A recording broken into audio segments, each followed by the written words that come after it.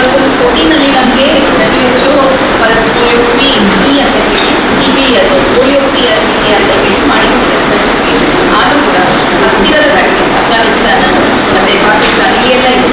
ಆದರೆ ಅಲ್ಲಿ ಹೋಗಿ ಯಾರಾದರೂ ಇನ್ಫೆಕ್ಟ್ ಆಗಿ ಬಂದರೆ ಅಂದರೆ ಯಾರಾದರೂ ವ್ಯಾಕ್ಸಿನ್ ತಗೊಂಡೋಗಿರೋ ಡ್ರಾಪ್ಸ್ ತಗೊಳ್ಳದೇ ಇದ್ದವರು ಅಲ್ಲಿ ಇನ್ಫೆಕ್ಟ್ ಆಗಿ ಬಂದರೆ ಮತ್ತೆ ಪುನಃ ಅವರಿಗೆ ಇಲ್ಲಿ ಇಂಡಿಯಲ್ಲಿ ಸ್ಪ್ರೆಡ್ ಮಾಡುವಂಥ ಚಾನ್ಸಸ್ ಇದೆ. ಅದು ಒಂದು ಕಾರಣಕ್ಕೋಸ್ಕರ ಇದು ನಾವು ಪಲ್ಸ್ ಪೋಲಿಯೋ ಕಾರ್ಯಕ್ರಮವನ್ನು ಪ್ರತಿ ವರ್ಷ ಮಾಡ್ತೇವೆ. ಈ ಸರಿ ಕೂಡ ನಮ್ಮ ಕೋಟೆಕಾರ್ ಏರಿಯಾದಲ್ಲಿ 9 ಸೆಂಟರ್ಸ್ ಇದೆ. ನಾನು ಹೇಳಿಬಿಡ್ತೇನೆ ಎಲ್ಲಿ ಅಂತ. ಕೋಟೆಕಾರ್ ಪಂಚಾಯತ್ ಅಂಗನವಾಡಿಯಲ್ಲಿ, ಮತ್ತು ಕಾಣಿತೋಟ, ಮಾಡೂರು, ಮಡ್ಯಾರು, ಬಾಣಿಯಲ್ಲಿ, ನಡುಕುಮೇರು, ಅಜ್ಜರಡ್ಡ, ಹೊರಗಳ ಮತ್ತು ಗೌರಿ. ಇದೇ ಮೊದಲಿಂದ ನಾವು ಮಾಡ್ತಾ ಇರುವಂಥ ಬೂತ್ಸ್ ಇದು 9 ಬೂತ್ ನಾವು ಕಂಟಿನ್ಯೂ ಮಾಡ್ತೀವಿ. ಆದರೆ ಈಗ ಏನಾಗಿದೆ ಅಂತ ಹೇಳಿದರೆ ನಮಗೆಲ್ಲರೂ ಸೇರುವಾಗ ತುಂಬ ಸಾಗುವ ಕಾರಣ ಬೂತ್ಸ್ ಕೂಡ ನಾವು ಮಾಡಿದೆವು. ಅಂದರೆ ಜನರಿಗೆ ಸ್ವಲ್ಪ ಕನ್ವೀನಿಯೆಂಟ್ ಆಗಲಿ ಅಂತ ಹೇಳಿಬಿಟ್ಟು ಸಬ್ ಬೂತ್ಸ್ ಮಾಡಿದ್ವಿ. ಒಂದು ಬೂತಿಗೆ 4 ಜನ ಬೇಕು. ನಮ್ಮದು 4 ದಿವಸ ಕಾರ್ಯಕ್ರಮ ಆಗುತ್ತೆ ಕಲಿಸ್ಕೊಳ್ಳೋದು. ಫಸ್ಟ್ ಡೇ ನಾವು ಹಾಸ್ಪಿಟಲ್ ಅಥವಾ ಯಾವುದೇ ಸೆಂಟರಲ್ಲಿ ಬೂತ್ಗಳಲ್ಲಿ ಮಾಡಿದರೆ ನೆಕ್ಸ್ಟ್ 3 ದಿವಸ ಮನೆ ಮನೆ ಭೇಟಿ ಹೋಗಬೇಕು. ಹಾಗೆಯೇ ನಮಗೆ ಕೆಲವು ಇದರಲ್ಲಿ 4 ಜನ ಸಿಗ್ತಾರೆ. ಅದು ಮನೆ ಭೇಟಿಗೆ ಒಂದು 75 ರೂಪಾಯಿ ಕೊಡ್ತಾರೆ. ಆ 75 ರೂಪಾಯಿ ಯಾವುದಕ್ಕೂ ಸಾಕಾಗೋದಿಲ್ಲ. ಮಗು ಇಲ್ಲಿ ಬಿಡಿ ಪ್ರತಿಯೊಂದು ಮನೆಯಲ್ಲೂ ಅವರು ನೋಡಿ ಯಾರಾದರೂ ಗೆಸ್ಟ್ ಬಂದಿರ್ಬೋದು, ಏನಾದರೂ ಆ ಥರ ಮಕ್ಕಳೇನಾದರೂ ಬಂದಿರ್ಬೋದು ಅಂತ ಹೇಳ್ಬಿಟ್ಟು ಆ ಒಂದು ಕಾರಣಕ್ಕೋಸ್ಕರ ಎಲ್ಲ ಮನೆಯಲ್ಲೂ ಮಾರ್ತಾರೆ. ಸೊ ಆ ಮಾರ್ಕಿಂಗ್ ಆದ ನಂತರ ನಾವು ಸೂಪರ್ವಿಷನಿಗೆ ನಾವು ಕೊಡ್ತೇವೆ. ಪ್ಲಸ್ ಇಲ್ಲಿ ಡಿಸ್ಟ್ರಿಕ್ಟಿಂದ ಬರ್ಬೋದು ಅಥವಾ ನಮ್ಮ ಸ್ಟೇಟಿಂದ ಅಥವಾ WHO ಕೂಡ ಬಂದು ಸೂಪರ್ವಿಷನ್ ಮಾಡ್ತಾರೆ. ಎಲ್ಲ ಮನೆ ಕವರ್ ಆಗಿದೆ ಅಂತ ಮೇಲೆ. ಸೊ ಈ ಬೂತ್ಗಳಲ್ಲಿ ನಿಮ್ಮ ವಾರ್ಡಲ್ಲಿದೆ ದಯವಿಟ್ಟು ಇವರಿಗೆ ಎಲ್ಲರಿಗೂ ಪ್ರೋತ್ಸಾಹ ಮಾಡಿ ಫಸ್ಟ್ ಡೇನೇ ಬಂದು ಮಾಡಿಸಿದ್ರೆ ಒಳ್ಳೆಯದು. ಹಾಗೆ ಮಿಸ್ ಆಗುವಂಥದ್ದು ಬೇಡ. ಕೆಲವೊಬ್ಬರ ಗೆಸ್ಟ್ಗಳೆಲ್ಲ ಇರ್ತಾರೆ. ನಮಗೀಗ ರೆಗ್ಯುಲರಾಗಿ ಮಾಡೋ ಮಕ್ಕಳು ನಮಗೆ ಸಿಗ್ತಾರೆ 5 ವರ್ಷದ ಕೆಳಗಿನ ಮಕ್ಕಳು. ಆದರೆ ಯಾರಾದರೂ ಹೊರಗಿನ ಅವರು ಬಂದಿದ್ರೆ ಆ ಮನೆಗೆ ಏನು ಫಂಕ್ಷನಿಗೆ ಅಥವಾ ಬೇರೆ ಏನಾದರೂ ವಿಸಿಟ್ ಮಾಡಿಗೆ ಬಂದಿದ್ರೆ ಮನೆಗೆ, ಆ ಮಕ್ಕಳನ್ನು ಕೂಡ ನಾವು ಬಿಟ್ಟು ಹೋಗಬಾರ್ದು. ಸೊ ದಯವಿಟ್ಟು ನೀವು ನಿಮ್ಮ ಏರಿಯಾದಲ್ಲಿ ಇದನ್ನೊಂದು ಹೇಳ್ಬೇಕು. ಮತ್ತು ವೆಹಿಕಲ್ ನಮಗೆ 2 ಕೊಡ್ತಾ ಇದ್ದಾರೆ. ಆ 2 ಎಲ್ಲಿಗೂ ಸಾಕಾಗೋದಿಲ್ಲ. ನಮ್ಮ ಏರಿಯಾ ದೊಡ್ಡದಿರೋ ಕಾರಣ ನಾವು ಹೋಗಲಿಕ್ಕೆ ಬೇಕಾಗುತ್ತೆ. ಯಾರಾದ್ರು ನೀವು ಸಹಾಯ ಮಾಡಿದರೆ ಹೆಲ್ತ್ ಸೆಸ್ ನಮ್ಮ ಆಫೀಸರ್ಸ್ ಅದನ್ನೇ ಹೇಳಿದ್ರು. ಹೆಲ್ತ್ ಸೆಸ್ ನಾವು ಆಗಲೇ ಅವರು ಕಲೆಕ್ಟ್ ಮಾಡ್ತಾ ಇದ್ದಾರೆ. ಅದರಲ್ಲಿ ನಮಗೆ 4 ದಿವಸದ್ದು ಇದು ವೆಹಿಕಲ್ ಕೊಟ್ಟರೆ ನಾವು ಅದನ್ನು ಯೂಸ್ ಮಾಡಿಕೊಂಡು, ಯಾಕಂದರೆ ಒಂದು ಸರಿ ಹೋಗಿ ಜಸ್ಟ್ ಇದು ಡ್ರಾಪ್ಸನ್ನು ಕೊಟ್ಟು ಬರೋದಲ್ಲ, ಮಧ್ಯದಲ್ಲಿ ಕೂಡ ನಾವು ಹೋಗ್ಲಿಕ್ಕೆ ಇರುತ್ತೆ. ಏನೋ ಕಾಂಪ್ಲಿಕೇಶನ್ ಆಯಿತು ಅಂತ ಕೂಡ ಹೋಗ್ಲಿಕ್ಕೆ ಇರುತ್ತೆ, ಸೊಲ್ಯೂಷನ್ಗೆ ಹೋಗ್ಲಿಕ್ಕೆ ಇರುತ್ತೆ. ಮತ್ತು ಏನಾದರೂ ಅವರಿಗೆ ಏನಾದರೂ ಬೇಗ ಏನಾದರೂ ಮಾಹಿತಿ ಬೇಕು ಅಂತ ಹೇಳಿದ್ರೆ ಹೋಗಿ ನೋಡಿ ನಾವು ಮಾಡಬೇಕಾಗುತ್ತೆ. ಎಲ್ಲವನ್ನೂ ನಾವು ಕವರ್ ಮಾಡಲಿಕ್ಕೆ 2 ವೆಹಿಕಲ್ ನಮಗೆ ಸಾಕಾಗ್ತಾ ಇದೆ. ದಯವಿಟ್ಟು ತಾವು ಇದರ ಬಗ್ಗೆ ಒಂದು ಸ್ವಲ್ಪ ಮಾಡಿದ್ರೆ ನಮಗೆ ಸಂಡೇ ಇಲ್ಲ ಗುರುವಾರದವರೆಗೆ ಬರುತ್ತೆ. ಸೊ ದಯವಿಟ್ಟು ಅದನ್ನು ಮಾಡಿ. ನೆಕ್ಸ್ಟ್ ಡೆಂಗು ಪ್ರಕರಣ 2025ರಲ್ಲಿ 9 ನಮ್ಮ ಏರಿಯಾದಲ್ಲಿ. ಈ ಸರಿ 3 ಬಂದಿದೆ, ಜನವರಿಯಿಂದ ಜೂನ್ವರೆಗೆ. ಆಮೇಲೆ ಅದು ಕೂಡ ದೇರ್ಲಕಟ್ಟೆ 2 ಇದೆ. FIR ಹಾಸ್ಪಿಟಲ್ ಇರುವಂಥ 2 ಕೇಸು. ಮತ್ತು ಒಂದು ಮೆಡಿಕಲ್ ಸ್ಟೂಡೆಂಟ್ ಅವನು ಕೂಡ ಅಲ್ಲಿ ಮೆಡಿಕಲ್ ಅವರ ಕಾಲೇಜಲ್ಲಿ FIR ಕಾಲೇಜಲ್ಲಿ ಒಬ್ಬ ಸ್ಟೂಡೆಂಟ್ಗೆ ಬಂದಿದೆ. ಸೊ ಇದು ನಿಮಗೆಲ್ಲರಿಗೂ ತಿಳಿದ ಹಾಗೆ ಡೆಂಗು ಮಲೇರಿಯಾ ಬರುವಂಥದ್ದು. ಈಗ ಮಳೆ ಬರ್ತದೆ, ಸ್ಟಾಪ್ ಆಗ್ತದೆ, ಎಲ್ಲೆಲ್ಲೂ ನೀರು ಕಲೆಕ್ಟ್ ಆಗಿರುತ್ತೆ. ಡೆಂಗು ಬರೋದು ಕ್ಲೀನಾಗಿರುವಂಥ ನೀರಲ್ಲಿ ಅಲ್ಲಿ ಸೊಳ್ಳೆ ಸತ್ಯ ಎಲ್ಲರೂ ಕೂಡ ಯಾವುದೇ ಒಂದು ಸಣ್ಣ ಇದಿರ್ಬೋದು, ಹೋಗಿರ್ಬೋದು ಅಥವಾ ಸಣ್ಣ ಚಿಕ್ಕು ಅಂಥದ್ದು ಯಾವುದ್ರಲ್ಲಿ ಇಬ್ಬರು ಕೂಡ ನೀರು ಇಲ್ಲದ ಹಾಗೆ ಒಂದು ನೋಡಿಕೊಳ್ಳೋದು. ಒಂದು ದಿವಸ ವಾರದಲ್ಲಿ 1 ದಿವಸ ಎಲ್ಲವನ್ನು ಅವರು ಕ್ಲೀನ್ ಮಾಡಿ ಡ್ರೈ ಡೇ ಅಂತ ಹೇಳಿ ಅಬ್ಸರ್ವ್ ಮಾಡಿ. ಅಂದರೆ ಯಾವುದೇ ಒಂದು ನೀರು ಶೇಖರಿಸಿಟ್ಟಂಥದ್ದು ಹೊರಗೆ ಇರಬೇಕು. ಮನೆಯಲ್ಲಿ ಕೂಡ ಅಷ್ಟೇ ಸೊಳ್ಳೆಗಳಲ್ಲಿದ್ದರೆ ಮಲೇರಿಯಾ ಡೆಂಗು ಬರುವಂಥ ಚಾನ್ಸಸ್ ಇರುತ್ತೆ. ಸೊ ಇದರ ಬಗ್ಗೆ ಸ್ವಲ್ಪ ಕಾಳಜಿ ವಹಿಸೋದು ಒಳ್ಳೆಯದು. ನೆಕ್ಸ್ಟ್ ಮಲೇರಿಯಾದಲ್ಲಿ ನಾವು ಈಗಾಗಲೇ ನಮ್ಮ ಹಾಸ್ಪಿಟಲಲ್ಲಿ ಫೀವರಿಗೆ ಬರ್ತಾರೆ. ಫೀವರ್ಗೆ ಕೆಲವರು ಏನು ಮಾಡ್ತಾ ಇದ್ದಾರೆ, ಡೈರೆಕ್ಟ್ ಮೆಡಿಕಲ್ ಶಾಪಿಗೆ ಹೋಗಿ ಮಾತ್ರೆ ಕೊಡ್ತಾರೆ. ಯಾವ ಫೀವರ್ ಅಂತ ಸುಮ್ಮನೆ 2-3 ದಿವಸದವರೆಗೆ ಹಾಗೆ ಮಾತ್ರೆ ತಗೊಂಡು ನೆಕ್ಸ್ಟ್ ಅವರಿಗೆ ಗೊತ್ತಾಗುತ್ತೆ ಅವ್ರಿಗೆ ಡೆಂಗು ಇತ್ತು, ಮಲೇರಿಯಾ ಇತ್ತು. ದಯವಿಟ್ಟು ಅದರ ಬಗ್ಗೆ ಕೂಡ ಒಂದು ಹೇಳೋದು ಒಳ್ಳೆಯದು. ಯಾಕಂದರೆ ಸುಮ್ಮನೆ ಒಂದು ಮಾತ್ರೆ ತಗೊಂಡು ಒಂದು ಇನ್ವೆಸ್ಟಿಗೇಷನ್ ಮಾಡದೆ ಟ್ರೀಟ್ಮೆಂಟ್ ತಗೊಂಡ್ರೆ ನಾಳೆ ಒಳಗೆ ಆಗ್ತಿರೋವಂಥ ಒಂದು ಕಾಂಪ್ಲಿಕೇಶನ್ ಅದು ಸ್ಟಾರ್ಟ್ ಆಗುತ್ತೆ. ಜ್ವರ ಕಡಿಮೆ ಆಗ್ಬೋದು, ಬಟ್ ನೆಕ್ಸ್ಟ್ ಆಗುವಂಥದ್ದು ಡೆಂಗುಲ್ಲಿ ಬ್ಲೀಡಿಂಗ್ ಆಗ್ತಾ ಇರುತ್ತೆ. ಹೊಟ್ಟೆಯಲ್ಲಿ ಬ್ಲೀಡಿಂಗ್ ಆಗ್ಬೋದು, ಕಣ್ಣಲ್ಲಿ, ಬಾಯಿಯಲ್ಲಿ, ಎಲ್ಲಿ ಕೂಡ ಕಿವಿಯಲ್ಲಿ ಈ ಥರ ಬ್ಲೀಡಿಂಗ್ ಆಗುವಂಥ ಸಮಸ್ಯೆಗಳು ಜಾಸ್ತಿ ಆಗುತ್ತೆ. ಹಾಗೆ ಡೆತ್ ಕೂಡ ಆಗುತ್ತೆ. ಸೊ ನಾವು ಡೆಂಗು ಅಂತ ಹೇಳಿದರೆ ಅಷ್ಟು ಹೆದರ್ತೇವೆ, ಬಟ್ ಈ ಕಾಂಪ್ಲಿಕೇಶನ್ಸಲ್ಲಿ ಡೆತ್ ಆಗುವಂಥದ್ದು. ನೆಕ್ಸ್ಟ್ ಮಲೇರಿಯಾ ನಾವು ಫೀವರ್ ಕೇಸ್ ನಮ್ಮಲ್ಲಿ ಬಂದಿರುವಂಥದ್ದನ್ನು ನಾವು 614 ಟೆಸ್ಟಿಂಗ್ ನಾವು ಮಾಡಬೇಕು. 1 ಏಪ್ರಿಲಿಂದ ಈವರೆಗೆ ಹಾಗೆ 2025ರಲ್ಲಿ ಯಾವುದೇ ಮಲೇರಿಯಾ ಕೇಸ್ ಇರಲಿಲ್ಲ. ಈ ಸರಿ ಈಗಾಗಲೇ ಜಾನ್ವರಿಯಿಂದ 3 ಕೇಸ್ ಬಂದಿದೆ. ಅವರೆಲ್ಲ ಕನ್ಸ್ಟ್ರಕ್ಷನ್ ವರ್ಕರ್ಸ್, ಬೇರೆ ಬೇರೆ ಕಡೆಯಲ್ಲಿ ಹೋಗಿ ಅವರು ಕನ್ಸ್ಟ್ರಕ್ಷನ್ ವರ್ಕರ್ಸ್. ಅಲ್ಲಿ ಸ್ವಲ್ಪ ನೀವೆಲ್ಲ ಆಚೆ ಹೋದಾಗ ಎಲ್ಲಿ ಕೂಡ ನೀರು ಇಲ್ಲದ ಹಾಗೆ ಒಂದು ಒಮ್ಮೆ ಹೇಳಿದರೆ ಅವ್ರು ಹೇಳುವರು. ನೆಕ್ಸ್ಟ್ ಟೈಫಾಯ್ಡ್ ಒಂದು ಕೇಸ್ ಇದೆ ಮಾಡುವ, ಮತ್ತು ಇಲ್ಲಿ ಜ್ವರ ಈ ಒಂದು ಹೇಳಿದ್ದೇವೆ ಅದು ಕೂಡ ಮಾಡಿದೆ. ಮಾಡೂರು ಏರಿಯಾದಲ್ಲಿ ತುಂಬ ಈ ಥರ ಪ್ರಾಬ್ಲಮ್ ಇರೋ ಕಾರಣ ದಯವಿಟ್ಟು ಅಲ್ಲಿ ಸ್ವಲ್ಪ ನಾವು ಹೇಳ್ತಾ ಇದ್ದೇವೆ ಜನರಿಗೆ, ನಾವು ಹೇಳಿದರೆ ಅವರು ಅದನ್ನು ಸೀರಿಯಸ್ ಆಗಿ ತೆಕ್ಕೊಳ್ಬೋದು. ನೆಕ್ಸ್ಟ್ ನಾವು ವಾಟರ್ ಸ್ಯಾಂಪಲ್ ಮಾಡಿದ್ದೇವೆ, ಶಾಲೆ 4 ಶಾಲೆ ಇದಕ್ಕೆ ಸಂಬಂಧಪಟ್ಟದ್ದು. ನೆಕ್ಸ್ಟ್ ಅಂಗನವಾಡಿ 12 ಮಾಡಿದ್ದೇವೆ, ಅದರಲ್ಲಿ 5 ಅನ್ಫಿಟ್ ಬಂದಿದೆ. 16ರಲ್ಲಿ ಒಂದು 5 ಅನ್ಫಿಟ್ ಬಂದಿದೆ. ಅದರಲ್ಲಿ ನಾವು ಪುನಃ ಕ್ಲೋರಿನೇಷನ್ ಮಾಡಿ ಪುನಃ ಟೆಸ್ಟಿಂಗ್ ಮಾಡಿದ್ದೇವೆ, ಆಗ ಸರಿ ಬಂದಿದೆ. ಯಾವುದೆಲ್ಲ ಹೇಳಿಬಿಡ್ತೇನೆ, 4 ಅಂಗನವಾಡಿ ಜಲಾಲ್ಬಾಗ್, ಮಡ್ಯಾರ್, ಮಾಡೂರು ಮತ್ತು ಕೊಂಡಾಣ, ಇದರಲ್ಲಿ ಪುನಃ ನಾವು ಕ್ಲೋರಿನೇಷನ್ ಆದ ನಂತರ ಇಟ್ಟು ಬಂದಿದ್ದೇವೆ. ಮತ್ತು ಕಫ ಪರೀಕ್ಷೆಗೆ ಬಂದವರು ನಾವು 107 ಕೋಟೆಕರ ಏರಿಯಾಗೆ ಸಂಬಂಧಪಟ್ಟದ್ದು ನಾವು 107 ಮಾಡಿದ್ದೇವೆ ಕಫ ಪರೀಕ್ಷೆ. ಯಾವುದು TB ಕೇಸ್ ಬರಲಿಲ್ಲ, ಅದರಲ್ಲಿ ಸಿಗಲಿಲ್ಲ. ಆದರೆ TB ಪೇಷಂಟ್ಸ್ ನಿಮ್ಮಲ್ಲಿ ಈಗಾಗಲೇ 5 ಪೇಷಂಟ್ ಇದ್ದಾರೆ. ಅದು ಕೂಡ ಮಾಡೂರು, ಬೀರಿ, 3 ಕೂಡ ಮಾಡೂರು. ಇದನ್ನು ಸ್ವಲ್ಪ ನಾವು ಜಾಸ್ತಿ ಮಾಡೂರಲ್ಲೇ TB ಕೇಸ್ಗಳು 4 ಮಾಡೂರು ಕೇಸಸ್ ಇದೆ. ಅವರಿಗೆ ನೀವು ಮುಂಜಾಗ್ರತೆ ಕ್ರಮ ಎಲ್ಲ ಹೇಳಿದ್ದೀರಾ? ಹೇಳ್ತೇವೆ, ಮನೆಗೆ ಹೋಗಿ ನಾವು ಅವ್ರಿಗೆ ಯಾರಿಗಾದ್ರೂ ಬೇರೆಯವ್ರಿಗೆ ಇಟ್ಟಂತೆ ಉಂಟಾ, ಮತ್ತು ಅವರಿಗೆ ಕೂಡ ಟೆಸ್ಟಿಂಗ್ ಇದೆ, ಮತ್ತು ಅವರಿಗೆ ಮೆಡಿಸಿನ್ಸ್ ಇದೆ, ಆ ಮೆಡಿಸಿನ್ಸ್ ಕೂಡ ನಾವು ಕೊಡ್ತೇವೆ. ಸೊ ಅದನ್ನೆಲ್ಲ ನಾವು ಮಾಡ್ತಾ ಇದ್ದೇವೆ. ಬಟ್ ಸ್ಮೋಕಿಂಗ್ ಇರ್ಬೋದು, ಬೇರೆ ಏನಾದರೂ ಆ ಥರ ಹ್ಯಾಬಿಟ್ಸ್ ಇದ್ದರೆ ಆ ರೀತಿ ಬರುತ್ತೆ. ಇನ್ಫಾರ್ಮೇಷನ್ ಸ್ಪ್ರೆಡ್ ಆಗಬಹುದು. ಮತ್ತು HPV ವ್ಯಾಕ್ಸಿನ್ ಬಗ್ಗೆ ಹೇಳಿದ್ದೀವಿ ನಾವು. ಹ್ಯೂಮನ್ ಪ್ಯಾಪಿಲೋಮಾ ವೈರಸ್ ಅದರ ವ್ಯಾಕ್ಸಿನ್ ನಾವು ಮಕ್ಕಳಿಗೆ ಕೊಡ್ತಾ ಇದ್ದೇವೆ. ಮಕ್ಕಳಿಗೆ 4ರಿಂದ 5 ವರ್ಷದ ಮಕ್ಕಳಿಗೆ ನಾವು ಟ್ರೈನಿಂಗ್ ಕೊಡ್ತಾ ಇದ್ದೇವೆ. ನಮ್ಮ ಟಾರ್ಗೆಟ್ ಈ ಏರಿಯಾದಲ್ಲಿ 134 ನಾವು ಶಾಲೆದು ಮಕ್ಕಳದ್ದು 14-15 ಕೊಟ್ಟದ್ದು. ಮರ್ಕಾಸಲ್ಲಿ 22, ಕಡಚೂರಲ್ಲಿ 60, RCCಯಲ್ಲಿ 42, ಮತ್ತು ಉಚ್ಚಿಲ ಹೈಸ್ಕೂಲಲ್ಲಿ 10 ಮಕ್ಕಳಿದ್ದಾರೆ. ನಾವು ಹೋಗ್ತೇವೆ ಪೇರೆಂಟ್ಸ್ ಟೀಚರ್ಸ್ ಮೀಟಿಂಗಲ್ಲಿ, ನಾವು ಹೇಳ್ತೇವೆ, ಕನ್ವಿನ್ಸ್ ಮಾಡ್ತೇವೆ. ಯಾಕಂದರೆ ಇದು ಹೊಸ ವ್ಯಾಕ್ಸಿನ್ ಅಂತ ಎಲ್ಲರ ತಲೆಯಲ್ಲಿ ಉಂಟು. ಬಟ್ ಗೌರ್ಮೆಂಟಲ್ಲಿ ಮಾತ್ರ ಇದು ಹೊಸ, ಎಷ್ಟೋ ವರ್ಷಗಳಿಂದ ಪ್ರೈವೇಟಲ್ಲಿ ಸಿಗ್ತಾ ಇತ್ತು. ಇದು ಕಾಸ್ಟ್ಲಿ ಆಗ್ತದೆ ಹೇಳಿ ಗೌರ್ಮೆಂಟ್ ಇದನ್ನು ನಾವು ಕೊಡ್ತೇವೆ ಅಂತ ಹೇಳಿ ಮುಂದೆ ಬಂದಿರೋದಷ್ಟೇ. ಯಾಕಂದರೆ ಇದು ಸರ್ವೈಕಲ್ ಕ್ಯಾನ್ಸರ್, ಮುಂದೆ ಗರ್ಭಕೋಶ ಕಂಠದ ಕ್ಯಾನ್ಸರನ್ನು ತಪ್ಪಿಸಲಿಕ್ಕೆ ಬೇಕಾಗಿ ಈ ಒಂದು ಕೊಡುವುದು. ಯಾಕೆ ನಾವು ಇಷ್ಟು ಬೇಗ ಕೊಡ್ತೇವೆ ಅಂತ ಹೇಳಿದರೆ, ಲೈಂಗಿಕ ಕ್ರಿಯೆ ಸ್ಟಾರ್ಟ್ ಆಗುವ ಮೊದಲು ನಾವು ಅವರಿಗೆ ಪ್ರೊಟೆಕ್ಷನ್ ಕೊಡುವುದು. ಇದು ಯಾರಿಗೆ ಕೂಡ ಬರ್ಬೋದು. ಆ ವೈರಸ್ ಬಂದ ನಂತರ ಅದು ನೆಕ್ಸ್ಟ್ ಕ್ಯಾನ್ಸರ್ ವಿಕ್ಟರ್ ಆಗುತ್ತೆ. ಹಾಗೆ ನಾವು ನಮ್ಮ ಮಕ್ಕಳದ್ದು ಭವಿಷ್ಯ ಒಳ್ಳೆದಿರಬೇಕು ಅಂತ ಹೇಳಿ ಆದರೆ ನಾವು ಇದನ್ನು ಕೊಡುವುದು ಒಳ್ಳೆಯದು. ಅದು ಕೊಟ್ಟವರಿಗೆ ಕ್ಯಾನ್ಸರ್ ಕೇಸಸ್ ಕಮ್ಮಿ ಇದೆ. ದಯವಿಟ್ಟು ನಾವು ಎಲ್ಲರೂ, ಈಗ ನಾವು ಪೇರೆಂಟ್ಸ್ ಟೀಚರ್ಸ್ ಮೀಟಿಂಗ್ ಹೋಗ್ತೇವೆ, ನಮ್ಮ ಏರಿಯಾದಲ್ಲಿ ಇದ್ದರೆ ದಯವಿಟ್ಟು ಆ ಶಾಲೆಗಳಿಗೆ ನಮ್ಮ ಜೊತೆಯಲ್ಲಿ ಬಂದರೆ ನಾವು ಅದನ್ನು ಹೇಳುವಾಗ ಅವರು ಸ್ವಲ್ಪ ಕನ್ವಿನ್ಸ್ ಆಗ್ಬೋದು.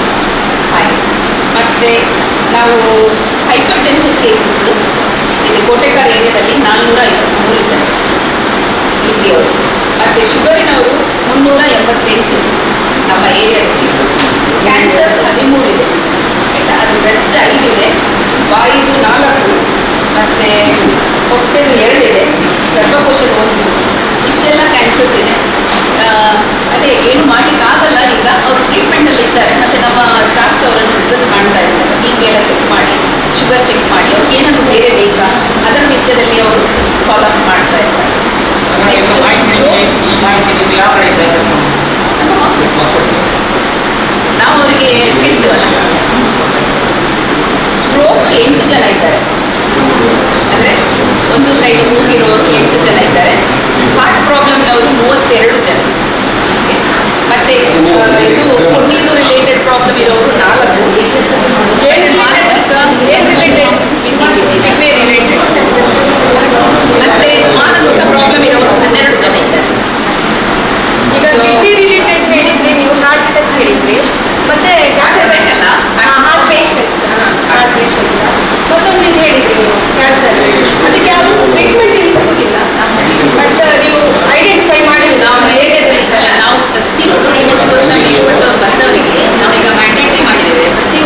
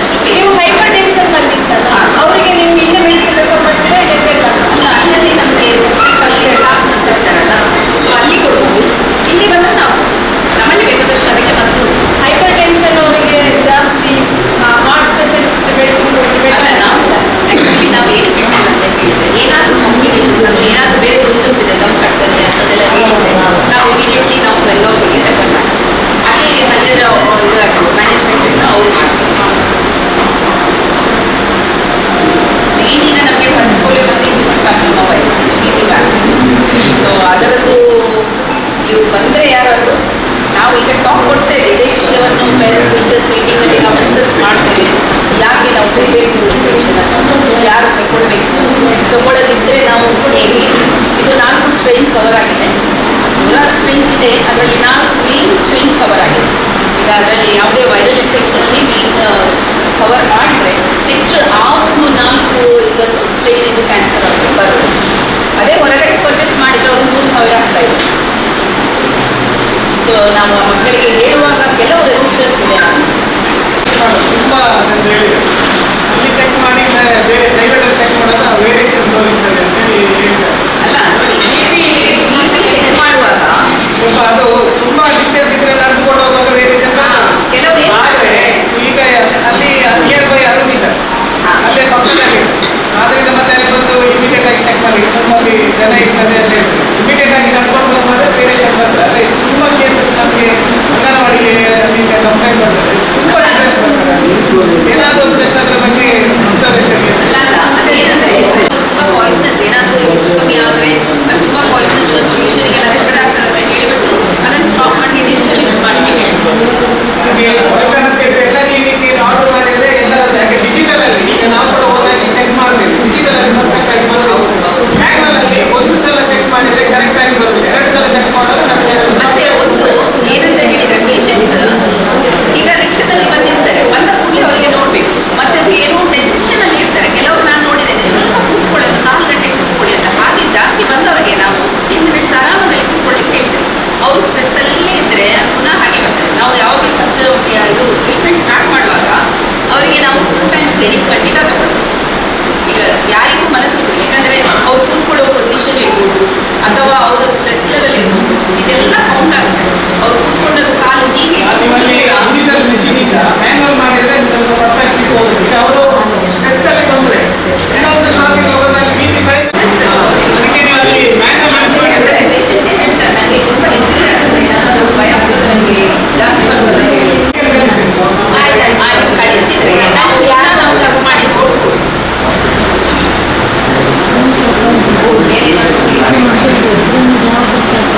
ಯಾವಾಗಲೂ ಸಿಸ್ಟೋಲಿಕ್ ಪಲ್ಸಲ್ಲಿ ನೋಡೋದು ಬೆಟರ್ ಅಲ್ಲ. ಸಿಸ್ಟೋಲಿಕ್ ಪಲ್ಸಲ್ಲೇ ನೋಡಿ ಅಲ್ಲೇ ಬೇಸಿಗೆ ಗೊತ್ತಾಗ್ತದಲ್ಲ. ಈಗ ನಾವು ಅದನ್ನು ಮಾಡಿದ್ವಿ ಅಂತಲ್ಲ, ಅಲ್ಲ ಎಷ್ಟೇ ಇಟ್ಟರು ಸಿಸ್ಟೋಲಿಕ್ ನೋಡಿದ್ರೆ ನಮಗೆ ಕರೆಕ್ಟ್ ಮೈಂಡ್ ಬೀಟ್ ಆಗ್ಬೇಕಾದ್ರೆ ಗೊತ್ತಾಗ್ಬಿಡುತ್ತೆ. ಅದು ನಾವು ಇದರಲ್ಲಿ ಮಾತ್ರ ಗೊತ್ತಾಗುತ್ತೆ. ಆಕ್ಚುಲಿ ನಮಗೆ ಕೂಡ ಮ್ಯಾನ್ಯಲ್ ಇಷ್ಟ ಆದರೆ ಈಗ ಗವರ್ಮೆಂಟ್ ಇದು ಡಿಜಿಟಲ್ ಮಾಡಬೇಕು ಅಂತ ಹೇಳಿ ಅವರದ್ದು ಇನ್ಸ್ಟ್ರಕ್ಷನ್ಸ್. ನಾವು ಅದನ್ನು ಡಿಜಿಟಲ್ ಯೂಸ್ ಮಾಡಲೇಬೇಕು. ಆದರೆ 10 to 20 ಡಿಫ್ರೆನ್ಸ್ ಬಂದೇ ಬರ್ತಾರೆ ಹೇಳ್ತಾರೆ. ಅದು 100% ಬರುತ್ತಿಲ್ಲ.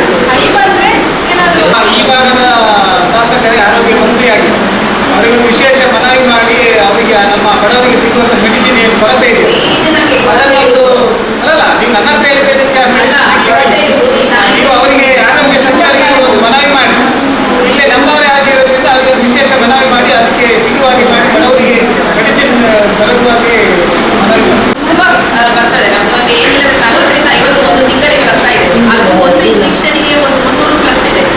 ನಾವು ಅದು ಇಂಜೆಕ್ಷನ್ ನಾವು ಪರ್ಚೇಸ್ ಮಾಡೋದು, ಅದು ಪರ್ಚೇಸ್ ಮಾಡಬೇಕಾದ್ರೆ ನಮ್ಗೆ ಎಷ್ಟು ಸುಮಾರು ಬೇಕಾಗುತ್ತೆ. ಒಂದು ತಿಂಗಳಿಗೆ 40-50 ತೆಕ್ಕೊಂಡ್ರೆ ಅಷ್ಟು ಸುಮಾರು ಹಣ ಹೋಯ್ತು. ಅದರಲ್ಲಿ ಇಲ್ಲ ನಮ್ಮ ಇದು ನನಗೆ ಈಗ ನಾವು ಟ್ರೀಟ್ಮೆಂಟ್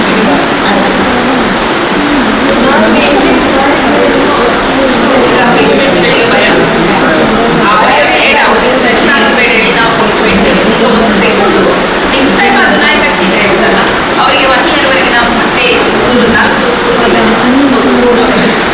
ಸ್ವಲ್ಪ ಕೇರ್ಲೆಸ್ ಮಾಡ್ತಾರೆ ಮಕ್ಕಳು ಕೂಡ ಬೆಕ್ಕು ಹಾಗೆ ಏನಾದರೂ ಅದು ಸುಮ್ಮನೆ ಹಾಗೆ ಮಾಡೋದಿಲ್ಲ ಯಾರಿಗೆ. ಹೆಚ್ಚಿನದು ಹಾಗೇನೆ ಆಗ್ತಾ ಇದೆ. ಮುಂಚಿನ ಎಷ್ಟು ಕರೆಂಟ್ ಇದ್ರು ಕೆಲವೆಲ್ಲ ಈಗ ಆಯ್ತಲ್ಲ ರೇಬೀಸ್ ಇದು ಅದರಿಂದ ಹೆದರ್ತಾರೆ. ಒಂದು ರೇಬೀಸ್ ಅದನ್ನೇ ಹೇಳುದು, ಯಾವುದೇ ಒಂದು ನಾಯಿಯನ್ನು ಬೇಕು ಹಚ್ಚಿದ್ರೆ ಅದು ಹಚ್ಚಿದ್ರೆ ಕೂಡ ಅದನ್ನು ಇಮಿಡಿಯೇಟ್ಲಿ ರನ್ನಿಂಗ್ ವಾಟರಲ್ಲಿ ವಾಶ್ ಮಾಡಿ, ಏನು ಹಾಕಬೇಕಿಲ್ಲ, ಸೋಪ್ ಬೇಕಾದ್ರೆ ಹಾಕಿ ಅದನ್ನೊಂದು 15ರಿಂದ 20 ನಿಮಿಷ ಟ್ಯಾಪ್ ಅಡಿಯಲ್ಲಿ ನಮ್ಮ ಕೈಯಲ್ಲಿ ಕಾಲಿಗೆ ಹಚ್ಚಿದೆ ಆ ಒಂದು ಏರಿಯಾ ಒಂದು ವಾಶ್ ಮಾಡಿ. ಎಲ್ಲ ಏನು ಮಾಡ್ತಾ ಇದ್ದಾರೆ ಅಂದರೆ ಅರಿಶಿನ ಹಾಕಿ ಬರ್ಬೋದು, ಬೇರೆ ಹಾಕಿ ಬರ್ತಾರೆ. ಆ್ಯಕ್ಚುಲಿ ಇದು ವೈರಸ್ ಏನಾಗುತ್ತೆ, ಇದು ನಮ್ಮ ದೇಹದೊಳಗೆ ಹೋಗಿ ಬ್ರೈನಿಗೆ ಹೋಗ್ತದೆ. ಇಲ್ಲಿ ನಾವು ಅದು ಆ ರೀತಿ ಮಾಡಿದರೆ ಅಲ್ಲಿ ಬ್ಲಾಕ್ ಮಾಡ್ತಾ ಇದ್ದೇವೆ, ಅದು ಹೊರಗೆ ಬರಲಿಕ್ಕೆ ಆಗ್ತಾ ಇಲ್ಲ, ಅದು ಒಳಗೆ ಹೋಗ್ತದೆ. ಸೊ ಸೊ ದಯವಿಟ್ಟು ಅದನ್ನೊಂದು ಎಲ್ಲರ ಗಮನಕ್ಕೆ ವಾಶ್ ಮಾಡಬೇಕೇ ಬರೋದಿಲ್ಲ, ಅದನ್ನು ಮತ್ತೆ ಕವರ್ ಮಾಡಿ ಇಡೋದು ಹಾಗೆ ಇಲ್ಲ. ತುಂಬ ಡೀಪ್ ಇದೆ ಅಂತ ಹೇಳಿದ್ರೆ ನಾವು ಇನ್ನೊಂದು ಇಂಜೆಕ್ಷನ್ ಇದೆ, ಅದನ್ನು ನಾವು ವೆಡ್ಲಾಕಿಗೆ ಕಳಿಸ್ತೀವಿ. ಸೊ ಆ ಇಂಜೆಕ್ಷನ್ ಆ ಜಾಗದಲ್ಲಿ ಇರುವಂಥ ಜಾಗದಲ್ಲಿ ಕೊಡಬೇಕಾಗುತ್ತೆ. ಪ್ಲಸ್ ಈ ಏರ್ಗೆ ಕೂಡ ನಾವು ಕೊಡಬೇಕಾಗುತ್ತೆ. ಮತ್ತೆ ಎಲ್ಲ ಏರ್ ಮೇಲೆ ನಾವು ಪರ್ಚೇಸ್ ಮಾಡಿದ್ರು ಕೂಡ ಎಲ್ಲರಿಗೆ ಫ್ರೀಯೇ ಕೊಡ್ತಾ ಇದ್ದೇವೆ, ಯಾವುದೋ ಹಣ ಇಲ್ಲ. ಮುಂಚೆ ಅಂದರೆ ₹100 ತಗೊಳ್ತಾ ಇತ್ತು ಗೌರ್ಮೆಂಟ್, ಬಟ್ ಈಗ ಕೆಲವು ಒಂದು 2-3 ವರ್ಷದಿಂದ ಅದು ಫ್ರೀ ಆಗಿದೆ. ಒಟ್ಟಿಗೆ ಕೊಡ್ಲಿಕ್ಕೆ ಹೇಳಿದ್ದೇನೆ ತುಂಬ ಸರ್. ನೀವು ಬೇಕಂತಲೇ ಮಾಡುದಾ ಅಲ್ಲ ನಿಮಗೆ ನಿರ್ಣಯ ಆಗಿದೆ, ಸಾಮಾನ್ಯ ಸಭೆ ಒಟ್ಟಿಗೆ ಕೊಡ್ಬೇಕಲ್ಲ, ಅದು ಮಾಡಬೇಕು. ಪೆಂಡಿಂಗ್ ಇಡಿ ನೀವು, ನೆಕ್ಸ್ಟ್ ಸಾಮಾನ್ಯ ಸಭೆಗೆ ಇಡಿ. ನೀವು ಯಾವಾಗ ನಾವು ಹೇಳಿದನ್ನು ಮಾಡಬಾರ್ದು ಅಂತೇಳಿ ಏನು ಮಾಡೋದು ಗೊತ್ತಿಲ್ಲ. ಅಲ್ಲ ನಿಮ್ಮ ಹತ್ರ ತುಂಬ ಸಲ ಹೇಳಿದ್ದೇವಲ್ಲ, ಅದು ನೆಕ್ಸ್ಟ್ ಸಾಮಾನ್ಯ ಸಭೆಗೆ ಇಡಿ. ಲೇಟ್ ಆಗಿ 7 ದಿವಸ ಮುಂಚೆ ಬಂದರೆ ಮಾತ್ರ ಇಡ್ಬೋದು. ಅಲ್ಲ ಯಾವುದೇ ಇರಲಿ, ನಿಮಗೆ ಮೊದಲು ಗೊತ್ತುಂಟಲ್ಲ ಮುಖ್ಯಾಧಿಕಾರಿ, ನಿಮಗೆ ನಾವು ಎಷ್ಟೋ ಸಲ ಸಾಮಾನ್ಯ ಸಭೆಯಲ್ಲಿ ನಾವು ಹೇಳಿದೆ, ನೀವು ಪುನಃ ಅದನ್ನೇ ತಪ್ಪು ಮಾಡೋದಂತೆ, ಅದಕ್ಕೆ ಅರ್ಥ ಇಲ್ಲ. ನಿಮ್ಗೆ ಹೇಳಿದವಿಲ್ವಾ, ನಾವು ಎಷ್ಟೋ ಸಲ ಹೇಳಿದೇವಲ್ಲ. ಯಾವುದೇ ಇರಲಿ, ನಿಮಗೆ ನೀವು ಇದು ಯಾವಾಗ ನೋಡಿದ್ರು ನೀವು ಲಾಸ್ಟ್ ಟೈಮ್ ನೀವು ಇದನ್ನು ಕೊಟ್ಟಿದ್ದೀರಿ, ಅದರಲ್ಲಿ ವ್ಯತ್ಯಾಸ ಇತ್ತು, ನಾವು ನೋಡಿದ್ದೇವೆ. ಅವಸರದಲ್ಲಿ ನಮ್ಗೆ ನೋಡ್ಲಿಕ್ಕೆ ಆಗ್ತದಾ? ನಾವು ನೋಡಿದ್ರಿಂದ ನಿಮ್ಗೆ ಗೊತ್ತಾಯ್ತು ಅದರ ನೀವು ಯಾಕೆ ಅದಕ್ಕೆ ಬೇಕಾಗಿ ಮಾಡೋದಾ? ಯಾಕೆ ನಿಮ್ಗೆ ಎಷ್ಟೋ ಸಲ ನಾವು ಹೇಳಿದ್ದೇವೆ. ನಿಮ್ಗೆ ನೋಡಿ ಹಾಗೆ 2 ದಿವಸ ನಂತರ ನೆಕ್ಸ್ಟ್ ಸಾಮಾನ್ಯ ಸಭೆಗೆ ಲೇಟ್ ಆಗಿ ನಿಮ್ಗೆ ಅದಕ್ಕಿಂತ ಮುಂಚೆ ಇಡಬೇಕಲ್ಲ. ತುರ್ತು ಉಂಟಾ ಇದರಲ್ಲಿ? ತುರ್ತು ಏನಾದರೂ ತುರ್ತು ಉಂಟಾ ಇದರಲ್ಲಿ? ಈ ಟೆಂಡರ್ ಉಂಟಲ್ಲ, ಇದನ್ನು ಭೂಮಿಯಾಗಿ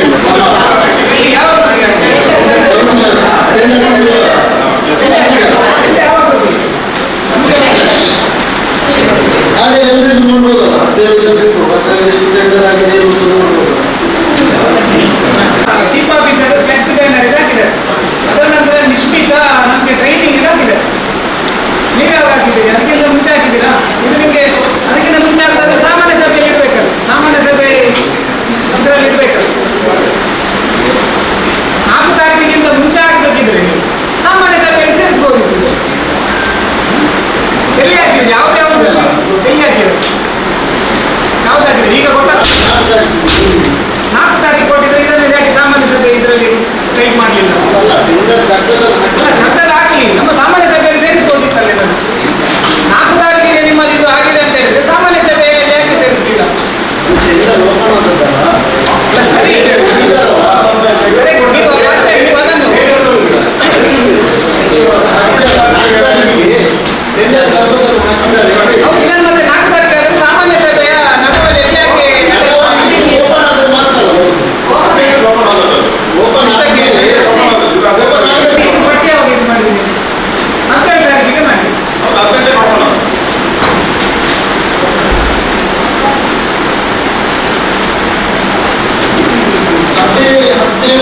ಹದಿನೇಳಕ್ಕೆ ನೋಟಿಸ್ ಮಾಡಿ. 15 ಓಪನ್ ಆಗೋದು ಎಷ್ಟು?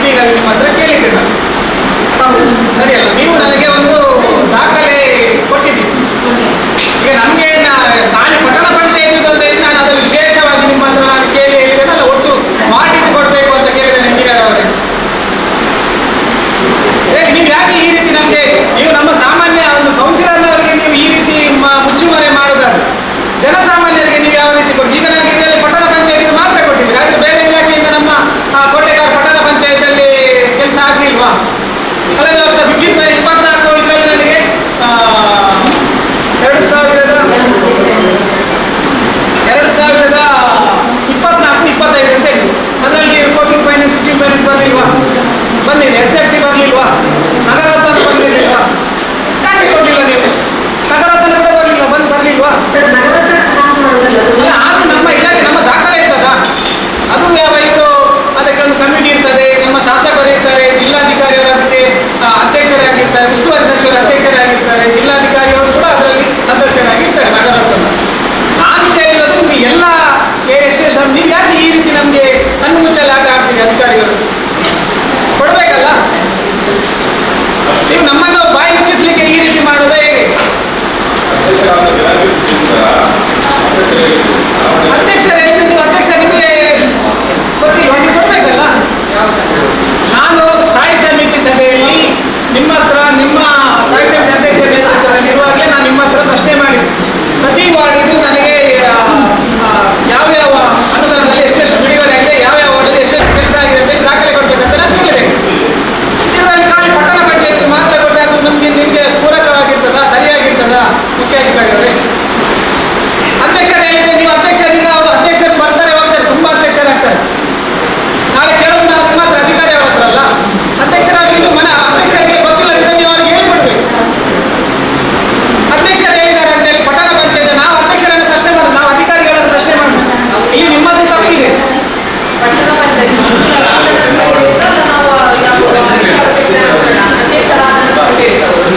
ನಾನು ಕೇಳಿರೋದು ಅಧ್ಯಕ್ಷರಾದ ನಂತರ ನಮ್ಮ ಯಾವುದೆಲ್ಲ ಇಲಾಖೆಯಿಂದ ಕೆಲಸ ಆಗಿದೆ ಅದರದ್ದು ನನಗೆ ಬೇಕು ಅಂತ ಹೇಳಿ ನಿಮ್ಮ ಹತ್ರ ಕೇಳಿ. ಅಲ್ಲ, ಈಗ ಅದು ತೆಗೆದುಕೊಂಡು ನಾನು ನಿಮ್ಗೆ ಇವತ್ತು ಕೇಳಿದಲ್ಲ, ಸ್ಥಾಯಿ ಸಮಿತಿ ನೀವು ಯಾಕೆ ಕಣ್ಣು ಮುಚ್ಚಲೆ ಆಟ ಆಡುವುದು ಅಂತ ಕೇಳಿದ್ರು. ಮತ್ತೆ ನೀವು ಕೊಡ್ಬೇಕಲ್ಲ, ಯಾಕೆ ಕೊಡಲಿಲ್ಲ? ನೀವು ಕೊಡಬಾರ್ದು ಅಂತ ಹೇಳಿದಾಗ ನಿಮ್ಮ ತಪ್ಪಲ್ಲ. ಅಧ್ಯಕ್ಷರೆಲ್ಲ ಹೇಳಿದ್ದಾರೆ. ಅಧ್ಯಕ್ಷರಿಗೆ ಬೇರೆ ಏನಾದರೂ ಒಂದು ಕಾನೂನಿನ ಬಾಹಿರವಾಗಿ ಒಂದು ಏನಾದರೂ ಸೂಚನೆ ಕೊಡ್ತಾರೆ, ನೀವು ಮಾಡ್ತೀರಾ? ಮುಖ್ಯಾಧಿಕಾರಿಗಳು ಅಧ್ಯಕ್ಷರು ಕಾನೂನು ಬಾಹಿರವಾಗಿ ನಿಮ್ಗೆ ಒಂದು ಏನಾದರೂ ಸೂಚನೆ, ನಾನು ಎಕ್ಸಾಂಪಲ್ ಉದಾಹರಣೆಗೆ ಹೇಳು, ನಿಮಗೆ ಮಾಡಲಿಕ್ಕೆ ಬರ್ತದಾ? ಆಗ ನೀವೇನು ಮಾಡ್ತೀರಿ? ಅಧ್ಯಕ್ಷರದ್ದು ಆಗುವುದಿಲ್ಲ, ಅದು ನಮ್ಮ ಕಾನೂನಿನ ವ್ಯಾಪ್ತಿಯಲ್ಲಿ ಬರುವುದಿಲ್ಲ, ಆದ್ದರಿಂದ ನಮಗೆ ಅದನ್ನು ಮಾಡಲಿಕ್ಕೆ ಬರುವುದಿಲ್ಲ ಅಂತ ಹೇಳಿ ಅವ್ರಿಗೆ ಹೇಳ್ಬೇಕಲ್ಲ. ಇದಕ್ಕೆ ಯಾಕೆ ಹೇಳಿಲ್ಲ ನೀವು?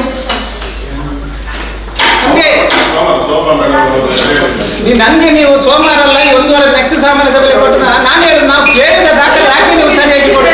ನೆಕ್ಸ್ಟ್ ಸಾಮಾನ್ಯ ಸಭೆಯಲ್ಲಿ ಕೊಟ್ಟು ನಮ್ಗೆ ಏನಿಲ್ಲ. ನೀವು ಬೇರೆ ಇದಕ್ಕೆ ನಾವು ಅನುದಾನ ಕೇಳುವಾಗ ಶಾಲೆಗೆ ಶೌಚಾಲಯಕ್ಕೆ ನೀವು ಹೇಳ್ತೀರಿ ನಮಗೆ 4 ಕೋಟಿ ಸಾಲ ಉಂಟು ಅಂತೇಳಿ ಮುಖ್ಯಾಧಿಕಾರಿ. ನನ್ನ ವಾರ್ಡ್ಗೆ ಇರುವಾಗ ಮಾತ್ರ ನಿಮಗೆ 4 ಕೋಟಿ ರೂಪಾಯಿ ಪಂಚಾಯತ್ ಸಾಲ ಇರುವುದಾ? ಇಡ್ಲಿಕ್ಕೆ ಬರೋದಿಲ್ಲ ಅಂತ ಹೇಳ್ತೀವಿ.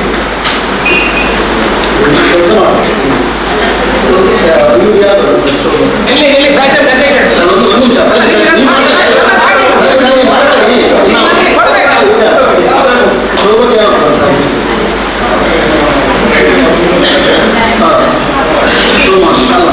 ಅವರು ಬಂದು ಮೀಟಿಂಗ್ ನೆಕ್ಸ್ಟ್ ಮೀಟಿಂಗ್ 15 ದಿವಸದ ಒಳಗಡೆ ಅವರಿಗೆ ನಿಮಗೆ ಮೀಟಿಂಗ್ ನೋಟಿಸ್ ಒಟ್ಟಿಗೆ ಕೊಟ್ಟು ಸಾಕ. ಮೀಟಿಂಗ್ ನೋಟಿಸ್ ಕೊಟ್ಟು ಇದು ನಾನು ಸ್ಥಾಯಿ ಸಮಿತಿ ಕೇಳಿದೆ. ಸ್ಥಾಯಿ ಸಮಿತಿ ಮೀಟಿಂಗ್ ಯಾವಾಗ ಆದದ್ದು? ಅಷ್ಟೇ 15 ದಿವಸ ಆಗ್ಬೋದು. ಕೊಡ್ಬೇಕಲ್ಲ. ನಾವು ಕೂಡ ನಿಮ್ಮೆಲ್ಲ ಹೇಳಿದ್ದಲ್ಲ. ಯಾವುದು ಲಾಸ್ಟ್ ಟೈಮ್ ಎಲ್ಲ ಯಾರೋ ಕೇಳಿದಕ್ಕೆ ನೀವು ಕೊಟ್ಟಿದ್ದೀರಿ ಎಲ್ಲ. ಅದಕ್ಕಿಂತ ಮುಂಚೆ ಯಾವ ಸಭೆಯಲ್ಲಿ ಹೇಳಿದ್ದಾರೆ MP ವೇಸ್ಟ್ ಆಗಿದೆ, MLA ವೇಸ್ಟ್ ಆಗಿದೆ, MLC ವೇಸ್ಟ್ ಆಗಿದೆ, ಆಮೇಲೆ ನಮ್ಮ ಏನಿದೆ ಅದರಲ್ಲಿ ಕೊಟ್ಟದ್ರಲ್ಲಿ ಕೂಡ ಇಲ್ಲ. ಇದರಲ್ಲಿ ಕೂಡ ನಾನು ಚರ್ಚೆ ಮಾಡ್ತೇನೆ, ನೀವೆಲ್ಲ ಕೊಡಿ, ಎಲ್ಲ ದಾಖಲೆ ಕೊಡಿ. ನಾನು ನಿಮ್ಮ ಹತ್ರ ನಮಗೆ ನೀವು ಒಂದಾಗಿ ನಮಗೆ ಮುಖ್ಯಾಧಿಕಾರಿ ನಾವು ಕೇಳಿದ ಒಂದ ದಾಖಲೆ ನೀವು ಕೊಡಬೇಕು. ಕೊಟ್ಟ ನಂತರ ಕೊಟ್ಟಾಗಿ ಕೊಡಿ. ನೀವು ಕೆಲಸ ಮಾಡಿ 15 ದಿವಸ ಕೊಡಿ. ಯಾವ್ದಾದ್ರು ಕರೆಕ್ಷನ್ ಇದ್ರೆ ನಮಗೆ ಹೇಳಿ. ಈಗ ನೆಕ್ಸ್ಟ್ ಕೊಟ್ಟಲ್ಲ ನಾನು ಕರೆಕ್ಷನ್ ಹೇಗೆ ಬರುವುದು ಅಂತ ಹೇಳಿ ಹೇಗೆ ಗೊತ್ತಾ? ನಾನು ಯಾರು ಡಿಪೆಂಡ್ ಮಾಡುದಲ್ಲ. ಅವರು ಸಾಧಾರಣ ಒಂದು 4-5 ವರ್ಷದಲ್ಲಿ ಒಂದು 80-90 ಟೆಂಡರ್ ಆಗಿರ್ತಾರೆ ಲಿಸ್ಟ್ ಅಲ್ಲಿ. ಅದರಲ್ಲಿ ನಾವು ಕೂಡ ಮಾಡುದಲ್ಲ, ಅವರು ಸ್ಟಾಫ್ ಮಾಡುದು ಅಲ್ಲ. ಅದು ಹಾಗೆ ಅಲ್ಲ, ನಿಮ್ಗೆ ಎಲ್ಲ ಲಿಸ್ಟ್ ಅಲ್ಲಿ ತೆಗೆದುಕೊಳ್ತಾರೆ. ಎಲ್ಲ ಲಿಸ್ಟ್ ಅಲ್ಲಿ ಯಾರಾದ್ರೂ ಒಂದು ಮಾಹಿತಿ ಕೇಳ್ತಾರೆ ನಮ್ಗೆ ಯಾವ್ಯಾವ ಏರಿಯಾದಲ್ಲಿ ಕಾಮಗಾರಿ ಆಗ್ಬೇಕು ಅವ್ರ ಹತ್ರ.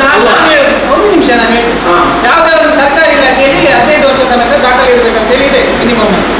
ಇವ್ರದ್ದು ಇರ್ಬೇಕಲ್ಲ, ಯಾವ್ದಾದ್ರು ಇದ್ರೆ ನಾವು ಅವರಿಗೆ ಅಲ್ಲ. ಇಲ್ಲಿಂದ ನಮ್ಮ ಟರ್ಮ್ ಸ್ಟಾರ್ಟ್ ಆಯ್ತಲ್ಲ, ಯಾವ ಎಲೆಕ್ಷನ್ ಆಗಿ ಆಯ್ತಲ್ಲ, ಎಲ್ಲ ಟೆಂಡರ್ ಲಿಸ್ಟ್ ಅಲ್ಲಿ ಎಲ್ಲರಿಗೆ ಕೊಡ್ಬಿಡುವ. ಆಗ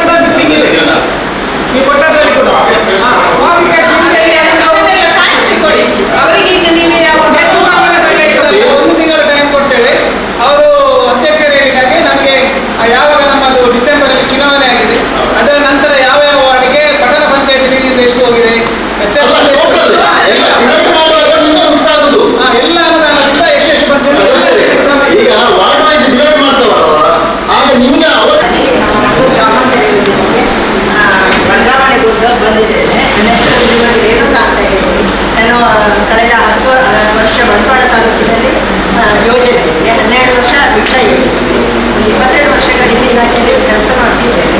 ಈಗ ನಿಯೋಜನೆ ಮೇರೆಗೆ ನಮ್ಮ ಮಂಗಳೂರು ಗ್ರಾಮಾಂತರದಲ್ಲಿ ಕೋಟೆಕಾರ ವಲಯ ಮತ್ತು ಪೆರ್ಮನೂರು ವಲಯ ಅಂತೇಳಿ ಈ ಅಂಗನವಾಡಿಗಳ ಜವಾಬ್ದಾರಿ ಮಾಡಲಿಕ್ಕೆ ನನ್ನನ್ನು ನೇಮಕ ಮಾಡಿದ್ದಾರೆ. ವಿಷಯ ಏನಿಲ್ಲ, ನಮ್ಮದು ಇಲಾಖೆಯಿಂದ ಗೃಹಲಕ್ಷ್ಮಿ ಯೋಜನೆ ನಿಮ್ಗೆಲ್ಲರಿಗೂ ಗೊತ್ತಿದೆ. ಆ ಯೋಜನೆಯ ಸರ್ಕಾರದಿಂದ ಬರುವಂತಹ ನಾವೊಂದು ಅದರ ಹಿಂದೆ ಕೆಲಸವನ್ನು ಮಾಡ್ತಿದ್ದೇವೆ. ಈಗ ಕಳೆದ 1 ವಾರಗಳಿಂದ ನಮ್ಮ ಯಾರು ಅಂಗನವಾಡಿ ಟೀಚರ್ನವರ ಮೂಲಕ ನಮ್ಮ ಇಲಾಖೆಯ ಕಚೇರಿಯಿಂದ ಗೃಹಲಕ್ಷ್ಮಿಯ ಫಲಾನುಭವಿಗಳಿಗೆ ಯಾರಲ್ಲಿ 2 ಖಾತೆ ಇದೆ ಅವರಿಗೆ ನಾವು ದೂರವಾಣಿಯ ಕರೆಯನ್ನು ಮಾಡ್ತೇವೆ. 2 ಖಾತೆ ಹೊಂದಿರುವವರಿಗೆ ಮಾತ್ರ, ಎಲ್ಲರಿಗೂ ನಾವು ಮಾಡೋದಿಲ್ಲ. ಯಾರ ಫಲಾನುಭವಿಗಳಲ್ಲಿ 2 ಖಾತೆ ಇರ್ತದೆ, ಅಂದರೆ 2 ಖಾತೆ ಗೃಹಲಕ್ಷ್ಮಿಯ ಹಣ ಬಂದಿರುವ ಖಾತೆ. ಕೆಲವೊಂದ್ಸಲ ಫಸ್ಟಿಗೆ ಒಂದು ಕೆನರಾ ಬ್ಯಾಂಕಲ್ಲಿ ಅಕೌಂಟ್ ಓಪನ್ ಮಾಡಿರ್ತಾರೆ, 1-2 ಕಂತು ಬಂದಿರ್ತದೆ, ಆಮೇಲೆ ಏನಾದರೂ ಸಮಸ್ಯೆ ಆಗಿರ್ತದೆ ಅವರಿಗೆ, ಮತ್ತೆ ಪೋಸ್ಟ್ ಆಫೀಸಲ್ಲಿ ಅಥವಾ ಅವರಿಗೆ ಕನ್ವೀನಿಯಂಟ್ ಆಗುವ ಬ್ಯಾಂಕಲ್ಲಿ ಅವರು ಖಾತೆ ಪ್ರಾರಂಭ ಮಾಡ್ತಾರೆ. ಈ ರೀತಿಯ ಖಾತೆ ಇರುವವರಿಗೆ ಮಾತ್ರ ಅದು ನಮ್ಮ ವೆಬ್ಸೈಟ್ ಲಿಂಕಲ್ಲಿ ನಮಗೆ ಒಂದು 20,000 ಜನರನ್ನು ಕಳಿಸಿದ್ದಾರೆ. ಅದನ್ನು ನಾವು ಸ್ಕ್ರೂಟಿನಿ ಮಾಡಿ ಅಂಥವರಿಗೆ ಮಾತ್ರ ಕಾಲ್ ಮಾಡ್ತಿದ್ದೇವೆ. ಸಂಬಂಧಪಟ್ಟ ದಾಖಲೆಗಳನ್ನು ಕೊಡಲಿಕ್ಕೆ ಹೇಳ್ತಾ ಇದ್ದೇವೆ. ಹಾಗೆ ಇದು ನಿಮ್ಮ ಗಮನಕ್ಕೆ, ಸದಸ್ಯರ ಗಮನಕ್ಕೆ ಇಲ್ಲಿ ಯಾವ ಗೊತ್ತಿರಲಿ ಅಂತ ಹೇಳ್ತೇನೆ. ಯಾಕೆ ಹೇಳಿದರೆ ನಾಳೆ ನಿಮ್ಗಳಿಗೆ ಯಾರಾದರೂ ಕೊಂಡೋಗ್ಲಿಕ್ಕೆ ಅಂತ ಹೇಳುವಾಗ ಇಲ್ಲೇ ಗೊತ್ತಿಷ್ಟು ಮಾರಾಟ ಅಂತ ಹೇಳುವಾಗ ಒಂಥರ ಆಗ್ತದೆ ಹೇಳೋ ಉದ್ದೇಶದಿಂದ ಹೇಳ್ತಿದ್ದೇನೆ. ದಯವಿಟ್ಟು ಸಹಕರಿಸಿ. ಕರ್ನಾಟಕ ರಾಜ್ಯದಲ್ಲಿ 15,70,000 ಖಾತೆಯನ್ನು ಬ್ಲಾಕ್ ಮಾಡಿದ್ದಾರೆ, ಕೊಟ್ಟಿದೆ. ಆಮೇಲೆ ಈಗ ಯಾವುದು 18,70,000 ಏನಾದರೂ ಸ್ಥಗಿತ ಆಗಿದೆ ಅವರಿಗೆ ಮಾತ್ರ ನಾವು ಅದನ್ನು ಕೊಡಬೇಕು ಅಂತೇಳಿ ಹೇಳಿದ್ದಾರೆ. ಈಗ ಇಲ್ಲಿ ಇರುವಂಥ ಕನ್ಫ್ಯೂಷನ್ ಏನಂತೇಳಿ, ಕೆಲವೊಂದು ಇಲಾಖೆಯಿಂದ ಹಣ ಬರದೆ ಕೆಲವರಿಗೆ ಕ್ರೆಡಿಟ್ ಆಗಿದೆ, ಕೆಲವರಿಗೆ ಯಾರ ಅಕೌಂಟ್ ಅಲ್ಲಿ ಬ್ಲಾಕ್ ಆಗಿದೆ ಅಂತೇಳಿ ಗೊತ್ತಿಲ್ಲ. ಈಗ ನಿಮ್ಮ ಹತ್ರ ಲಿಸ್ಟ್ ಬಂದಿದೆ ಅಂತೇಳಿ ನೀವು ಹೇಳ್ತೀರಿ, ಅದನ್ನು ಆಯಾ ಒಂದು ಅಂಗನವಾಡಿ ಟೀಚರ್ನವರಿಗೆ ನೀವು ಅದನ್ನು ಪಟ್ಟಿ ಮಾಡಿ ಕೊಟ್ಟರೆ ಅಂಥವರನ್ನು ನಾವು ಅಲ್ಲಿ ಚೆಕ್ ಮಾಡಿ ಅವರಿಗೆ ಸೊಲ್ಯೂಷನ್ ಕೊಡಲಿಕ್ಕೆ ಆಗ್ತದೆ. ಈಗ ನಮಗೆ ಅಲ್ಲಿ ಜನಸಾಮಾನ್ಯ ಏನಾಗ್ತದೆ ಅಂತ ಹೇಳಿದರೆ, ಈಗ ನಮ್ಮದು 2-3 ತಿಂಗಳಿಂದ ನಮ್ಮ ಸರ್ಕಾರದಿಂದ ಅದಕ್ಕೆ ಯಾವುದೇ ರೀತಿಯಾದಂಥ ಹಣ ಬಿದ್ದಿರೋದಿಲ್ಲ. ಈಗ ಎಲ್ಲರೂ ಯಾವ ರೀತಿ ಯೋಚನೆ ಮಾಡಿದ್ರೆ ನಾವು ಅರ್ಜಿ ಕೊಡಬೇಕು, ಅರ್ಜಿ ನಮ್ಮಲ್ಲಿ ತುಂಬ ಜನ ಬರ್ತಾರೆ. ಅದರಿಂದ 18,70,000 ನಮ್ಮ ಭಾಗದ ಅಂಗನವಾಡಿ ಟೀಚರ್ನವರಿಗೆ ನೀವು ಅದನ್ನು ಪಟ್ಟಿಯನ್ನು ಆಯಾಯ ಏರಿಯಾಕ್ಕೆ ನೀವು ಕೊಟ್ಟರೆ ನಮಗೆ ಅಲ್ಲಿ ಮಾಹಿತಿ ಸಿಗ್ತದೆ ಯಾರ್ದು ಅಲ್ಲಿ ಅಕೌಂಟ್ ಬ್ಲಾಕ್ ಆಗಿದೆ. ಇಲ್ಲದಿದ್ದರೆ ಎಲ್ಲರೂ ಹೋಗಿ ಅರ್ಜಿ ಹಾಕುವಂಥ ಪರಿಸ್ಥಿತಿ ಬರ್ತದೆ. ಈಗಾಗಲೇ ಎಲ್ಲರೂ ಬರ್ತಾ ಇದ್ದಾರೆ ನಮ್ಮ ಕುರುವಷ್ಟವರ ಆಫೀಸಿಗೆ, ಮಾರ್ಕೆಟ್ ಹತ್ತಿರ ಆಫೀಸಿಗೆಲ್ಲ ಅಲ್ಲಿಗೆ ಬರ್ತಾ ಇದ್ದಾರೆ. ಬರುವಾಗ ಪಾರ್ಟಿಯೇ ಬರಬೇಕು ಅಂತ ಏನಿಲ್ಲ, ಯಾರು ಸಹ ಮನೆಯಿಂದ ಹೆಂಗೆಷ್ಟು ಹುಡುಗರು ಹುಡುಗಿಯರೆಲ್ಲ ಇರ್ತಾರಲ್ಲ, ಅದು ನಮ್ಮ ಅಂಗನವಾಡಿ ಇರೋದು ಮೂರನೇ ಮಹಡಿಯಲ್ಲಿ ಬರುವಾಗ ಯಾವ ಖಾತೆಗೆ ಹಣ ಈಗ ಬೀಳ್ತಾ ಇದೆ ಅದರ ಮೊದಲ ಪೇಜ್ ಮತ್ತು ಲಾಸ್ಟ್ ಪೇಜ್, ಹಣ ಬಿದ್ದಂತ 2,000 ಅಕೌಂಟ್ ಕ್ರೆಡಿಟ್ ಆಗಿದೆ ಆ ಪೇಜ್, ಹಳೆಯದರಲ್ಲಿ ಯಾವುದವರಿಗೆ ಬೀಳ್ತಾ ಇತ್ತು ನೋಡಿ ಅದರ ಪೇಜ್, ರೇಷನ್ ಕಾರ್ಡ್, ಇಷ್ಟು ಸಾಕು. ಒಂದು ವೇಳೆ ಅವರಿಗೆ ಯಾವುದರಲ್ಲಿ ಗೊತ್ತಿರುವುದಿಲ್ಲ, ಈಗ ಯಾವ ಖಾತೆಗೆ ಬೀಳ್ತಾ ಉಂಟು ನೋಡಿ ಅದನ್ನು ತಗೊಂಡು ಬರಲಿ. ಮತ್ತೆ ಹಳೆಯ ಪಾಸ್ ಪುಸ್ತಕಗಳೆಲ್ಲ ಇಲ್ಲದೇ ಇಲ್ಲ ಕೆಲವರಿಗೆ, ಮುಂಚೆ ನಿಮ್ಮ ಅಂಗನವಾಡಿ ಯಾವುದು ಅಲ್ಲ, ಈಗ ಬೀಳೋದಕ್ಕೆ ದಯವಿಟ್ಟು ಅವರ ಆಫೀಸ್ಗೆ ಬಂದು ಅದನ್ನು ಎನ್ಕ್ವೈರಿ ಮಾಡಬೇಕು. ಯಾಕೆ ಬೀಳುವುದಿಲ್ಲ ಅಂತ ಹೇಳಿ ಅದನ್ನು ಫೈಂಡ್ ಔಟ್ ಮಾಡಬೇಕು. GST ಸಮಸ್ಯೆ, ಏನು ಸಮಸ್ಯೆ, ಯಾಕೆ ಅದು ಬ್ಲಾಕ್ ಆಗಿದೆ ಅಂತ ಹೇಳೋದನ್ನು ದಯವಿಟ್ಟು ಅವರು ನೋಡ್ಕೊಳ್ಳಿ. ಅದು ಅಲ್ಲಿ ಆಫೀಸ್ಗೆ ಬರಬೇಕು. ನಾನು ಹೇಳೋದಾದ್ರೆ ಏನಾದರೂ ನಿಮಗೆ ಬೇರೆ ರೇಷನ್ ಕಾರ್ಡ್ ಮಾತ್ರ sir, Aadhaar card bank passbook ಬೇಡವಾ ನಿಮ್ಮಿಂದು ರೇಷನ್ ಕಾರ್ಡ್ ಪಾಸ್ ಪುಸ್ತಕಗಳ ಹೆಡ್ ಚೇಂಜ್ ಆಗಿರ್ತದಲ್ಲ ರೇಷನ್ ಕಾರ್ಡ್, ಅಂದರೆ ಅದನ್ನು ಕೂಡ ಕಾಲ್ ಮಾಡ್ತೀವಿ. ಅಲ್ಲ, ಹೆಡ್ ಚೇಂಜ್ ಆದರೆ ಅದು ಆಟೋಮೆಟಿಕ್ ಆಗಿ ಅವರಿಗೆ ಹಣ ಬರ್ತದೆ, ನಾವೇನು ಕಾಲ್ ಮಾಡೋದಿಲ್ಲ. ಅವರಾಗಿ ಮನೆಯಲ್ಲಿ ಹೆಡ್ ಚೇಂಜ್ ಆಗೋದು ಯಾವಾಗ ಅಂತ ಹೇಳಿದ್ರೆ ಮನೆಯ ಹಿರಿಯ ವ್ಯಕ್ತಿ ತೀರಿ ಹೋದ, ಆ ತೀರಿ ಹೋದಾಗ ಡೆತ್ ಸರ್ಟಿಫಿಕೇಟ್, ರೇಷನ್ ಕಾರ್ಡ್ ಇಟ್ಟು ಮತ್ತೊಂದು ಅರ್ಜಿ ನಮ್ಮ CDPಗೆ ಶಿಶು ಯೋಜನಾಧಿಕಾರಿಗಳು ಮಂಗಳೂರು ಗ್ರಾಮಾಂತರ ಅಂತ ಹೇಳಿ ಅಡ್ರೆಸ್ ಮಾಡಿ ನೀವು ರಿಪೋರ್ಟ್ ಮಾಡಿ, ಆಗ ಆಟೋಮೆಟಿಕ್ ಆಗಿ ನಾವು ಯಾರು ಹಿರಿಯ ವ್ಯಕ್ತಿ ಸತ್ತಿದ್ದಾರೆ ನೋಡಿ ಅವರದನ್ನು ಬ್ಲಾಕ್ ಮಾಡಿ ಇನ್ನೊಬ್ಬರಿಗೆ ಅದನ್ನು ಲಿಂಕ್ ಕೊಡಲಿಕ್ಕೆ ಈಸಿ ಆಗುತ್ತೆ. ಪೋರ್ಟಲಲ್ಲಿ ನಾವು ಹಾಕ್ತೀವಿ. ಏನಾದರೂ ಇದ್ದರೆ ನಿಮ್ಮ ಅಂಗನವಾಡಿ ಟೀಚರ್ ಮೂಲಕ ಕೇಳಿದರೆ ನಮ್ಗೇನೆ DPT ಮೂಲಕ ಅದನ್ನು ನೋಡ್ಲಿಕ್ಕೆ ಆಗ್ತದೆ ಯಾವಾಗ ಸ್ಟಾಪ್ ಆಗಿದೆ ಅಂತ ಹೇಳಿ. ಹಣ ಬರದೆ ನಿಮ್ಮಿಂದ ಕಾಲು ಬರದವರಿದ್ರೆ ನಾವೇನು ಮಾಡಬೇಕು? ನಮ್ಮ ಸೀದಾ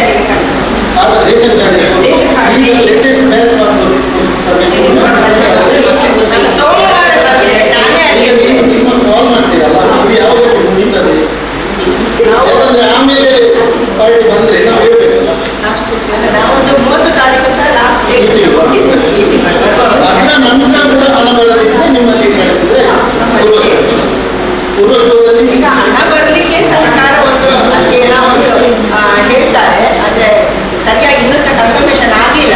ಆಮೇಲೆ ಬರ್ಬೋದು. ಮೊದಲು ಈ ಗೊಂದಲಗಳು ಮುಕ್ತಾಯವಾಗಿ ಮೊದಲಿಗೆ ಸರಿಯಾಗಿ ಪ್ರಶ್ನೆ ಕೇಳಿದ್ರೆ ಹಣ ಬರೋದಿಲ್ಲ ಅಂತ ಹೇಳಿ ಸರಲ್ಲಿ ನೀವೊಂದು ಪ್ರಶ್ನೆ ಕೇಳಿದ್ರಲ್ಲ, ಈಗಾಗಲೇ ಅರ್ಜಿ ಕೊಡ್ಲಿಕ್ಕೆ ಉಂಟು ಅಂತ ಹೇಳಿ ದಯವಿಟ್ಟು ಈ ಗೊಂದಲದಲ್ಲಿ ನೀವು ಒಂದು ಮುಕ್ತರಾಗಿಲ್ಲ ಅಂತ ಹೇಳಿದ್ರೆ ಅರ್ಜಿ ಕೊಡ್ಲಿಕ್ಕೆ ಇನ್ನೂ ಸಹ ನಮ್ಮ ಇಲಾಖೆಗೆ ಆದೇಶ ಬರಲಿಲ್ಲ. ಪತ್ರಿಕೆಯಲ್ಲಿ ಅವರು ಮಾಧ್ಯಮದಲ್ಲಿ ಕೊಟ್ಟಿದ್ದಾರೆ. ಇಲಾಖೆಗೆ ಆದೇಶ ಬರ್ತದೆ ಗೃಹಲಕ್ಷ್ಮಿ ಯೋಜನೆಗೆ ಅರ್ಜಿಯನ್ನು ಹಾಕ್ಲಿಕ್ಕೆ ತಮ್ಮ ಕೊಡು ಅಂತ ಹೇಳಿ ಮಾತ್ರ ನಾವು ಈ ನಮ್ಮ ಯೋಜನೆಯನ್ನು ನಾವು ಕೊಡಬೇಕು ಹೊರ ರಾಜ್ಯದವರಿಗೆ. ಅದು ಹಿಂದಿನ ನಮಗೆ ಓಟ್ ಮತ ಯಾರಿಗೆ ಇಲ್ಲ ಅವರಿಗೆ ಯಾವುದೇ ರೀತಿಯಾದಂತಹ ಗೃಹಲಕ್ಷ್ಮಿ ಯೋಜನೆಗಳನ್ನು ಬೇರೆ ಯಾವುದೇ ಯೋಜನೆ ಇಲ್ಲ, ಪುನಃ ಅರ್ಜಿ ಹಾಕಬೇಕು, ಅದನ್ನು ಪರಿಶೀಲನೆ ಮಾಡಬೇಕು ಅಂತೇಳಿ ಹೇಳಿದ ಸ್ಟೇಟ್ಮೆಂಟ್ ಇದೆ. ಒಂದು ವ್ಯತ್ಯಾಸ ಆಯಿತು. ಅದರ ನಂತರ ಇಲಾಖೆಯಿಂದ ನಮಗೆ 18,70,000 ಮಾತ್ರ ಅದನ್ನು ಮಾಡಿದ್ದೇವೆ. ಮುಂದಿನದಕ್ಕೆ ನಾವು ಅದಕ್ಕೆ ಮಾಡಿ ಅದು ಕರೆಕ್ಟ್ ಸರಿ, ಅದನ್ನೇನು ತಪ್ಪಲ್ಲ. ನಮಗೆ ಏನಾಗಿದೆ ಅಂತ ಹೇಳಿ ಮೊದಲನೇ ಇದನ್ನು ನೋಡಿ ಎಲ್ಲ ಜೊತೆ ಕೆಲವರಿಗೆ 2-3 ತಿಂಗಳಿಂದ ಆರ್ಥಿಕ ವ್ಯವಸ್ಥೆಯಿಂದ ಬರಲಿಲ್ಲ. ಎಲ್ಲರೂ ನಮ್ಮದು ಬ್ಲಾಕ್ ಆಗಿದೆ, ಅರ್ಜಿಯಲ್ಲಿ ಆಗಬೇಕು ಅಂತೇಳಿ ಓಡಾಟ ಮಾಡ್ತೇವೆ. ಇದು ನೀವು ಹೇಳಿದ್ದು ಸರಿ ಇದೆ. ಇನ್ನು ನಾವು ಅವರಿಗೆ ಅದಕ್ಕೆ ಹೇಳಿ ಇನ್ನೊಂದು ನಮ್ಮ ಮಾಡೂರು ಸರ್ಕಾರಿ ಶಾಲೆಯಲ್ಲಿ ನಮ್ಮ ಒಂದು ಸಂಘ ಸಂಸ್ಥೆಯವರು ಅಂಗನವಾಡಿಯನ್ನು ನಿರ್ಮಿಸಲಿಕ್ಕೆ ಕಳೆದ ನಿಮ್ಮ CDPO DDO ಬಂದೆಲ್ಲ ಶಿಲಾನ್ಯಾಸ ಆಗಿದ್ದು 1 ವರ್ಷ ಆಯಿತು. ಅಂಗನವಾಡಿ ನಿಯಮ ಪ್ರಕಾರ ಅದಕ್ಕೆ ಸಪ್ರೇಟ್ ಆಗಿ ಅದಕ್ಕೆ ಅಟ್ಯಾಚ್ ಆಗಿರುವಂಥ ಒಂದು ಶೌಚಾಲಯ ಬೇಕು, ಒಂದು ಸ್ಟೋರ್ ರೂಮ್ ಬೇಕಂತೇಳಿ ನಿಮ್ಮ ಇದರಲ್ಲಿ ಇದೆ. ಅದನ್ನು ನಾವು ಇಲಾಖೆ ಕಡೆಯಿಂದ ನಾವು ಮಾಡಿಕೊಡ್ತೇವೆ ಅಂತೇಳಿ ಕಳೆದ ಸಲ CDPO ಶೈಲಾ ಅವರು ಮತ್ತು DD ಅವರು ಹೇಳಿದ್ರು. ಆದರೆ ನಮ್ದು ಈಗ ಸಮಸ್ಯೆ ಏನಾಗಿದೆ, ನಮ್ಮದು ಸ್ಲ್ಯಾಬ್ ವರೆಗೆ ನಮ್ಮದು ಅವರು ಸಂಘ ಸಂಸ್ಥೆಯವರು ಕಟ್ಟಿಟ್ಟಿದ್ದಾರೆ. ನಮ್ಮದು ಈ ಶೌಚಾಲಯ ಮತ್ತು ಸ್ಟೋರ್ ರೂಮ್ ಇದು ನೀವು ನಿಮ್ಮ ಇಲಾಖೆಯಿಂದ ಬರದಿದೆ, ನಮಗೆ ಅದನ್ನು ಕಂಪ್ಲೀಟ್ ಮಾಡಲಿಕ್ಕೆ ಆಗಬೇಕು. ಯಾಕೆಂದರೆ ಸ್ಲ್ಯಾಬ್ನ ಒಟ್ಟಿಗೆ ಕೊಡಬೇಕು, ಇಲ್ಲದಿದ್ದರೆ ಮುಂದಕ್ಕೆ ಅದು ನಮ್ಮ ಕರ್ಷಕ್ಕೆ ಸಮಸ್ಯೆ ಆಗಿದೆ. ಅದನ್ನು ಆದಷ್ಟು ಬೇಗ ನೀವು ಈಗ 6 ತಿಂಗಳಿಂದ ನಾವು ಅದನ್ನು ಮನವಿ ಮಾಡ್ತಾ ಇದ್ದೇವೆ. ಆದಷ್ಟು ಬೇಗ ನಾವು ಶೈಲಾ ಅವರ ಮಾತಾಡಿ ಕೂಡ ಇಟ್ಟಿದ್ದೇವೆ ಅಂತ ಹೇಳಿದೆ. ಆದಷ್ಟು ಬೇಗ ಅದನ್ನು ಮುಂದುವರಿಸಿದ್ರೆ ನಮ್ಮ ಅಂಗನವಾಡಿ ಕೂಡ ನಿಮಗೆ ಇದಾಗಿದೆ. ಅದರ ಜೊತೆಗೆ ನಮಗೆ ಇನ್ನೊಂದು ಮಾಡೂರು ಶಾಲೆಗೆ ಮಕ್ಕಳ ಇನ್ನೊಂದು ಸ್ಯಾಂಕ್ಷನ್ ಆಗಿದೆ. ಹಾಗೆ ಪುನಃ ಮಕ್ಕಳ ಸಂಖ್ಯೆ ಜಾಸ್ತಿ ಆಗ್ತದೆ. ಅದರಲ್ಲಿ ಈಗ ನಮ್ಮ ಇರುವಂಥ ಕಟ್ಟಡದಲ್ಲಿ ಜಾಗ ಇಲ್ಲ, ನಮ್ಮ ಶಾಲೆಯ ಕಟ್ಟಡ ಕೊಟ್ಟಿದೆ. ಒಂದು ಸಲ ನೀವು ವಿಸಿಟ್ ಮಾಡಿದರೆ ಗೊತ್ತಾಗುತ್ತೆ. ಆದಷ್ಟು ಬೇಗ ಮತದಾನ ಇರುವವರಿಗೆ ಮಾತ್ರ ಸ್ಕೀಮ್ ಅಂತ ಹೇಳ್ತಿದ್ದಾರೆ, ಸರಿಯಲ್ಲ? ಈಗ ಇವರು ಹೇಳ್ತಿದ್ದಾರೆ ರೇಷನ್ ಕಾರ್ಡ್ ಮಾತ್ರ ಸಾಕು ಇರುವವರಿಗೆ ಅಂತ. ಈಗ ಮತ್ತೊಂದು ಗೌರ್ಮೆಂಟ್ ಹೊಸ ಆದೇಶ ಬಂತು, ಅವರು ಮತದಾನ ಖಾತ್ರಿ ಮಾಡಲಿಕ್ಕೆ ಯಾವ್ದು ಇರುವುದು ನಮ್ಮಲ್ಲಿ ವೋಟರ್ ಐಡಿ ಮಾತ್ರ, ಯಾವುದು SIR ನಂತರ ಮತದಾರರ ಪಟ್ಟಿ ಇದ್ದರೆ ಮಾತ್ರ ಹಾಗಾದ್ರೆ ಈಗ ಮೇಡಮ್ ಹೇಳೋದಕ್ಕೆ ನಮ್ಮಲ್ಲಿ ಕೆಲವರಿಗೆ 2-3 ತಿಂಗಳು ಬರಲಿಲ್ಲ, ಎಲ್ಲರೂ ಜಾಸ್ತಿ ಅಮೌಂಟ್ ಸಿಕ್ಕಡೆ ಬಂದಿದೆ, ಕೆಲವರಿಗೆ ಬರಲಿಲ್ಲ. ಆ ಬರದ ಕೆಲವು ಸಮಸ್ಯೆಗಳು ಅಂದರೆ ಅವರು ಫೋನ್ ಮಾಡಿ ತಿಳಿಸಿ ಅವರ ಸಮಸ್ಯೆಯನ್ನು ಸಾಲ್ವ್ ಮಾಡ್ತಾರೆ. ಈಗ ನಾನು ಹೇಳೋದು, ಈಗ ಕೆಲವರಿಗೆ ಅಲ್ಲಿಗೆ ಹುಟ್ಟಿ ನೀವು ನಮ್ಮ ಈ ಕಡೆಯಲ್ಲಿ ಏನಾದರೂ ಒಂದು ಕ್ಯಾಂಪ್ ಥರ ಮಾಡಿದರೆ ಇಲ್ಲಿಯೇ ಜನರಿಗೆ ಅದು ಅನುಕೂಲ ಆಗಬೇಕು. ಈಗ ನಮ್ಮಲ್ಲಿ ಗ್ಯಾರಂಟಿ ಸಮಿತಿ ಉಂಟು, ಅವರನ್ನು ಅಂಡರ್ಸ್ಟ್ಯಾಂಡಿಂಗ್ ಮಾಡಿಸಿಕೊಂಡು ಒಂದು ಏರಿಯಲ್ಲಿ ಈಗ ಒಂದು ಕೊಟ್ಟೆಕಾರದಲ್ಲಿ ಒಂದು ಆಗ್ತೀವಿ, ಇಲ್ಲಿಯೇ ಜನರಿಗೆ ಯಾರಿಗೆಲ್ಲ ಅವರನ್ನು ವ್ಯವಸ್ಥೆ ಮಾಡಿಕೊಳ್ಳಿ. ಸಮಸ್ಯೆ ಇದ್ದವರು ಅಂಗನವಾಡಿಯ ಮೂಲಕ ತಿಳಿಸಿ ಸರ್, ನಾನು ಸ್ಪಂದಿಸ್ತೇನೆ. ಅಂಗನವಾಡಿ ಯಾರಿಗೆಲ್ಲ ಬರಲಿಲ್ಲ ಅವರು ಲಿಸ್ಟ್ ಮಾಡಿ ನಿಮಗೆ ಅದಕ್ಕೆ ಹೇಳುದು. ಈಗ ಮತದಾನದ ಪರಿಷ್ಕರಣೆ ಆಗ್ತದೆ, ಪರಿಷ್ಕರಣೆ ಆದ್ಮೇಲೆ ಕೂಡ ಇವರು ವೋಟರ್ ಐಡಿ ಗ್ಯಾರಂಟಿ ತಗೊಳ್ತಾರೆ. ಯಾಕೆ ಹೇಳಿ? ಅದು ನಾನು ಹೇಳುದು, ಇವರ BPC ನಂಬರ್ ಬಂದಿದ್ರು ಸಾಕು ಅಂತ. ಈಗ ನಾನು ಹೇಳಿದೆ ತಿದ್ದುಪಡಿದು ಮಾತ್ರ ಹೊಸ ಆದೇಶದಲ್ಲಿ ನಾನು ಹೇಳಿ ಹೊಸ ಈಗ ಸಮಸ್ಯೆ ಏನು ಗೊತ್ತಾ? ನೀವೀಗ ಬರದಿದ್ದವರಿಗೆ ನೀವು ಈಗ ಹೇಳ್ತೀರಿ, ಆದ್ಮೇಲೆ ಎಲ್ಲ ಸರಿ ಮಾಡ್ತೀವಿ. ಸ್ವಲ್ಪ ದಿನ ಈಗ ಅಲ್ಲಿ ಆ ರೀತಿ ಸ್ಟೇಟ್ಮೆಂಟ್ ಕೊಡುವಾಗ ಅದನ್ನು ಜಾರಿ ಮಾಡಿ ಮಾಡ್ತಾರೆ. ಸ್ವಲ್ಪ ದಿನ ಕಳೆದಾದ್ಮೇಲೆ ಆ ಸ್ಟೇಟ್ಮೆಂಟ್ ಆದ್ಮೇಲೆ ನಿಮ್ಗೆ ಜಾರಿ ಆದ್ಮೇಲೆ ನೀವು ಮಕ್ಕಳು ಹೇಳ್ತೀರಿ ಅವರೆಲ್ಲ ವೋಟರ್ ಐಡಿ ತಂದುಕೊಳ್ಬೇಕು. ನಾವು ಜನ ಸಮಸ್ಯೆ ಹೇಳುದು, ಅದಕ್ಕೆ ನೀವು ಸಾಧ್ಯ ಅವರ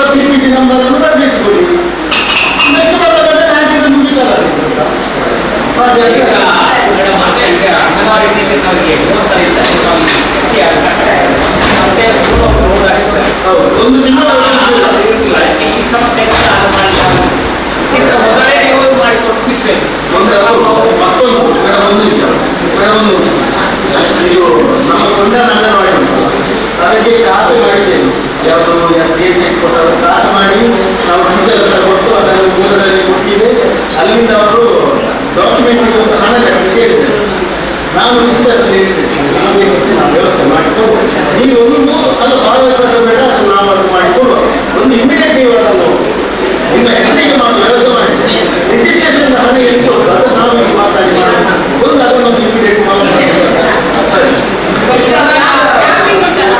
ಅಂಗನವಾಡಿ ಈಗ ಮಾಡುವ ಶಾಲೆಯಲ್ಲಿ ಸ್ಥಳ ಬರದೆ ನಮಗೆ ಲೆಕ್ಕದಿಂದ ಜಾಸ್ತಿ ಹೆಣ್ಣು ಬರ್ತಾ ಇದೆ. ಕೊಟ್ಟಾರ ಅಂಗನವಾಡಿಯಲ್ಲಿ ಸೇರ್ಪಡೆ ಮಾಡಿ ಮಾತುಕತೆ ಮಾಡಿ ಬೇರೆ ವಯಸ್ಸಿನ ನಮಗೆ ತುಂಬಾ ಜನರನ್ನು ನಾವು ಹಿಂದೆ ಕಳಿಸಿದ್ರೆ ಮಾಡಿದ ಶಾಲೆ ಅದರಿಂದ ಅದನ್ನು ಆದಷ್ಟು ಬೇಗ ಮಾಡಿದ್ರೆ ನಮಗೆ ಕೂಡ ಸ್ವಲ್ಪ ಸುಲಭ. ಅದೆಲ್ಲ ಈಗ ಒಮ್ಮೆ ನೀವು ಮಾಡೋರು ಅಂಗನವಾಡಿ ನಮಗೆ ಅಲ್ಲಿ ಮಾಡುವಿಗೆ ಅಲ್ಲಿ ಈಗಿರುವ ಕೊಂಡನ ಅಂಗನವಾಡಿ ಸಮಸ್ಯೆ ಇದೆ ನಮಗೆ ಕೊಂಡನ ಅಂಗನವಾಡಿಗಿಂತ ಹತ್ತಿರ ಈಗ ಮಾಡುವ ಅಂಗನವಾಡಿ ಆಗಿದೆ. ಅದಕ್ಕೋಸ್ಕರ ಏನ್ ಮಾಡ್ತಿದೆ ನಮಗೆ ಈಗ ಅಂಗನವಾಡಿ ಆಗದೆ ಈಗ ಸದ್ಯಕ್ಕೆ ಮಕ್ಕಳನ್ನು ನಿಮ್ಮಲ್ಲಿ ಮಾಡುವ ಅಂಗನವಾಡಿಗೆ ಬರ್ತಿದೆ. ಇದೀಗ ನೀವು ಇಮಿಡಿಯೇಟ್ ಆ ಜಾಗ ಮಾಡಿಕೊಟ್ಟೆ ಅಲ್ಲಿಂದ ಶಿಫ್ಟ್ ಮಾಡಿ ಮಕ್ಕಳಲ್ಲಿ ಹೀಗೆ ಯಾವುದು ಸರ್ ಕೇಳಿ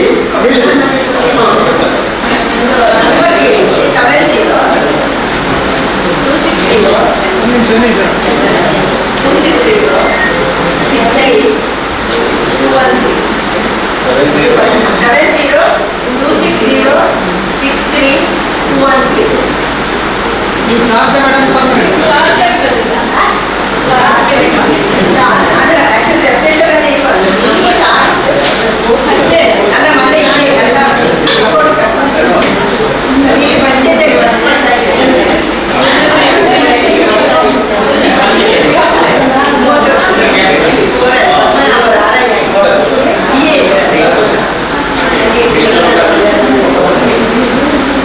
ಸಂತೋಷದಿಂದ ನಾನಾಗಿ ಇದನ್ನಾಗಿ ನಿಮ್ಮೆಲ್ಲರ ಸಹಕಾರದಲ್ಲಿ ಬೇಕು ಅಂತ ಕೇಳ್ತಾ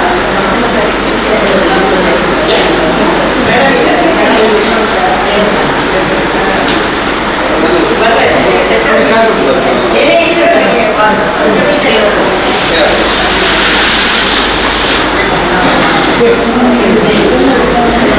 ಬೇಲೂರು ಗೋಪಾಲ ಶಾಲೆ ಎಮ್ಮೆಲ್ಲೆ ಬೇಲೂರು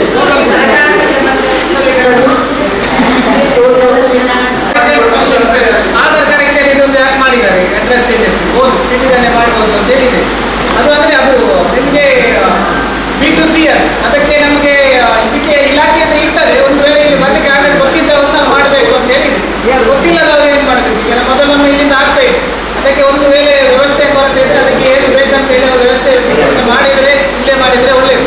ಅವರಿಗೆ ಕೂಡ ಬೇರೆ ಬೇರೆ ಕೆಲಸ ಇರುವ ಆಗುದಿಲ್ಲ ಅಂದರೆ ಆ ಸಂದರ್ಭದಲ್ಲಿ ಇನ್ನೊಬ್ಬರನ್ನು ಅದಕ್ಕೆ ಜೋಡಿಸಿದ್ರು. ಎಲ್ಲ ನಾಗರಿಕರಿಗೆ ನಮಗೆ ಇಲ್ಲೇ ಸೌಲಭ್ಯ ಸಿಗ್ತದೆ. ಅವರು ಇಲ್ಲಿ ಕೊಡೋದು ಪುನಃ ಆ ಕಡೆ ಹೋಗುದು ಅಲ್ಲಿ ಲೇಟ್ ಆಗೋದು ಆ ರೀತಿ ಆಗಬಾರ್ದು. ನಮ್ಮ ಅದು ಯಾರಿಗೆ ಅಗತ್ಯ ಉಂಟು ಅವ್ರು ಮಾಡ್ಬೋದು, ಗೊತ್ತಿದ್ದವ್ರು ಮಾಡ್ಬೋದು. ಇಲ್ಲದಿದ್ದರೆ ಕಾನೂನು ಪ್ರಕಾರ ಇಲ್ಲೇ ಮಾಡಬೇಕು ಪಂಚಾಯತ್. ನೀವು ಅದನ್ನು ಮಾಡುವವರನ್ನು ಬೇರೆ ಬೇರೆ ಚಾರ್ಜಿಗೆ ಹಾಕಿ ಸಾರ್ವಜನಿಕರಿಗೆ ತೊಂದರೆಯಾಗಿ ಮಾಡೋದು. ಅದರ ಬದಲು ಅವರಿಗೆ ಬೇರೆ ಚಾರ್ಜ್ ಹಾಕೋ ಅದಕ್ಕೆ ಬೇರೆಯವರನ್ನು ಹಾಕಿ ಇವರನ್ನೇ ನಾವು 4-5 ಕೆಲಸ ಮಾಡಿಸಲಿಕ್ಕೆ ಆಗುದು. ಅದನ್ನು ಅಧ್ಯಕ್ಷರ ಗಮನದಲ್ಲಿ ನೋಡಿ ಯಾರು ಏನು ಅಂತೇಳಿ ನೋಡಿ ಯಾವುದೇ ರೀತಿಯಲ್ಲಿ ಸಾರ್ವಜನಿಕರಿಗೆ ತೊಂದರೆ ಆಯಿತು ಈಗ ಆಚೆ ಕಳಿಸ್ತಾ ಇದ್ದಾರೆ ಅಂತೇಳಿ ಹೇಳಿ ನೀವು ಅದನ್ನು ಮನವರಿಕೆ ಮಾಡಬೇಕು.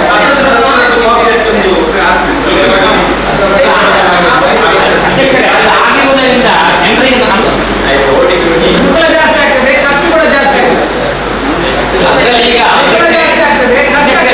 ಒಟ್ಟಿಗೆ ನಾವು ಕೆಲಸ ಮಾಡಬೇಕು. ನಿನ್ನೆ ಉಡುಪಿ ನಗರಸಭೆಗೆ ಲೋಕಾಯುಕ್ತ ದಾಳಿ ಮಾಡಿ ಅಲ್ಲಿ ಅಧಿಕಾರಿಯಾಗಿ ಮಧ್ಯಾಹ್ನದಿಂದ ದೇವರ ಮನೆಗೆ ಹೋಗುವ ರಸ್ತೆ ನಾವು 15ರ ಹಣಕಾಸು ಯೋಜನೆಯಲ್ಲಿ 2 ಲಕ್ಷ ಅನುದಾನವನ್ನು ನೀಡಿದ್ದೀವಿ. ನಮ್ಮ ಚನ್ನದಾಸ ಕಳೆಗಳು ಅದು ಟೆಂಡರ್ ಆಗಿ 1 ವರ್ಷ ಆಯಿತು. ನಮ್ಮ ಅದರ ಜೊತೆ ಟೆಂಡರ್ ಆದದ್ದು ಡಾಕ್ಟರ್ಸ್ ಕಾಲನಿಯಲ್ಲಿ ರಸ್ತೆ ನಮ್ಮದು ಕಾಮಗಾರಿ ಆಗಿದೆ. ಅದು 2 ಲಕ್ಷ ಅನುದಾನ ಇಟ್ಟ ತಡೆಗೋಡೆ ಇನ್ನೂ ಕಾಮಗಾರಿ ಆಗಿದೆ. ಆ ತೋಡಿನ ಬದಿಯಲ್ಲಿ ನೋಡಿ ರಿಸೀವ್ ಬಂದಿದೆ. ಮೊನ್ನೆ ನಾನು ಸ್ಪಾಟಿಗೆ ಚೀಫ್ ಆಫೀಸರ್ಗೆ ಫೋನ್ ಮಾಡಿ ಹೇಳಿದ್ದೆ. ಆನಂತರ ನಮ್ಮ ಯಾರು ಒಟ್ಟಿಗೆ ವೈಶಾಖ ಅವರಿಗೆ ಒಂದು ಸ್ಪಾಟ್ ಮಾಡಿದ್ರು. ಅವರು ಸ್ಪಾಟ್ ಮಾಡಿ ಹೇಳಿದ್ರು ಈಗ ಮಳೆ ಬರುವಾಗ ನಾವು ಕೆಲಸ ಮಾಡಲಿಕ್ಕೆ ಆಗೋದಿಲ್ಲ ಅಂತ ನಮಗೆ ಹೇಳಿದ್ರು. ಅವರು ಒಂದು ರಕ್ಷಿತವರು ಬಂದಿದ್ದಾರೆ. ಇವಾಗ ಈ ಮಳೆಗಾಲ ಸಮಯದಲ್ಲಿ ಜಾಸ್ತಿಯಾಗಿ ಅದು ಕೊರೆದು ಹೋಗುತ್ತೆ. ಖಂಡಿತವಾಗಿ ರೋಡ್ ಮಾತ್ರ ಕಟ್ಟಾಗ್ತದೆ ಒಂದು ಸೈಡ್. ನಾವೀಗ 2 ಲಕ್ಷ ಅನುದಾನ ಇಟ್ಟಿದ್ದೇವೆ. ಮುಂದೆ ಹೀಗೆ ಅದು ಈ ಮಳೆಗಾಲ ಸಮಸ್ಯೆ ಆದರೆ ಒಂದು 10 ಲಕ್ಷ ಅನುದಾನ ಇಡಬೇಕಾಗುತ್ತೆ ಮುಂದೆ ನೋಡುವಾಗ. ಹೌದು ನೋಡಿದ್ರೆ ಅದಕ್ಕೆ ನಾವೀಗ ಸ್ವಲ್ಪ ಮಳೆಗಾಲ ಕಡಿಮೆ ಇದೆ. ಮಳೆಗಾಲ ಕಡಿಮೆ ಇರುವ ಟೈಮಲ್ಲಿ ಅದೊಂದು ಮಾಡೋದು ಒಳ್ಳೇದಂತ ಕಾಣ್ತದೆ. ನಮ್ಗೆ ಲಾಸ್ಟ್ ಫೋನ್ ಮಾಡಿ ಹೇಳಿ ಗೊತ್ತಾಯ್ತಾ ಹಾಗೆ. ಅದು 2-3 ಸರಿ ಹೋಗಿ ನೋಡಿದ್ದೇವೆ ಅದನ್ನ. ಅನುದಾನ ಯಾವಾಗ ಗೊತ್ತಾ, ಅಲ್ಲಿ ಯಾವಾಗ ಅಲ್ಲಿ ಡ್ಯಾಮೇಜ್ ಆಯ್ತು ಆಗಲೇ ನಮ್ದು SFC ಅನುದಾನ ಕೂಡ ಬಂದಿತ್ತು. 15 ಫೈನಾನ್ಸ್ ಬಂದಿತ್ತು. ಆ ಟೈಮಲ್ಲಿ ಅದಕ್ಕೆ ನಾವು ತುರ್ತಾಗಿ ಅನುದಾನ ಇಟ್ಟದ್ದು. ಮತ್ತೆ ನೀವು ನೋಡುವಾಗ ಅದು ತುಂಬಾ ಡೀಪ್ ಇದ್ದ ಕಾರಣ ಅದರಲ್ಲಿ ಸ್ವಲ್ಪ ಕೆಲಸ ಮಾಡ್ಲಿಕ್ಕೆ ಅದನ್ನು ಹೇಗೆ ಯಾರಿಗೆ ಅಲ್ಲ ಅವರಿಗೆ ಒಂದು ಹೇಗೆ ಅದನ್ನು ಮಾಡುವುದಂತಂದ್ರೆ ಓದಿ ಹಾಕುವುದಾ ಅಲ್ಲ ಎಲ್ಲ ಕಡೆ ಒಂದು ಕೆಲಸ ತುಂಬಾ ಮಾಡಿಟ್ಟಿದ್ದಾರೆ. ಅಲ್ಲಿಗೆ JCB ಇಲ್ಲ, JCB ಏನೋ ನೋಡಿ, ಯಾಕಂದ್ರೆ ಅದೀಗ ಮಾತ್ರ ಮುಂದೆ ಮಳೆ ಜೋರು ಬಂದು ಖಂಡಿತ ರೋಡ್ ಕಟ್ ಆಗ್ತದೆ. ಮತ್ತೆ ಅಲ್ಲಿಗೆ ಆ ಕಡೆ ಹೋಗುವಂತ ಸಾರ್ವಜನಿಕ ರಸ್ತೆ ಇಲ್ಲ, ಮನೆಯಾಗಿ ಬರಬೇಕು. ಸದ್ಯಕ್ಕೆ ಅಷ್ಟು ಈಗ ಮಳೆಗಾಲ ಪಾಪ ಅಂತ ಅರ್ಥ ಇದ್ದಾರೆ, ಆದರೆ ಅದು ನೀರು ಬಿದ್ದಾಗ ಕರಗಲಿಕ್ಕೆ ಚಾನ್ಸಸ್ ಉಂಟು. ಅದೇನಂದ್ರೆ ನೀರು ಅದೇ ಜಾಗದಲ್ಲಿ ಅದನ್ನು ಸ್ವಲ್ಪ ಸೈಡಿಗೆ ಸ್ವಲ್ಪ ಮ್ಯಾನುವಲ್ ನಮ್ದು ಇಲ್ಲ ಮೇಂಟೆನೆನ್ಸ್ ಅಲ್ಲಿ ಅದಲ್ಲ. ಇಲ್ಲಿ ಈ ಸೈಡ್ ಎಲ್ಲ ಈಗ ಆ ಸೈಡ್ ಒಂದು ಜಾಗ ಉಂಟಲ್ಲ, ಲೆಫ್ಟ್ ಸೈಡ್ ಉಂಟಲ್ಲ, ಸಣ್ಣ ಒಂದು ಚರಂಡಿ ಮಾಡಿ ಅದೊಂದು ಅರ್ಜೆಂಟ್ ಮಾಡಿದ್ರೆ ಈ ನೀರು ಇಲ್ಲಿಂದ ಹೋಗ್ಲಿಕ್ಕಿಲ್ಲ, ಸೈಡ್ ಇದರಲ್ಲಿ ಇದು ನಮ್ಮ ದೊಡ್ಡ ಚರಂಡಿ, ನಮ್ಮ ಸುಜಾತಕ್ಕನವರ ಮನೆಯಿಂದ ಮೇಲೆ ಅದು ತೋಡು ನಮ್ಮ ನಮ್ಗೆ ಹೇಗೆ ಗೊತ್ತಾ, ಅದು ಕೆಳಗಿನ ನೀರು ತುಂಬಾ ಡೀಪ್ ಉಂಟು, ಕೆಳಗಿನಿಂದಾಗಿ ಹೋಗ್ತದೆ. ಈ ಮೇಲಿನಿಂದ ಬರುವ ನೀರು ಏನಾಗುತ್ತೆ ಗೊತ್ತಾ, ಲೆಫ್ಟಿಗೆ ಹೋಗುದು, ರೈಟಿಗೆ ಬಂದು ಅಲ್ಲಿ ಒಂದು ಸಮಸ್ಯೆ ಲೆಫ್ಟಲ್ಲಿ ಮಾಡಿಕೊಂಡು ಹೋಗ್ತೀನಿ ಹೇಳಿದ್ದಾರೆ. ಅಲ್ಲಿ ನಮ್ಮ ಈಗ ಹೊಸ ಪೈಪ್ ಲೈನ್ ಅದು ಆ ಲೈನಲ್ಲಿ ಹೋಗ್ತದೆ. ಅದರ ಮೇಲೆ ನಾವು ಹೇಗೆ ಅಲ್ಲ ಸ್ವಲ್ಪ ಡೀಪ್ ಮಾಡುವ ಅದು ಮಾಡುವ. ನೀರು ಹೋಗುವಷ್ಟು ಮಾತ್ರ. ಜಯ ಇನ್ನೊಂದು ಆದಷ್ಟು ಬೇಗ, ಯಾಕಂದ್ರೆ ದೊಡ್ಡ ಸಮಸ್ಯೆ ಆಗೋದ ಮೊದಲು ನಾವು ಅದಕ್ಕೆ ಮುಗಿಸಿ ಒಳ್ಳೆದಂತ ಕಾಣ್ತದೆ. ಮತ್ತೊಂದು ಅದನ್ನ ಯಾರು ಮಾಡ್ತಾರೆ? ಹೇಳಿ ಅಲ್ಲಿ ನೋಟ್ ಮಾಡಿ ಅದೊಂದು ವ್ಯವಸ್ಥೆ ಮಾಡೋದು. ಈಗ ಒಳಗೆ ಕೆಲಸ ಮಾಡಲಿಲ್ಲ ಅಂದ್ರೆ ನೆಕ್ಸ್ಟ್ ನೋಡಿ, ಯಾಕಂದ್ರೆ ಸಮಸ್ಯೆ ಆಗುತ್ತೆ. ಚೇಂಜ್ ಮಾಡಿ.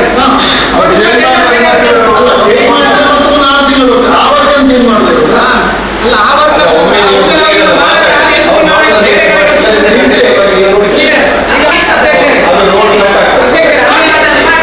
ನಮಗೆ ಈಗ ಸಮಸ್ಯೆಗೆ ಬೇಕಾಗಿ ನಾವು ತುರ್ತು ಸ್ಥಾಯಿ ಸಮಿತಿಯಲ್ಲಿ ಕರ್ತದೆ. ಅವ್ರು ಕೆಲಸ ಮಾಡೋದಿಲ್ಲ ಅಂದ್ರೆ ಟೆಂಡರ್ ಚೇಂಜ್ ಮಾಡಿ ಬೇರೆ ಯಾರಾದ್ರೂ ಮೊದಲು ಅವ್ರ ಹತ್ರ ಕೆಲಸ ಮಾಡಿಸಿ ಟೆಂಡರ್ ಆಮೇಲೆ ಮಾಡಿಕೊಡ್ಬೋದು. ಅದು ಮತ್ತೊಂದು ಬೇರೆ ಯಾವುದು ಕೆಲಸ ಬಾಕಿ ಉಂಟು. ಮತ್ತೆ ನೀವು ಹೋಗಿದ್ದು ಸ್ಪಾಟಿಗೆ ಮಾತೃಶ್ರೀ ಬಡಾವಣೆಯ ಶಾಸ್ತ್ರನಗರ ಮಾತೃಶ್ರೀ ಬಡಾವಣೆಯ ಫಸ್ಟ್ ಲೆಫ್ಟ್ ಮಮತಾ ಶೆಟ್ಟಿ ಹಾಗೂ ಅಗೋಸ್ಟಿನ್ ಅವರ ಮನೆಗೆ ಹೋಗುವ ಕಾಲುದಾರಿಗೆ ಅಂತ.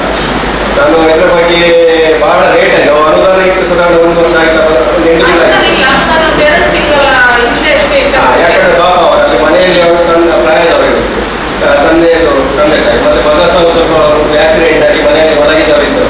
ಅಲ್ಲಿ ಈಗ ನೋಡ್ಲಿಕ್ಕೆ ಹೋಗುವಾಗ ಕಾಲಲ್ಲಿ ನಡೀಲಿಕ್ಕೆ ಹೋಗದಂತ ಪರಿಸ್ಥಿತಿಯಲ್ಲಿ ಉಂಟು. ಆಲ್ರೆಡಿ ನಾನು ಕೇಳ್ತಿರುವಾಗ ನನ್ನನ್ನು ಕೇಳ್ತಾ ಇದ್ದಾರೆ ಅವರು. ಅದಕ್ಕೆ ಈಗ ನಾನು ಆಲ್ರೆಡಿ ಅನುದಾನ ಇಟ್ಟಿದ್ದಾರೆ ಅಂತ ತಿಳಿಸಿದ್ದೇನೆ. ಮತ್ತೆ ಈಗ ನೀವು ಮೊನ್ನೆ ಹೇಳಿದ್ರೆ ಅಲ್ಲಿ ಅಬ್ಜೆಕ್ಷನ್ ಉಂಟಂದ್ರೆ ಇಲ್ಲ, ಎಂತ ಅಬ್ಜೆಕ್ಷನ್ ನಮ್ಗೆ ತಿಳಿಸ್ಬೇಕು. ಯಾಕಂದ್ರೆ ಸ್ಟಾರ್ಟಿಂಗ್ ಅಲ್ಲಿ ಮಾತ್ರ ನೀವು ಹಾಸ್ಪಿಟಲ್ ಹಾಕಿ ಕೊಡ್ತೀರ, ಮತ್ತೆ ಮುಂದೆ ಒಂದು 20 ಮೀಟರ್ ಆಗುದಿಲ್ಲ ಅಂತ ನೀವು ಹೇಳಿದ್ದಾರೆ ಮೊನ್ನೆ. ಅದು ಎಂತ ಸಮಸ್ಯೆ ಅಂತ ನೀವು ಹೇಳಬೇಕು.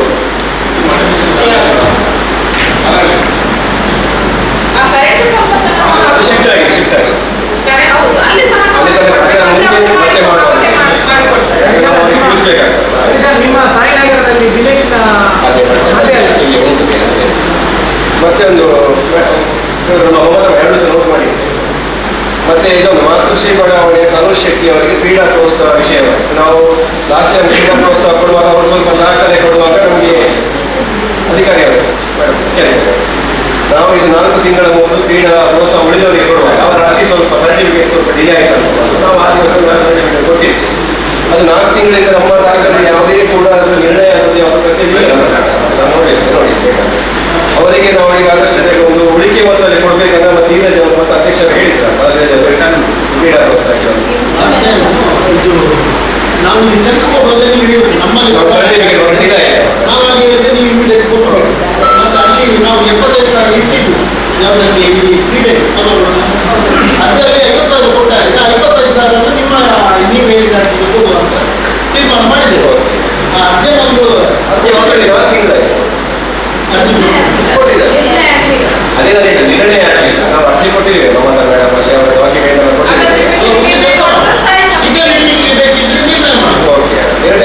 ಒಂದು ಕೊಡುವಾಗ ಚರ್ಚಿದ್ದು ಮಾತ್ರ ಪ್ರೊಸೀಜರ್ ಮುಂದುವರಿಸಿ ಮಾಡಿ ನಿರ್ಣಯ ಮಾತ್ರ ಇದಕ್ಕೆ ಮಾಡಿ. ಮತ್ತೊಂದು ಅಧ್ಯಕ್ಷ ನಮ್ಮ ಈಗ ಕೋಟೆಕಾರ ಗ್ರಾಮದಲ್ಲಿ ಕಾನ್ವೆಕ್ಸ್ ಮಿರಾರ್ ಟರ್ನಿಂಗ್ ಹಾ. ಅದು ಮಿರಾರಿಗೆ ನಾವು ಸಹ ಒಂದು ಮನವಿ ಕೊಟ್ಟಿದ್ದೇವೆ. ಈಗ ಒಟ್ಟಿಗೆ ಟೆಂಡರ್ ಆಗ್ತದೆ ಅಂತ ಗೊತ್ತಿಲ್ಲ. ನಮ್ಮ ಕೆಲವು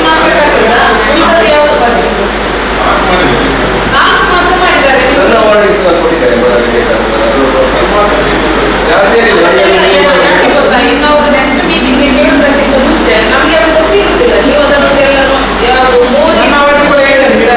ಮೇಡಮ್ ಎಲ್ಲ ನೋಟ್ ಮಾಡಿ ಅದನ್ನು ನಿರ್ಣಯ ಮಾಡಿ ಇಲ್ಲದಿದ್ದು ನಿರ್ಣಯ ಆಗಿದೆ.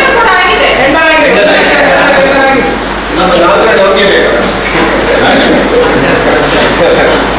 ಮತ್ತೆ ಅಧ್ಯಕ್ಷರೇ ಗಿರಿಜಾ ಸಾಯಿನಗರ ಅವರಿಗೊಂದು ಚರಂಡಿಗೆ ಮಣಿಪಾಗಲಿಕ್ಕೆ ನಮ್ಮ ಗಿರಿಜಾ ಮತ್ತು ಇನ್ನು ಅವರು ಮನವಿ ಕೊಟ್ಟಿದ್ರು. ನಾನು ಕೂಡ ಸ್ಪಾಟಿಗೆ ಹೋಗಿದ್ದೆ.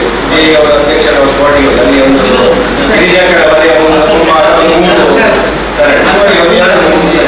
ಜಾಸ್ತಿ ಬೇಕಾಗ್ತದೆ. 2 ಸಾವಿರ ಗಿರಿಜಾ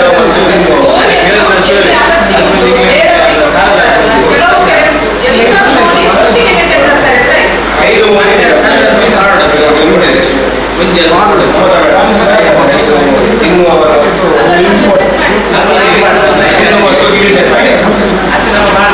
ಮತ್ತೆ ಒಂದು ಮುಖ್ಯ ಅಧಿಕಾರಿ ನಾವು ಮೆಸ್ಕಾಂ ಇಲಾಖೆಗೆ ನನ್ನ ವಾರ್ಡಿನ ದಾರಿದೀಪ ವಿಸ್ತರಣೆ ಬಗ್ಗೆ ನಾನು ಈಗಾಗಲೇ ಮೊದಲೇ ಒಂದು ಕೊಟ್ಟಿದ್ದೇನೆ, ಮನವಿ ಕೊಟ್ಟಿದ್ದೇನೆ.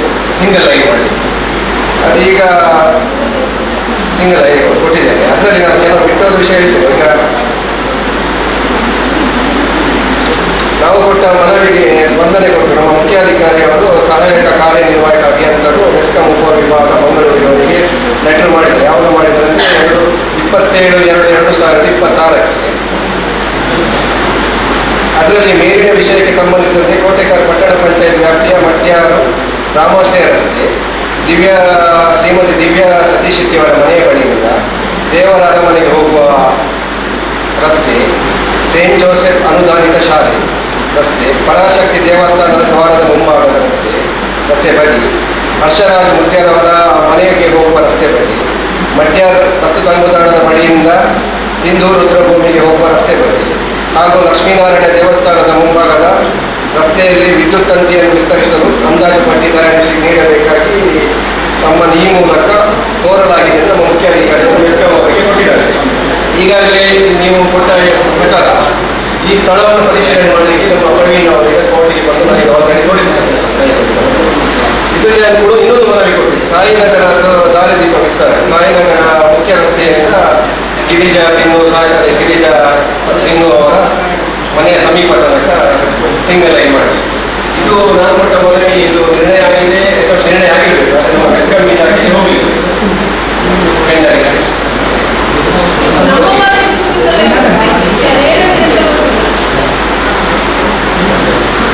ಅದೊಂದು ನೋಟ್ ಮಾಡಿ.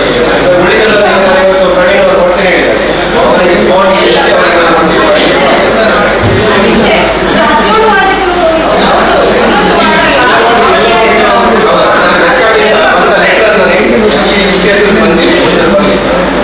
ಅದೇನು ಗೊತ್ತಾ, ಒಟ್ಟು 12 ವಾರ್ಡ್ನಲ್ಲಿ ಎಲ್ಲ ಒಟ್ಟಿಗೆ ಮಾಡಿ ಒಟ್ಟಿಗೆ ಮಾಡಲಿಕ್ಕೆ ನಮಗೆ ಹಣ ಒಂದು 3-4 ಕೋಟಿ ಕೊಟ್ಟರು. ಅದಕ್ಕೆ ಸ್ಟೆಪ್ ಬೈ ಸ್ಟೆಪ್ ಹಂತವಾಗಿ ಮಾಡುವ ಅಂತ ನಾವು ಅಲ್ಲ, ಎಲ್ಲ ಮೆಸ್ಕಾಂಗೆ ಕೊಟ್ಟು ಅವರು ಅಲ್ಲಿಂದ ಇಂಟಿಮೇಷನ್ ನಮಗೆ ಹಾಕ್ತಾರೆ. ಅಂದ್ರೆ ನೀವು ಇದಕ್ಕೆ ಹಣ ಕಟ್ಟಬೇಕು ಅಂತ. ಹಾಗಾಗಿ ಯಾವುದೇ ಈಗ ಮೊದಲ ಪ್ರಾಸೆಸ್ ತೆಗಿದ್ದೇವೆ ಅದಕ್ಕೆ ಮಾತ್ರ ಹಣ ಕಟ್ಟಿ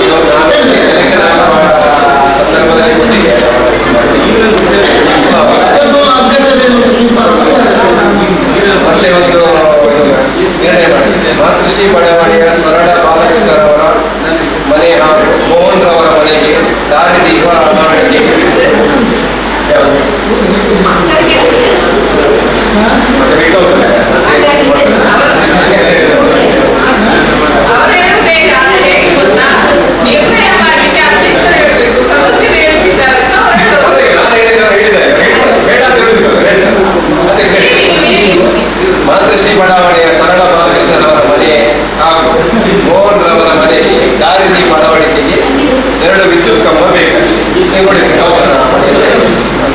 ಮತ್ತೆ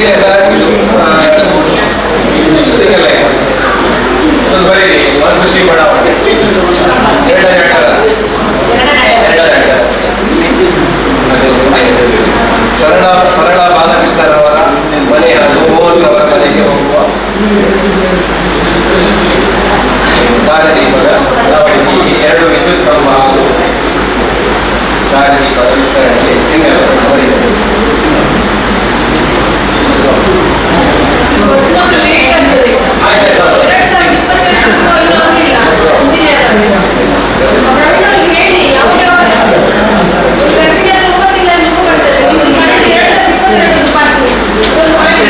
ಅವರಿಗೆ ಕೊನೆಯದಾಗಿ ಅದೇ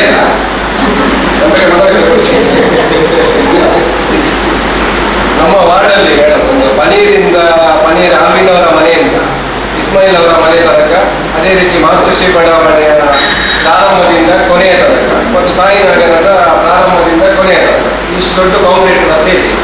ಹಾಗೆ ಅಲ್ಲೇ ಸಾರ್ವಜನಿಕರಲ್ಲಿ ಮನವಿ ಹೇಳಿದ್ದಾರೆ. ಯಾಕಂದ್ರೆ ಈಗ ಕಾಂಕ್ರೀಟ್ ರಸ್ತೆ ಒಳ್ಳೆದಿರುವಾಗ ಕೆಲವು ಟೂ ವೀಲರ್ ಅವರು ಭಾರಿ ಸ್ಪೀಡ್ ಹೋಗ್ಬೋದು, ಕ್ರಾಸಿಂಗ್ ಎಲ್ಲ ಇರ್ತದೆ ಅಲ್ಲಿ. ನನ್ನ ಇದರಲ್ಲಿ ಮೊನ್ನೆ ಆಗಿದೆ, ಸುಳ್ಳು ಹೇಳ್ತಾರೆ. ನನ್ನ ಮಗನ ಹೊರಗೆ ಬರೋ ನನ್ನ ಅಪ್ಪನ ವೈಫ್ ಬಿಟ್ಟು ಮನೆಗೆ ಏನಾಗಲಿಲ್ಲ.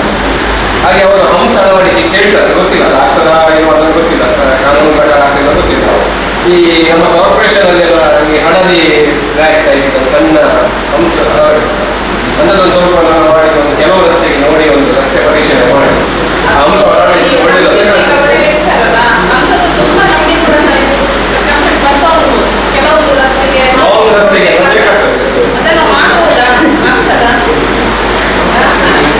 ಒಂದು ಎಂತ ಗೊತ್ತುಂಟ, ಒಂದು ಸಜೆಷನ್ ಉಂಟು.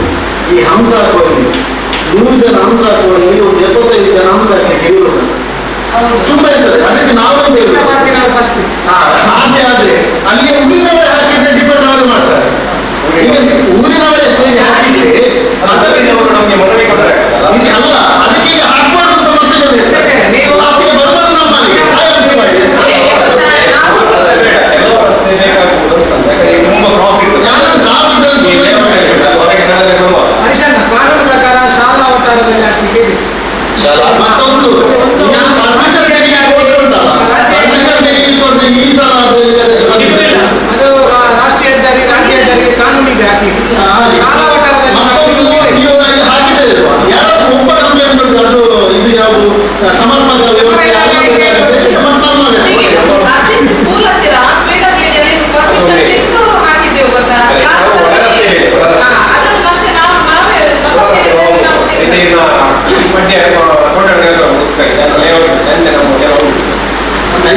ಅವ್ರದ್ದು ಅಖಿಲಾರಿ ಮಾಡಿದೆ ಕಾಂಪ್ಲಿಕೇಶನ್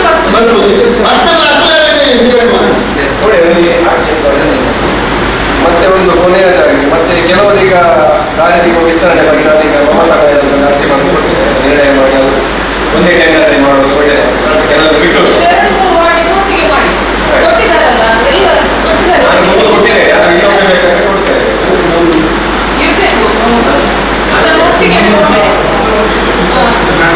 ಅದೇ ಕೊನೆಯದಾಗಿ ಅಧ್ಯಕ್ಷರೇ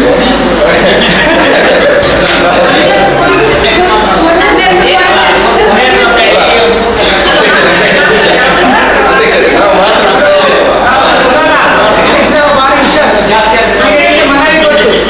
ಆಮೇಲೆ ಪ್ರತಿಭಟನೆ ಮಾಡಿ ಯಾರು ನೋಡಿ ನಮಗೆ ಪಂಚಾಯತ್ ಮಾಡಲಿ, ಶಾಸಕರು ಮಾಡಲಿ, MP ಮಾಡಲಿ ಸಂತೋಷ. ನಮ್ಮ ರಾಜಕೀಯ ಅಲ್ಲ, ನಮ್ಮ ಅವಧಿಯಲ್ಲಿ ನಮ್ಮ ಡಿಸ್ಟ್ರಿಕ್ಟ್ ಕೆಲಸ ಆಗಿದೆ ಅಂತ ನಾವು ಯಾರ ವೈಯಕ್ತಿಕವಾಗಿ ಗಲಾಟೆ ಇದೆ ನಾವು ಆ ಟೈಮಲ್ಲಿ ಅಧ್ಯಕ್ಷರೇ ವೈಯಕ್ತಿಕವಾಗಿ ನಮಗೆ ಗಲಾಟೆ ಇಲ್ಲ. ಆ ಸಂದರ್ಭದಲ್ಲಿ ನಾವು ಮಾತಾಡ್ತೇವೆ. ನಮ್ಮ ವೈಯಕ್ತಿಕವಾಗಿ ನಮ್ಮ ಮನೆಗೆ ಯಾಕೆ ನಾವು ಕೇಳುತ್ತೆ ಎಲ್ಲ ಸರ್. ಕೊನೆಯದಾಗಿ ಈಗ ಡಾಕ್ಟರ್ಸ್ ಕಾಲೋನಿಯಿಂದ ದೇವರ ಅರಮನೆ ಜಂಕ್ಷನ್ ಅವರಿಗೆ ಈಗ ಆಲ್ರೆಡಿ ನಾವೀಗ ಸಿಂಗಲ್ ಸಪ್ರೇಟ್ ಸ್ವಿಚ್ ಇತ್ತು, ಈಗ ಸಿಂಗಲ್ ಲೈನ್ ಅವರಿಗೆ ನಾವು ಮಾಡಿದ್ದೇವೆ. ಅವ್ರಿಗೆ ಮೊನ್ನೆ ಈಗ ಹಣ ಕಳೆದಲ್ಲಿ ಕಂಪ್ಲೀಟ್ ಕಾಮಗಾರಿ ಆಯಿತು. ಅಲ್ಲಿ ಅಧ್ಯಕ್ಷ ನಾವು ಈಗ 10 ಲೈಟ್ ಕೊಡ್ತಾ ಇದ್ದೀವಿ ನಮಗೆ ಒಂದು ವಾರ್ಡ್ 10 ಲೈಟ್ ಕೊಟ್ಟದ್ದು ಅದು ಗೊತ್ತಿಲ್ಲ.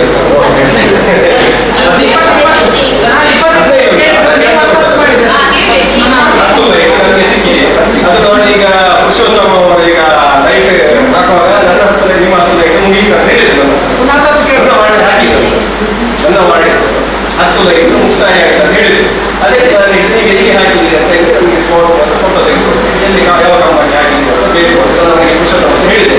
ಅದು ಅವ್ರು ಲಿಸ್ಟ್ ಕೊಡ್ತಾರೆ ನನಗೆ. ಅದಕ್ಕೆ ನೀವು ಹೇಳೋದಾಗ್ತದೆ ಅಲ್ಲ ಹೇಳಿ ಹಾಕಿದ್ರು ನಿಮ್ಗೆ ನಾವು ಹೇಗೆ ಹಾಕಿದ್ರೆ ನಮಗೆ ಒಂದು ಕಡೆಯಿಂದ ಫೋನ್ ಮಾಡಿ ಅಲ್ಲಿ ಅಂತ ಹಾಕಿ ಈಗ ಲಾಸ್ಟ್ ಈ ಸತಿಗೆ ಲಾಸ್ಟ್ ಕೊನೆಗೆ ಹಾಗೆ ನಾವು ಫಸ್ಟ್ ಕೆಲಸ ಮಾಡಿದ್ರೆ ಮತ್ತೆ ಅದನ್ನು ನೋಡುದು ಕರೆಕ್ಟ್ ಆಗಿ ಆಗಿದೆ. ಈಗ ನಮಗೆ ಈಗ ಡಾಕ್ಟರ್ಸ್ಗಳಿಂದ ದೇವರಾರ ತನಕ ಬರುವಲ್ಲಿ ಕಂಪ್ಲೀಟ್ ಕತ್ತಲೆ ಪ್ರದೇಶ. ಈಗ ಲೈನ್ ಆಗಿ ವಿಸ್ತರಣೆ ಮೊದಲಾದ್ರೆ ಲೈನ್ ವಿಸ್ತರಣೆ ಇರಲಿಲ್ಲ. ಈಗ ಕಂಪ್ಲೀಟ್ ಆಗಿ ಲೈನ್ ವಿಸ್ತರಣೆ ಆದ ನಂತರ ಆ ಕಂಬ ನಾವು ಲೈಟ್ ಹಾಕೋಣ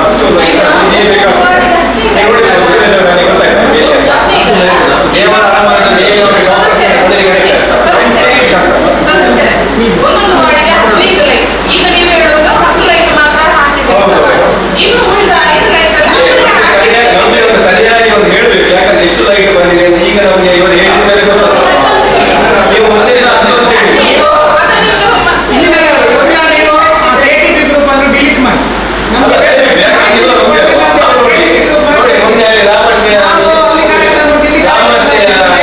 ನಾನು ಅಲ್ಲಿ ಸುಳ್ಳಿನಲ್ಲಿ ಆಗಿ ಕೆಲವು ವಿಷಯ ರಾಮಶಯ ರಸ್ತೆ ಸ್ವಲ್ಪ ಅಲ್ಲಿ ಗೊಂದಲ ಆಗುವುದು.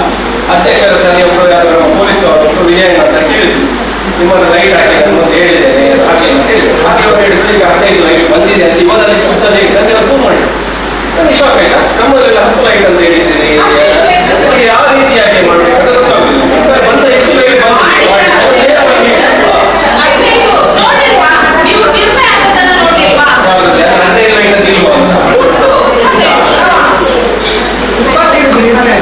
ಇಲ್ಲಿ ಅದು ನೋಡಿದ್ರೆ ಸತ್ಯ ಅದು ಹೇಗೆ ಬರಬೇಕು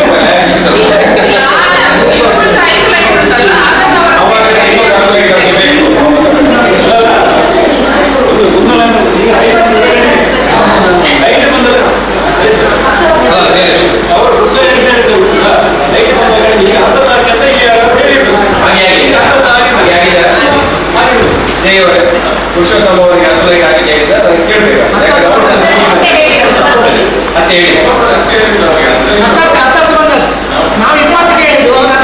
ಏನು ಮಾತಾಡ್ತೀವಿ ಇಲ್ಲಿ 15 ಲೈಟ್ ಅಂತ ಅವ್ರು ಹೇಳಿದ್ರು. ನಿಮಗೆ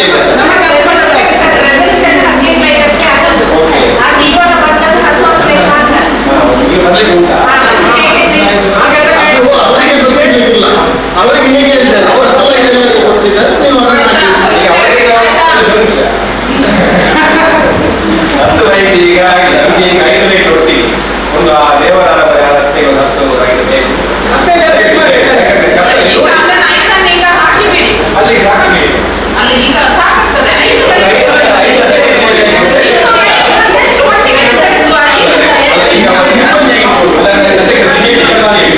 ಅಲ್ಲಿ ನಾವು ವಿಸ್ತರಣೆ ಇಲ್ಲದ ಸಂದರ್ಭದಲ್ಲಿ ಅನೇಕ ಸಾರ್ವಜನಿಕರು ಹೇಳುವಾಗ ಅಲ್ಲಿ ಸ್ವಿಚ್ ಹಾಕಲಿಕ್ಕೆ ಆಗುದಿಲ್ಲ ಇವಾಗ ವಿಸ್ತರಣೆ ಆಗಿ ನಾವು ಜಂಕ್ಷನ್ ಮಾಡಿ ಕೊಡ್ಲಿಕ್ಕೆ ಈಗ ನಾವು ಏನಂತಾರೆ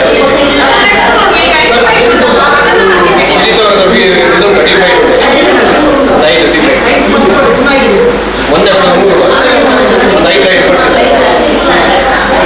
ಮತ್ತೆ ಒಂದು ನಿನ್ನೆ ಸ್ಕಾಲರ್ಶಿಪ್ ವಿಷಯದಲ್ಲಿ 95% ಮೇಲೆ ಅವರಿಗೆ ನಾವು ಒಂದು ಆದ್ಯತೆ ಕೊಡ್ತೀವಿ. PUC ಅದು ಏನಾಗಿದೆ ಅಂದ್ರೆ ಅದಕ್ಕೆ ವ್ಯವಸ್ಥೆಗೆ ಮಾಡಿ ಎಲ್ಲ ತಿಳಿತೇವೆ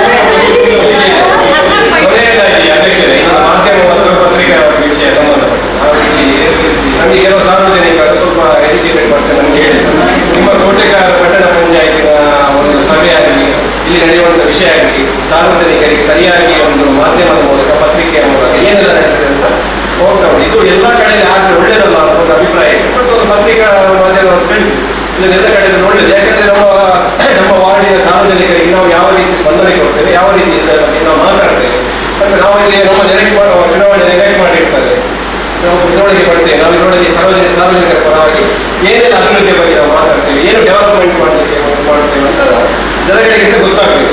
ಕೋಟೆಗಾರ ಪಟ್ಟಣ ಪಂಚಾಯತ್ ಈ ಮಾಧ್ಯಮ ಮತ್ತು ಪತ್ರಿಕಾ ಇಲ್ಲಿ ಒಂದು ನಮ್ಮ ವಿಷಯ ತಿಳಿಸಬೇಕು. ಎಲ್ಲರೂ ನಮಗೆ ಹೆಚ್ಚಿನವರು ನಮಗೆ ಒಳ್ಳೆಯ ರೀತಿಯ ಒಂದು ಭಾಗ ನಿಮಗೆ ಅಧ್ಯಕ್ಷರ ನೇತೃತ್ವದಲ್ಲಿ ನಾನೊಂದು ಹೇಳುದು, ರಾಜ್ಯ ಸರ್ಕಾರಕ್ಕೆ ನಮ್ಮಿಂದ ಏನು ಮಾಡ್ಲಿಕ್ಕೆ ಆಗುದಿಲ್ಲ. ರಾಜ್ಯ ಸರ್ಕಾರಕ್ಕೆ ನಾವು ಪತ್ರಿಕೆ ಹಾಗೂ ಮಾಧ್ಯಮ ಮಿತ್ರರೊಂದಿಗೆ ಒಂದು ಮನವಿ ಮಾಡುವುದೇನೆಂದರೆ, ಈಗ ಗ್ರಾಮ ಪಂಚಾಯತ್ ಇರ್ಬೋದು, ಪಟ್ಟಣ ಪಂಚಾಯತ್ ಇರ್ಬೋದು, ಪುರಸಭೆ ಇರ್ಬೋದು, ನಗರಸಭೆ ಇರ್ಬೋದು, ಕಾರ್ಪೊರೇಷನ್ ಇರ್ಬೋದು, ಜಿಲ್ಲಾ ಪಂಚಾಯತ್ ಇರ್ಬೋದು, ಎಲ್ಲ ಕಡೆ ಈ ಸಾಮಾನ್ಯ ಸಭೆ ಆಗ್ತದೆ ತಿಂಗಳಿಗೆ. ಅದು ಪ್ರತಿ ಸಾಮಾನ್ಯ ಸಭೆ ಕೂಡ ಮಾಧ್ಯಮದ ಮೂಲಕ, ಪತ್ರಿಕೆಯ ಮೂಲಕ ಕರೆಕ್ಟಾಗಿ ಕೆಲವರಿಗೆ ಪತ್ರಿಕೆಯವರಿಗೆ ಮಾತ್ರ ಗೊತ್ತಿತ್ತು ಕಡ್ಡಾಯ ಅಂತ ಈಗ ನಾವು ಎಲ್ಲ ಸಭೆಯಲ್ಲಿ ಮಾತಾಡಿ ಮಾಧ್ಯಮದವ್ರು ಬೇಕಂತ ಹೇಳಿ ನಾವೀಗ ಇಲ್ಲಿ ಪ್ರಸಾರ ಆಗ್ತಾ ಉಂಟು, ಸಾರ್ವಜನಿಕರಿಗೂ ಇದೊಂದು ಮುಟ್ತಾ ಉಂಟು, ಗೊತ್ತಾಯ್ತಲ್ವ? ಅದಕ್ಕೋಸ್ಕರ ಉಳಿದ ಇದಕ್ಕೆ ನಾನು ರಾಜ್ಯ ರಾಜ್ಯ ಸರ್ಕಾರದಲ್ಲಿ ಮಾಧ್ಯಮದ ಪತ್ರಿಕೆಯ ಮೂಲಕ ಮನವಿ ಮಾಡಿದ್ರೆ ಕಡ್ಡಾಯವಾಗಿ ಒಂದು ರಾಜ್ಯ ಸರ್ಕಾರ ಎಲ್ಲ ಇಲಾಖೆಗಳಲ್ಲಿ ಕೂಡ ಗ್ರಾಮ ಪಂಚಾಯತ್ ಹೇಳಿದಲ್ಲ ಎಲ್ಲ ಸಭೆಯನ್ನು ಅಲ್ಲಿ ಆಗುವಂಥ ವಿಷಯಗಳು ಮಾಧ್ಯಮದ ಮೂಲಕ ಪ್ರಸಾರ ಮಾಡಬೇಕು, ಕಡ್ಡಾಯವಾಗಿ ಅವರಿಗೆ ಒಂದು ಅನುಮತಿ ಕೊಡಬೇಕಂತ ಹೇಳಿ ನಾನು ಬಯಸ್ತೇನೆ. ನಾವು ಅದು ಅವರು ಗ್ರಾಮ ಪಂಚಾಯತ್ ಸಭೆ ಆಗಲಿಲ್ವಾ? ಬಹಳ ಒಳ್ಳೆಯ ವಿಷಯ ಅಂತ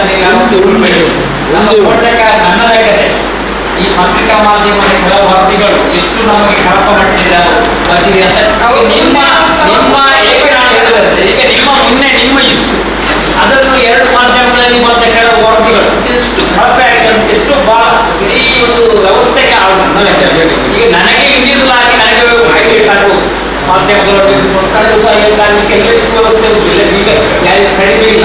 ಆದರೆ ಅದೆಲ್ಲ ಅಲ್ಲ, ನಾವು ಜನರಿಗೆ ಉಪಕಾರ ಮಾಡಿ ನೋಡ್ಬೇಕು. ಮಾಧ್ಯಮಕ್ಕೂ ಬರ್ತದೆ ನಿರ್ವಹಿಸ್ತಾರೆ, ಅವರ ಕರ್ತವ್ಯ ಅವ್ರು ಮಾಡ್ತಾರೆ.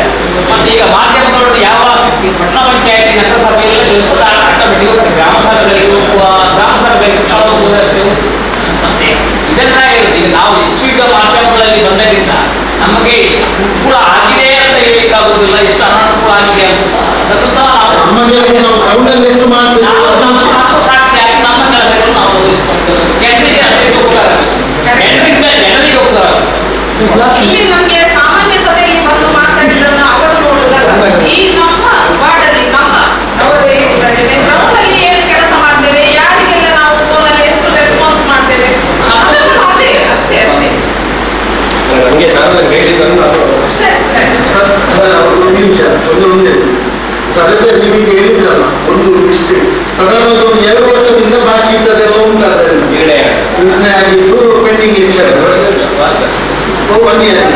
ನಾವು ಹೇಳುವುದೇನು ಈಗ ಅಷ್ಟು ಇಷ್ಟು ಉಂಟಲ್ಲ, ಅದನ್ನು ಸ್ವಲ್ಪ ಫಾಲೋ ಮಾಡಿಕೊಂಡು ಹೋಗಿದ್ದಾಗ ಮಾಡಿದ್ದಕ್ಕೆ ಈ ವಿಷಯ ಗೊತ್ತಾಗ್ತದೆ ನನಗೆ. ಮೊನ್ನೆ ಈ 1 ವರ್ಷ ಯಾವುದು ಟೆಂಡರ್ ಆಗಿ ಆಯ್ತಲ್ಲ, ಅದು ನನಗೆ ನಿಜವಾಗಿ ನನಗೆ ವೈಯಕ್ತಿಕವಾಗಿ ಸ್ವಲ್ಪ ಮಾಡ್ತೋಗಿ ನಾನು ಮನೆಯಲ್ಲಿ ತಗೊಂಡೆಲ್ಲ ಯಾವುದೆಲ್ಲ ಕಾಮಗಾರಿ ಲೀಸ್ಟ್ ಮಾಡಿ ಮತ್ತೆ ಅವಾಗ ನಾನು ಮುಖ್ಯಾಧಿಕಾರಿಗೆ ಫೋನ್ ಮಾಡಿ ಹೇಳಿ ನೋಡಿ ಈಗ ಇದನ್ನು ಓದಿ ಇನ್ನೊಂದು 4 ತಿಂಗಳು ಕಳೆದಾಗ್ತದೆ ಮತ್ತೆ ಪುನಃ ಅದನ್ನೇ ಓದುವಾಗ ಈಗ ಇದನ್ನ ಯಾಕಂದ್ರೆ ನಾನು ಈಗ ಮಮತಾ ಮೇಡಮ್ ಅಲ್ಲಿ ಎಂಟರ್ ಮಾಡಿ ಈಗ ನಾವೀಗ ಸಭೆಯಲ್ಲಿ ಎಂತದ್ದು ಹೇಳಿದ್ರು ಮತ್ತೆ ಜವಾಬ್ದಾರಿ ಹೋಗಿ ವಾಪಸ್ ಹೊರಟು ನಾವು ಹೇಗೆ ಮಾಡ್ತೇವೆ ಅದರ ಮೇಲೆ ಕೆಲಸ ಆಗುದಿಲ್ಲ.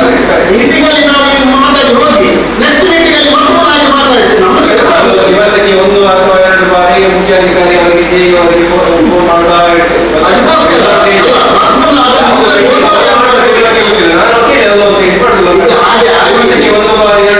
ಯಾವುದಾದ್ರು ವಿಷಯಕ್ಕೆ ಫೋನ್ ಮಾಡ್ತಾ ಇರ್ತೀವಾ ಹಾಗೆ ಆಗಿ ಕೆಲಸ ಆಗಲಿಲ್ಲ ಮತ್ತೆ ಪುನಃ ರಿಪೀಟ್ ಮಾಡಿ ಅದಕ್ಕೋಸ್ಕರ ಅದಕ್ಕೆ ಯಾವುದು ಗೊತ್ತಾ, ಇವತ್ತು ಗಿರೀಶ್ ಅವರ ಮನೆ ಬಳಿ ಉಂಟಲ್ಲ ದೇವರ ಮನೆ ರಸ್ತೆ, ಅದೊಂದು ಮಾತ್ರ ಟೆಂಡರ್ ಆಗಿ ಲೇಟ್ ಆಗಿದೆ. ಅದನ್ನು ಯಾರೋ ಕಾಂಟ್ರಾಕ್ಟರ್ ಹತ್ರ ಕೂಡ ಮಾತಾಡ್ತಾರೆ. ಹೌದು, ಕೆಳಗಡೆ ಮಾತ್ರ. ಮತ್ತೆ ಒಂದು ಯಾವಾಗ ಅವರಿಗೆ ವರ್ಕೌಟ್ ಕೂಡ ಸಿಕ್ಕಿದ್ದಿಲ್ಲ, ಆನಂದ್ ಹೆಸರು ಅವರಿಗೆ ಮುನ್ನೆ ಒಂದಷ್ಟೇ ಯಾವುದು ಮಮತಾ ಶೆಟ್ಟಿ ಅವರ ಮನೆ ಬಳಿ. ನೀವು ಅನ್ನೋದಕ್ಕೆ ಒಂದು ನಮ್ಗೆ ಯಾವುದು ಅವರೆಲ್ಲ ಕಡೆ ಹರೀಶ್ ರಾವ್ ಕಡೆ ಇದ್ದಾರೆ, ಕೆಲಸ ಆಗ್ತಿತ್ತು. ಹರೀಶ್ ರಾವ್ ಕಡೆ ಅವ್ರು ಯಾಕೆ ಹೀಗೆ ಮಾಡಿದ್ದಾರೆ, ಅವರು ಸಾಕಾಗ್ತಾರೆ ಏನು ಮಾಡೋದು. ಅವರ ಕಂಬ ಕೂಡ ಶಿಫ್ಟ್ ಮಾಡಬೇಕು, ನಾನು ಡಿಲೇ ಮಾಡಿದ್ದೆ. ನಾನು ಇಲ್ಲಿವರೆಗೆ ಎಷ್ಟು ಬೈದಿದೆ, ಎಷ್ಟು ಜೋರಾಗಿ ನನಗೆ ಮಾತಾಡೋದು ಅದಕ್ಕೆಲ್ಲ ಅದಕ್ಕೆ ಪ್ರಾಯದ ಹೇಳ್ತಾರೆ ನಾವು ಡಿಲೇ ಯಾಕೆ ಮಾಡೋದು. ನೆಕ್ಸ್ಟ್ ಜುಲೈ 25 ಕಳೆದ ವರ್ಷ ಒಂದು ಅರ್ಜಿ ಕೊಟ್ಟು ನಾನಲ್ಲ ನಮ್ಮ ವಾರ್ಡಿನ SC/ST ಅವರು ಕೊಟ್ಟರು. ಅಲ್ಲಿಗೆ ಒಂದು ಆ ಅರ್ಜಿ ಸಹ ಇಲ್ಲಿ ಓದಿಲ್ಲ, ಅರ್ಜಿ ಏನಾಗಿದೆ ನಿಮಗೆ ಕೇಳಿಲ್ಲ. 31 ಜುಲೈ 2025 ಲಾಸ್ಟ್ ಇಯರ್ 1 ವರ್ಷ ಅರ್ಜಿ ಹೋಗ್ಲೇವಿ ಅದೊಂದು ಎಸ್ ಸಿ ಅದೊಂದು ಫೇಕ್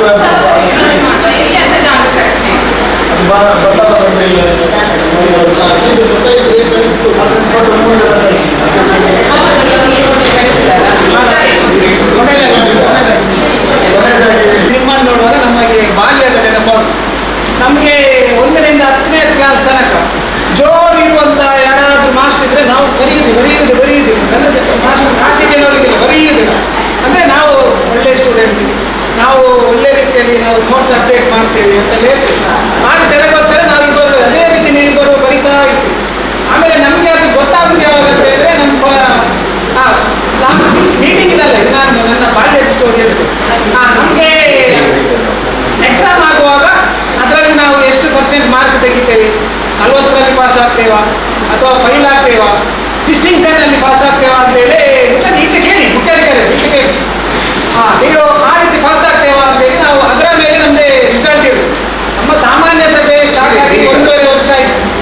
ನೀವು ಬರೆಯುವುದೇ ನಮ್ಮ ಕೊಟ್ಟಿರುವಂಥ ಮನವಿ ತುಂಬ ನೀವು ಬರ್ತದ್ದು ತುಂಬ ಇದೆ. ಮನವಿ ಹರಿಶನಾಥ್ ಮನವಿ ಕೊಟ್ಟರು, ಇಶಾಕ್ 20 ಮನವಿ ಕೊಟ್ಟರು, ಸುದೀಪ್ ಇಷ್ಟು ಕೊಟ್ಟರು, ಬರೆಯುವುದೇ ನಮ್ಮ ಗುರುರಾಜ್ ಸರ್ ಜೋರು ನಾವು ಜೋರಲ್ಲ ಹಾಗೆ ಬರಿತಾ ಇದ್ವಿ. ಅದರ ರಿಸಲ್ಟ್ ನಿಮ್ಮದೇನಿದೆ ಅಂತ ಕೇಳಿ. ಯಾಕೆ ಅಂತ ಹೇಳಿ ನೀವು ಜಸ್ಟ್ ಪಾಸ್ ಆಗಿದ್ದೀರಾ, ಡಿಸ್ಟಿಂಕ್ಷನ್ ಅಲ್ಲಿ ಪಾಸ್ ಆಗಿದ್ದೀರಾ, ರ್ಯಾಂಕ್ ತೆಗ್ದಿರಾ ಅಂತ ಕೇಳುದು. ಯಾಕೆ ನಾನು ಕೇಳಿದ್ದು ಅಂತ ಹೇಳಿದ್ರು, ನೀವು ಬರೆಯುವುದು ಬಿಟ್ಟರೆ ನಮ್ಮ ಮನೆಗೆ ಯಾವುದೇ ರೀತಿಯಾದಂಥ ಸ್ಪಂದನೆಗಳನ್ನು ನೀವು ಕೊಡ್ತಾ ಇದೆ.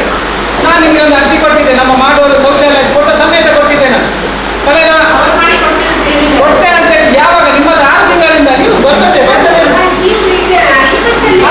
ಈ ಮಂತ್ ಹೇಳಿದಲ್ಲ, ನಾನು ನಿಮ್ಮ ಹತ್ರ ಹೇಳಿದ 6 ತಿಂಗಳಾಯಿತು. ನಾನು ನಿಮಗೆ ಅದರ ಫೋಟೋ ಸಮೇತ ನನ್ನ ಮಾಡುವವರು ಜಂಕ್ಷನ್ ಅಲ್ಲಿ ಇರುವಂಥ ಶೌಚಾಲಯದ ಅದು ಹೇಗೆ ಇದೆ ಅಂತೇಳಿ ಫೋಟೋ ಸಮೇತ ಕೊಟ್ಟಿದೆ. ನಾನು ನಿಮಗೆ ಒಂದು 100ರಿಂದ ನಾನು ಕೊಟ್ಟಂತ ಪ್ರತಿಯೊಂದು ಮನವಿಗೂ ಒಂದು ಸಾಮಾನ್ಯ ಸಭೆಗಿಂತ ಇನ್ನೊಂದು ಸಾಮಾನ್ಯ ಸಭೆಗೆ ಎಲ್ಲ ಅಧಿಕಾರಿಗೆ 5 ಸಲ ಫೋನ್ ಮಾಡ್ತೇನೆ. ಅದು ಮಾಡಲಿಲ್ಲ. ಆಮೇಲೆ ನಮ್ಮ ಸರ್ಕಾರಿ ಶಾಲೆಯಲ್ಲಿ ನೀವು ಯಾಕೆ ಟಾರ್ಗೆಟ್ ಮಾಡ್ತೀರಿ ಅಂತ ಗೊತ್ತಿಲ್ಲ. ನನ್ನ ಮಾಡೋ ಸರ್ಕಾರಿ ಶಾಲೆ ಮುಚ್ಚುವ ಶಾಲೆಯಲ್ಲಿ ನಾವು ಕಷ್ಟಪಟ್ಟು ಅದನ್ನು ಮಾಡ್ತೇವೆ. ಅದಕ್ಕೊಂದು ನೀರಿನ ಕನೆಕ್ಷನ್ ಕೊಡಬೇಕಂತ ಹೇಳಿ ಅದು ಕೂಡ ಇಷ್ಟವರೆಗೆ ನಮಗೆ ಕೊಡಲಿಲ್ಲ. ಆಮೇಲೆ ನಮ್ಮದು ರಸ್ತೆ ಆಧಾರವಾದದಲ್ಲಿ ಸಿಮೆಂಟ್ ಇದು ಪೈಪ್ ಹಾಕ್ಬೇಕಂತ ಹೇಳಿದ್ದೇವೆ, ಅದು ಮಾಡಲಿಲ್ಲ. ಆಮೇಲೆ ನಮಗೆ ಸತ್ಯನಾರಾಯಣ ಮಂದಿರದ ಹತ್ರ ಹೋಗುವ ಒಂದು ರಸ್ತೆ ಈಗ ಫುಲ್ಲು ಹಾಳಾಗ್ತಾ ಉಂಟು. ಅದಕ್ಕೆ ಒಂದು ಸ್ವಲ್ಪ ಪ್ಯಾಚ್ ಮಾಡಲಿಕ್ಕೆ ನೀವು 4 ಸಲ ಬಂದು ನೋಡಿ ಆಯಿತು ಇಂಜಿನಿಯರ್ ಅವರು, ಅದು ನೀವು ಮಾಡಲಿಲ್ಲ. ಆಮೇಲೆ ನಮ್ಮ ಶಾಲೆಯ ಪಕ್ಕ ಉದ್ದ ಕೆರಸುನಗರ 2ನೇ ಅಡ್ಡ ರಸ್ತೆಯಲ್ಲಿ ನೀವು ಫಾರೆಸ್ಟ್ ಡಿಪಾರ್ಟ್ಮೆಂಟ್ಗೆ ಮರ ಕಡಿಲಿಕ್ಕೆ ಲೆಟರ್ ಕೊಡ್ತೇನೆ ಅಂತ ಹೇಳಿ ನೀವು ಕೊಟ್ಟಿದ್ದೀರಿ. ಅದೇ ಯಾವಾಗ ಮರ ಬಿದ್ದ ನಂತರ ಎಲ್ಲ ಇಡೀ KIB ಕಂಬ ತುಂಡಾದ ನಂತರ ಬರ್ತಾರೆ. ಈಗ ನಮಗೆ ಅದು ಎಮರ್ಜೆನ್ಸಿ ಕೆಲಸ ಯಾವಾಗ ಬರ್ತಾರೆ ಅವರು? ನಮಗೆ ಅಲ್ಲಿ ತುಂಬ ಮಕ್ಕಳಿದ್ದಾರೆ, ಅಲ್ಲಿ ಅದರ ಪಕ್ಕದಲ್ಲಿ ತುಂಬ ಮನೆಗಳಿದೆ. ನಿಮ್ಮ ನಾನು ನೀವು ಕೆಲಸ ಮಾಡೋದಿಲ್ಲ ಅಂತ ಹೇಳಿ ಅಲ್ಲ, ನಿಮ್ಮ ತಿದ್ದುವಂಥ ಲೆಕ್ಚರ್ ಮಾಡಲಿಕ್ಕೆ ಬಿಡ್ತಾರೆ ಇಲ್ವ ಅಂತ ಗೊತ್ತಿಲ್ಲ. ಯಾಕೆಂತ ಹೇಳಿದ್ರೆ ನಮಗೆ ಇಲ್ಲಿ ಮನವಿ ನಾವು ಕೊಡ್ತೇವೆ. ನಮ್ಮ ಕೌನ್ಸಿಲರ್ ಜನಪ್ರತಿನಿಧಿಗಳ ಮನವಿಗೆ ಕೆಲಸ ಆಗದಿದ್ರೆ ಜನಸಾಮಾನ್ಯರ ಮನವಿಗೆ ಕೆಲಸ ಆಗ್ತದ ಅಂತ ಕೇಳಿ ನಾವು ಕೇಳಿದ್ರೆ ಯಾರಿಗೆ ಅರ್ಷನ್ ಹೇಳಿದಾಗ ಪಬ್ಲಿಕ್ಕಿಗೆ ನಮ್ಮ ಉದ್ದೇಶಕ್ಕಾಗಿ ಕೇಳುವುದಲ್ಲ. ನಾವೇ ಒಂದು ನೀವು ನೀರಿನ ಕನೆಕ್ಷನ್ ಆಯ್ತಂತ ನಿಮ್ಗೆ 5 ಸಲ ಮಾಡಬೇಕು, ಅವರಿಗೆ 5 ಸಲ ಮಾಡಬೇಕು. ನಾನು ಯಾಕೆ ಹೇಳಿದೆ ಅಂತ ಹೇಳಿದ್ರೆ ಬೇರೆ ನಮ್ಮ ಈ ವಸತಿ ಯೋಜನೆಗೆ ಬರುವ ನೀರು ಬೇರೆ ಎಲ್ಲಿ ಹೋಗಿದೆ ಅಂತ ನಾನು ನಿಮ್ಮ ಹತ್ರ ಫೋನಲ್ಲಿ ಚರ್ಚೆ ಮಾಡಿದೆ. ನಮಗೆ ಅದರ ಬಗ್ಗೆ ಬೇಡ. ನಮಗೆ ಏನಿರ್ತದೆ ನಮ್ಮ ಶೌಚಾಲಯಕ್ಕೆ ನೀರು ವ್ಯವಸ್ಥೆ ಬೇಕು, ಅಲ್ಲಿ ಅವ್ಯವಸ್ಥೆ ಇದೆ. ಅದಕ್ಕೆ ಇಂಟರ್ಲಾಕ್ ಆಗಲಿಕ್ಕೆ ನಾವು ಟೆಂಡರ್ ಕರೆದು ಎಷ್ಟು ಸಮಯ ಆಯಿತು, ಅದು ಇನ್ನೂ ಕೂಡ ಕೆಲಸ ಆಗಲಿಲ್ಲ. ಆಮೇಲೆ ಅಲ್ಲಿ ಡ್ರೈನೇಜಿಗೆ ನಾನು 4-5 ಸಲ ಕಾಂಟ್ರಾಕ್ಟ್ನವರನ್ನು ನಿಮ್ಮವರನ್ನು ಕರ್ಕೊಂಡು ಬಂದಿದೆ. ವಿನೋದ್ ಅವರ ಮನೆಯ ಪಕ್ಕ, ಜಯರಾಜ್ ಶೆಟ್ಟಿ ಪಕ್ಕ, ಅರ್ಜುನ ಮನೆಯ ಪಕ್ಕ ನಾನು 4 ಸಲ ತೋರಿಸಿ ಅರ್ಜುನ ಮನೆಯದ್ದು ಜಯರಾಜ್ ಶೆಟ್ಟಿ ಮತ್ತೆ ನಮ್ಮ ವಿನೋದ್ ಅವರ ಮನೆಗೆ ಡ್ರೈನೇಜ್ ಮಾಡಲಿಕ್ಕೆ ನೀವು ಕಾಂಟ್ರಾಕ್ಟ್ನವರನ್ನು ಕೂಡ 4 ಸಲ ಕರ್ಕೊಂಡು ಬಂದಿರಿ. ಇಂಜಿನಿಯರ್ ಯಾವಾಗ ಕೆಲಸ ಆಗಬೇಕಲ್ಲ, ಅದಕ್ಕಿಂತ ಮುಂಚೆ ಬೆಂಬಲೆಯಲ್ಲಿ ಒಂದು ಕೆಲಸ ಬಾಕಿ. ಹಾಗೆ ತುಂಬ ಕೆಲಸ ಬಾಕಿ ನೀವು ಮಾಡಬೇಕಲ್ಲ. ಆಮೇಲೆ ಇಲ್ಲಿ ನೀವು ಮಾಡೋದಿಲ್ಲ. ಆಮೇಲೆ ಬೇರೆ ಕಡೆ ಫೋನ್ ಸುಜಿತ್ ಕೆಲಸ ಮಾಡ್ತಾರೆ ಬಿಡುತ್ತೆ ಮೇಲೆಗಡೆಯಿಂದ ನಿಮ್ಮ ಇಲ್ಲಿ ಪಂಚಾಯತಲ್ಲಿ ಮಾತಾಡ್ತಾರೆ.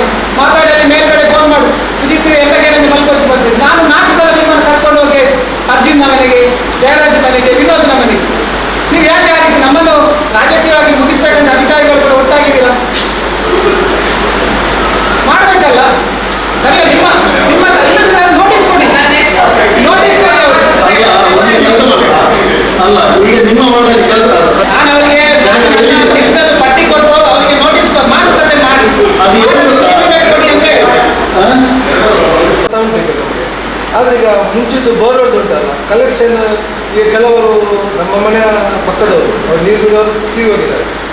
ಈಗ ಮನೆ ಯಾರ ಮನೆಗೆ ನೀರಿಲ್ಲ ಅವರು ಹೋಗಿ ಪಂಪ್ ಆನ್ ಮಾಡಿ ನೀರು ಬಿಡ್ತಾ ಇದ್ದಾರೆ. ಇದು ತಮ್ಮ ಗಮನಕ್ಕೆ ಬಂದ ವಿಷಯ. ನೀರಿಗೂ ಬರ್ತಾ ಉಂಟಾ? ನೀರು ಈಗ ಬೋರ್ವೆಲ್ ನೀರು ಎವ್ರಿ ಡೇ ನಮಗೆ ಡೈಲಿ ಬರ್ತಾ ಉಂಟು, ಆದರೆ ಬೋರ್ವೆಲ್ದ ನೀರು ತೆಗಿತಾ ಇದ್ದಾರೆ. ಅದಕ್ಕೆ ಮತ್ತೆ ಎಲ್ಲ ಮೋಟಾರ್ನಲ್ಲಿ ಅಳವಡಿಸುವುದನ್ನು ಕ್ಯಾನ್ಸಲ್ ಮಾಡು ಅಂತ ಹೇಳಿ ಎಷ್ಟು ಕ್ಯಾನ್ಸಲ್ ಮಾಡಿದ್ವಿ? ಎಲ್ಲಿ ಕ್ಯಾನ್ಸಲ್? ನಮ್ಮ ಇಲ್ಲಿ ನಿರ್ಣಯ ಮಾಡಿದೆ, 2 ಸಾಮಾನ್ಯ ಸಭೆಯಲ್ಲಿ ಚರ್ಚೆ ಆಗಿದೆ. ಒಂದು ಟ್ರಾನ್ಸ್ಫಾರ್ಮರ್ಗೆ 5 ಲಕ್ಷ ರೂಪಾಯಿ ಆಗಿ ಇಟ್ಟು ನಾವು ಎಷ್ಟು 7-8 ನಾವು ಟ್ರಾನ್ಸ್ಫಾರ್ಮರ್ ಮಾಡಿದ್ದೇವೆ. ಅದಕ್ಕೆ ನಾವು ಸಾಮಾನ್ಯ ಸಭೆಯಲ್ಲಿ ಏನು ಚರ್ಚೆ ಮಾಡಿದ್ದೇವೆ ಅಂತ ಹೇಳಿದ್ರೆ, ಆ ಟ್ರಾನ್ಸ್ಫಾರ್ಮರನ್ನು ಅಗತ್ಯ ಇಲ್ಲದಿದ್ದರಿಂದ ಅದನ್ನು ಕ್ಯಾನ್ಸಲ್ ಮಾಡು ಅಂತ ಹೇಳಿದ್ವಿ. ಕ್ಯಾನ್ಸಲ್ ಮಾಡಲಿಲ್ಲ. ಯಾಕೆ ಮಾಡಲಿಲ್ಲ? ಟೆಂಡರ್ ಆಗದೆ ಮತ್ತೆ ಇಲ್ಲಿ ಅಮೀನವರ ಮನೆಯಲ್ಲಿ ಟ್ರಾನ್ಸ್ಫಾರ್ಮರ್ ಈಗ ನಮಗೆ ಅದು ಪಂಚಾಯತಿದ್ದು ನಮಗೆ ನೀರಿನ ಅವಶ್ಯಕತೆ ಇಲ್ಲ ಅಂತ ಹೇಳಿ. ಯಾಕೆಂತ ಹೇಳಿದ್ರೆ ಅವರಲ್ಲಿ ಕೂಡ ಕಂಬ ಶಿಫ್ಟಿಂಗ್ ಉಂಟು, ಲೈನ್ ಹಾಕ್ಲಿಕ್ಕೆ ಉಂಟು. ನಮ್ಮದು ಕೂಡ ಅಲ್ಲಿ ಇಲಾಖೆಯಿಂದ ಟೆಂಡರ್ ಕರೀಲಿಕ್ಕೆ ಬಂದಿದೆ. ಆ 5 ಲಕ್ಷದ 35 ಲಕ್ಷ ರೂಪಾಯಿ ಅಲ್ಲಿ ನಾವು ಟೆಂಡರ್ ಕರೆದಿದ್ದೇವೆ. ಅಲ್ಲಿ ಹಣ ಉಂಟಲ್ಲಿ, ಅದನ್ನು ಇದಕ್ಕೆ ಯೂಸ್ ಮಾಡ್ಬೋದಲ್ಲ. ನೀವು ಅದನ್ನು ಯಾಕೆ ಕ್ಯಾನ್ಸಲ್ ಮಾಡಿದ್ದೀರಾ? ಟೆಂಡರ್ ಕರೆದು ಕ್ಯಾನ್ಸಲ್ ಮಾಡಿ. ನಮಗೆ ಅಗತ್ಯ ಇಲ್ಲ, ಕ್ಯಾನ್ಸಲ್ ಮಾಡಿ. ವರ್ಕ್ ನಾವು ನೀವು ಹೇಳಿದ ನಂತರ ಮಾಡಿ. ಇಲ್ಲಿ ನಾವು ಸಾಮಾನ್ಯ ನಾವು ಫಸ್ಟ್ ಟೆಂಡರ್ ಕರೆಯುವ ದಿವಸ ನಾನೇ ಚರ್ಚೆ ಮಾಡಿದೆ. ನಮಗೆ ಈಗ ಜಲಸಿರಿದು ನೀರು ಬರೋದ್ರಿಂದ ನಮಗೆ ಪಂಚಾಯತ್ ಬೋರಿದ ಅಗತ್ಯ ಇಲ್ಲ ಅಂತ ನಾವು ಹೇಳಿಲ್ವಾ ಮುಖ್ಯಾಧಿಕಾರಿ ಅವರಿಗೆ? ಚರ್ಚೆ ಮಾಡಲಿಲ್ವಾ? ಕ್ಯಾನ್ಸಲ್ ಮಾಡಬೇಕಂತೇಳಿ ಅದಕ್ಕೆ ಕ್ಯಾನ್ಸಲ್ ಮಾಡುವಂತ ನೀವು ಒಪ್ಪಿದ್ದೀರಿ. ಈಗ ನೀವು ಆ 35 ಲಕ್ಷ ಹೋಯ್ತು.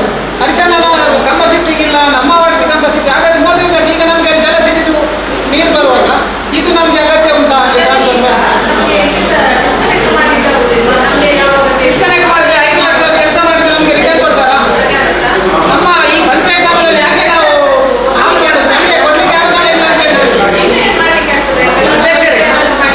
ಅಧ್ಯಕ್ಷರೇ ನಾನು ಹೇಳುದು, ಈಗ ಅಲ್ಲಿ ಟ್ರಾನ್ಸ್ಫಾರ್ಮರ್ ಹಾಕಿದ್ದಾರೆ ಕೆಲವು ಕಡೆ, ಇನ್ನು ತೆಗೆದ್ರೆ ನಮ್ಮ 5 ಲಕ್ಷ ಕೊಡ್ತಾರ ಪಂಚಾಯತ್ಗೆ?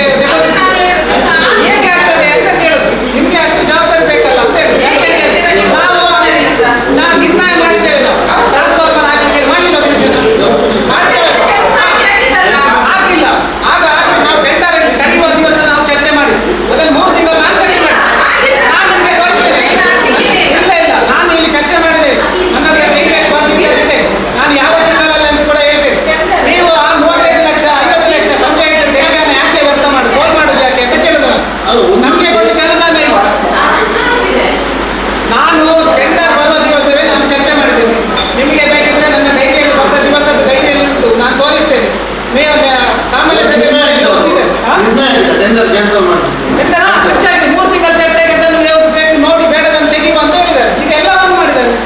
ಅಲ್ಲಿ ನಮ್ಮ ನಾಟಕದಿಂದ ಕೆಳಗಡೆ ಬರುವಲ್ಲಿ ಬೋರ್ವೆಲ್ ಅಲ್ಲಿ ಟ್ರಾನ್ಸ್ಫರ್ ಹಾಕಿದ್ದಾರೆ. ಅದು ತುಂಬಾ ಡಿಸ್ಕಸ್ ಆಗಿದೆ. ಅದನ್ನು ಶಿಫ್ಟ್ ಮಾಡ್ಲಿಕ್ಕೆ ಏನು? 1 ನಿಮಿಷ. ಶಿಫ್ಟ್ ಡೆಡ್ ಆಗಿತ್ತು, ಟಿಸಿ ಹಾಕ್ಲಿಕ್ಕೆ ಆಗಿದೆ. ಅದನ್ನು ನಾನು ನಿಮಗೆ ಬೇಕಾದ್ರೆ ಸಭೆ ಮುಗಿದ ಬಳಿಕ ನಾನು ಯಾವ ಸಭೆಯಲ್ಲಿ ಚರ್ಚೆ ನಾನು ಬರ್ತಿರ್ತೇನೆ. ಬರ್ತಾರೆ ನನ್ನ ಹತ್ರ ಯಾವ ಸಾಮಾನ್ಯ ಸಭೆಯಲ್ಲಿ ಇದೆ, ನಾವು ಚರ್ಚೆ ಮಾಡಿದ್ದೇವೆ. ಅದನ್ನು ಬೇಕಿದ್ರೆ ಮಾತ್ರ ಹಾಕುದು, ಇಲ್ಲ ಕ್ಯಾನ್ಸಲ್ ಮಾಡುದು ಅಂತ ನಿರ್ಣಯ ಆಗಿದೆ. ನಿರ್ಣಯ ನೀವು ಬರ್ತಿದ್ದೀರ ಅಂತ ಗೊತ್ತಿಲ್ಲ. ಯಾಕೆಂತ ಹೇಳಿದ್ರೆ ನಿರ್ಣಯ ಬರೆಯುವುದು ಆಮೇಲೆ ಅಲ್ಲ ನಮ್ಮ ತಕ್ಕ. ಇಲ್ಲಿ ಬರೀತೀರಾ ನೀವು ನಿರ್ಣಯ ವಿಷಯ ಬರೀತೀರಾ? ಆಗ ಮತ್ತೆ ಬರೆಯುವುದು ನೀವೇ 2-3 ಕೂತ್ಕೊಂಡು ಬರೆಯುವುದಲ್ಲ. ತಿಂಗಳಿಗೆ ಬರೋದು ನಿರ್ಣಯ ಆಗಿರ್ತದಲ್ಲ, ನಾವೇನ್ ಮಾಡಿ ಬದಲಾವಣೆ ಮಾಡಿ 3 ತಿಂಗಳ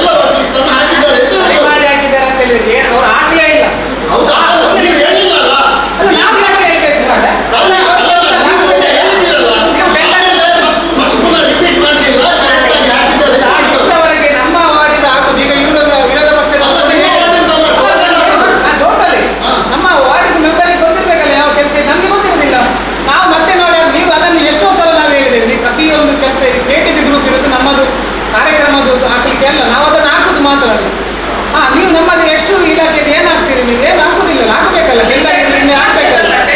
ಪ್ರತಿಯೊಂದು ಆಗ್ತಾ ಇದ್ದೀರಲ್ಲ. ಹಾಕುದು ಯಾವ ಎಲ್ಲಿ ಆಗ್ತಾ ಇದ್ರಿ ಅಧ್ಯಕ್ಷರೇ? ನೀವು ಎಂತ ಹೇಳಿ, ನೀವು ಅದು ರೂಪಾಯಿ ಇಲ್ವಾ?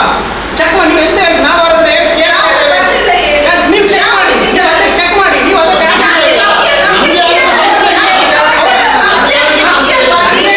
ನೀವು ಅಲ್ಲಿ ಹೇಳ್ತಾನಲ್ಲ ಅವ್ರನ್ನ, ಹೇಳಿ ಅವರು. ನೀವು ನಿಮ್ಗೆ ಸಮಸ್ಯೆ ಇಲ್ಲ ಅಂತ ಗೊತ್ತುಂಟು, ನೀವೇ ಸಮಸ್ಯೆ ಅಂತ ಗೊತ್ತಿಲ್ಲ. ಯಾಕೆ ಬಾಯಿ ಹೊಡಿ, ನೀವು ಯಾವ ದಾಖಲೆ ಹೇಳಿ ಅವರು.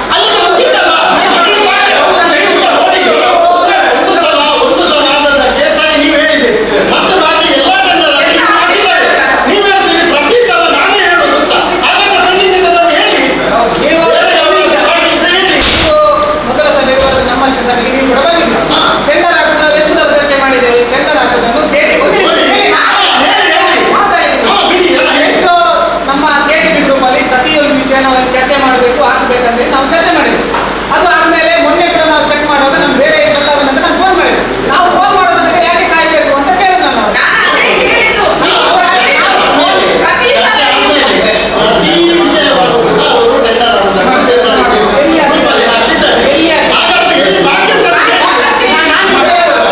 ಮೊನ್ನೆ ಅವ್ರು ಆಗ್ಲಿಲ್ಲ, ನಾನು ಫೋನ್ ಮಾಡಿದ್ರೆ ಆಗ್ಲಿಲ್ಲ. ಹಾಗಾದ್ರೆ ನಾವು ಫೋನ್ ಮಾಡಿಸಿ ಹಾಕ್ಬೇಕಂತ ನಾನು ಕೇಳಿ ನನ್ನ ಪ್ರಶ್ನೆ ಅದು. ನಾವು ಫೋನ್ ಮಾಡಿ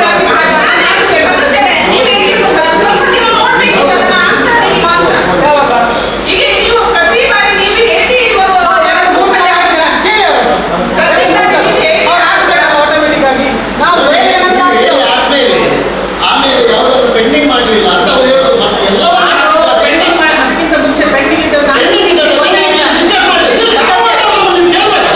ಹೇಳಿ ಹಾಕಲೇಬೇಕು ಆಮೇಲೆ ಹಾಕಿದ್ದಾರೆ. ಹಾಕಿ ನಡುವಲ್ಲಿ ಒಂದು ನೀವು ಹೇಳಿದ್ದೀರಿ ಅದು ಮಿಸ್ ಮಾಡಿದ್ದಾರೆ ಅಂತ ನೀವು ಅದಕ್ಕೆ ಕಾಲ್ ಮಾಡಿದ್ದೀರಿ. ಕಾಲ್ ಮಾಡಿದಾಗ ಅವರು ಹಾಕಿದ್ದಾರೆ. ಮತ್ತೆ ಅವ್ರು ಹೇಳ್ತಿದ್ದಾರೆ ಈಗ ಆಮೇಲೆ ಯಾವುದು ಪೆಂಡಿಂಗ್ ಆಗಲಿಲ್ಲ ಎಲ್ಲವನ್ನು ಮುಚ್ಚಿ ಹಾಕಿದ್ದಾರೆ. ಅಲ್ಲಿಗೆ ವಿಷಯ ಕಂಪ್ಲೀಟ್ ಆಗಿದೆ. ನೀವೀಗ ಹೇಳ್ತಿದ್ದೀರಿ ನಾನು ಹೇಳಿ ಆದ್ಮೇಲೆ ಹಾಕ್ಬೇಕು ಅವ್ರು ಅಷ್ಟು ಫೋನ್ ಮಾಡಿದ ನಂತರ ನಾವು ಅದು ಯಾಕೆ ಅಸೆಂಬ್ಲಿ ಪ್ರೋಸೆಸ್ ಆಗ್ಬೇಕು ಅಂತ ಹೇಳಿ ನಾವು ನಮಗೆ ಪ್ರತಿ ಸಲ ನಾವು ಫೋನ್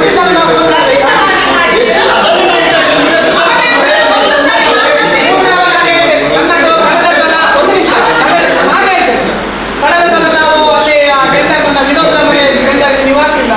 ಆವಾಗ ನಾನು ಹೇಳೋದು ಆಮೇಲೆ ಹಾಕಿದ್ದೀನಿ. ಆಮೇಲೆ ಮತ್ತೆ ಮೊನ್ನೆದು ನಾನು ಹೇಳಿ ಫೋನ್ ಮಾಡಿ ಹಾಕಿದ್ದೀನಿ. ನಾನು ಕೇಳೋದು ನಿಮ್ಮ ಅದು ಕೆಲಸ ಅಲ್ವಾ, ನೀವು ಹಾಕಬೇಕಲ್ಲ. ನಮಗೆ ಗೊತ್ತಿಲ್ಲ ಮತ್ತೆ ನಾವು ಹೇಳಿದ್ರೆ ಯಾಕೆ ನೀವು ಅಪ್ಡೇಟ್ ಮಾಡಿರಲ್ಲ. ಎಷ್ಟೋ ನಮ್ದು ಮೊನ್ನೆ ನಮಗೆ ಮೀಟಿಂಗ್ ಇದ್ದದ್ದು ಹಾಕಿದ್ದಾರೆ. ನಮ್ಮ ಟೆಂಡರ್ ಆದದ್ದು ಯಾಕೆ ಬರೋದಿಲ್ಲ ಅಂತ ಕೇಳಿದ. ನಾವು ಫೋನ್ ಮಾಡಿ ಯಾಕೆ ಎಷ್ಟೋ ನೀವು ಪೆಂಡಿಂಗ್ ಇಟ್ಟಿದ್ದೀರಾ ಅದು ಸಾಕಾಗುದಿಲ್ಲ. ನಿನ್ನೆ ಅವ್ರು ನಾವು ಹೇಳಿದ್ದೇವೆ ನೋಡಿ ಎಲ್ಲ ಸದಸ್ಯರು ಯಾವ ಯಾರಾದ್ರೂ ಕಾಂಟ್ಯಾಕ್ಟ್ ನಂಬರ್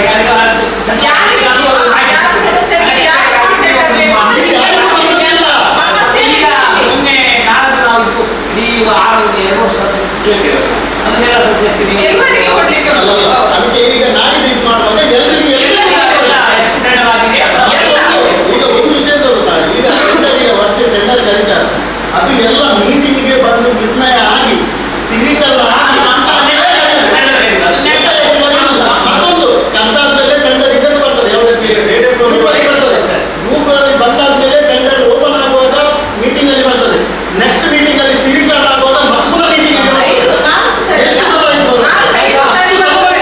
ಅವತ್ತೇ ನೀವು ನಿರ್ಣಯ ಮಾಡಿದ್ರೆ ನಡೀತದೆ. ನಮ್ಮದು ನಿರ್ಣಯ ಬರೀದೆ ಯಾವಾಗ ಎಷ್ಟು ದಿನ ನಂತರ ನಿರ್ಣಯ ಬರೀದೆ?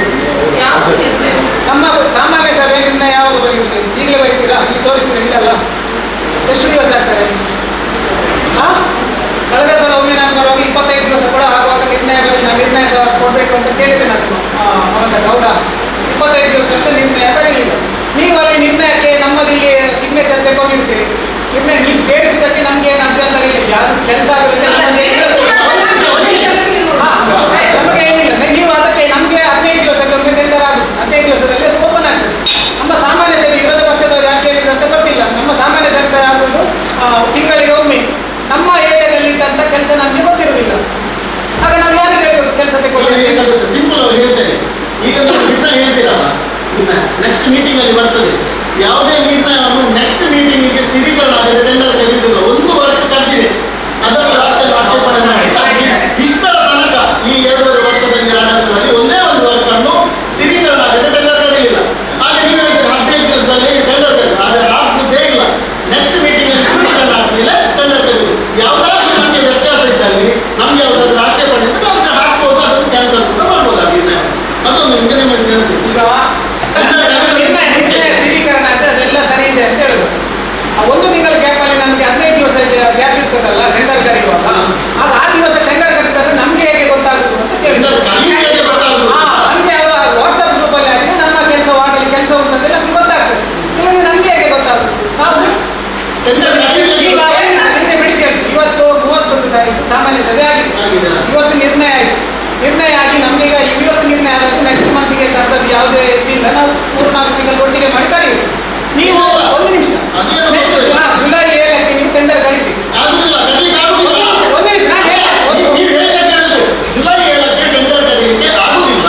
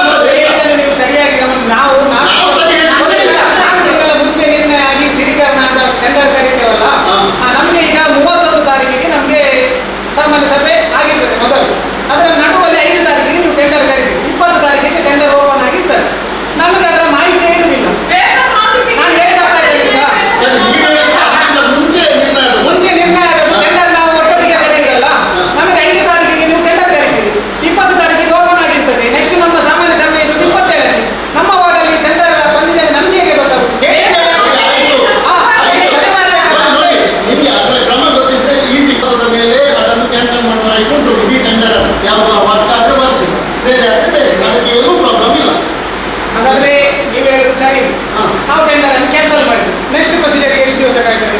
ಮತ್ತು 15 ದಿನ ಎಷ್ಟು ದಿವಸ ತೆಗೆದು ಈಗ ನಾವು Total tender ಅಲ್ಲ. ಒಂದು ನಿಮಿಷ, ನಾವು ಎಂತ ಹೇಳಿದ್ರೆ ನಮಗೆ ಒಂದು KTP ಗ್ರೂಪಲ್ಲಿ ಹಾಕಿದ್ವಿ, ನಮಗೆ ಗೊತ್ತಾಗ ನೆಕ್ಸ್ಟ್ ಸಾಮಾನ್ಯ ಸಭೆಯಲ್ಲಿ ಕ್ಯಾನ್ಸಲ್ ಮಾಡಿದ್ರು. ಟೆಂಡರ್ ಆಯ್ತು, ಟೆಂಡರ್ ಕ್ಯಾನ್ಸಲ್. ಆಮೇಲೆ ಹೇಗೆ ಪ್ರೊಸೀಜರ್ ಅವರಿಗೆ ನೋಟಿಸ್ ಕೊಡಬೇಕು, 15 ದಿವಸ ಕಾಯಬೇಕು. ಒಂದು ನಿಮಿಷ, ಸಿಸ್ಟಮ್ ಅಲ್ಲಿ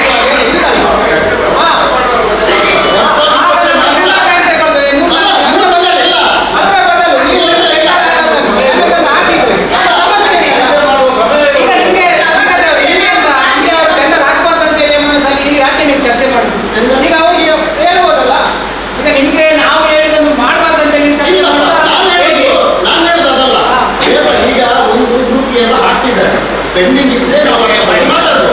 ಅದು ಯಾವುದೇ ವಿಷಯ ಕಂಟಿನ್ಯೂಸ್ ಆಗಿ ಯಾವುದೇ ತೊಂದರೆ ಇಲ್ಲ ಆಗ್ತಿದ್ದಾರೆ, ಅದರಲ್ಲಿ ಯಾವುದೇ ಸಮಸ್ಯೆ ಇಲ್ಲ. ಮತ್ತೊಂದು, ಈಗ ನೀವು ಹೇಳಿದಾಗೆ ನಮ್ಗೆ ಗೊತ್ತಿಲ್ಲದಾಗೆ, ಮೆಂಬರ್ನವರಿಗೆ ಗೊತ್ತಿಲ್ಲದಾಗೆ ಗ್ರೂಪಲ್ಲಿ ಟೆಂಡರ್ ಕರೆದು ಗ್ರೂಪಲ್ಲಿ ಹಾಕಲಿಲ್ಲ, ಹಾಗೆ ಮಾಡಲೂ ಇಲ್ಲ, ಯಾವುದಾದ್ರೂ ಪೆಂಡಿಂಗ್ ಅಲ್ಲಿ ಹಾಕಿ ಹಾಗೆ ಆದರೂ ತಪ್ಪಿ ಒಂದು ಉದ್ದೇಶಪೂರ್ವಕವಾಗಿ ಮಾಡಿದ್ರು ಅದನ್ನು ಬಹುಮತದೊಂದಿಗೆ ಕ್ಯಾನ್ಸಲ್ ಮಾಡಿ.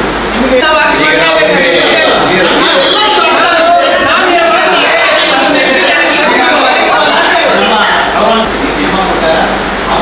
ಸಭೆಯಲ್ಲಿ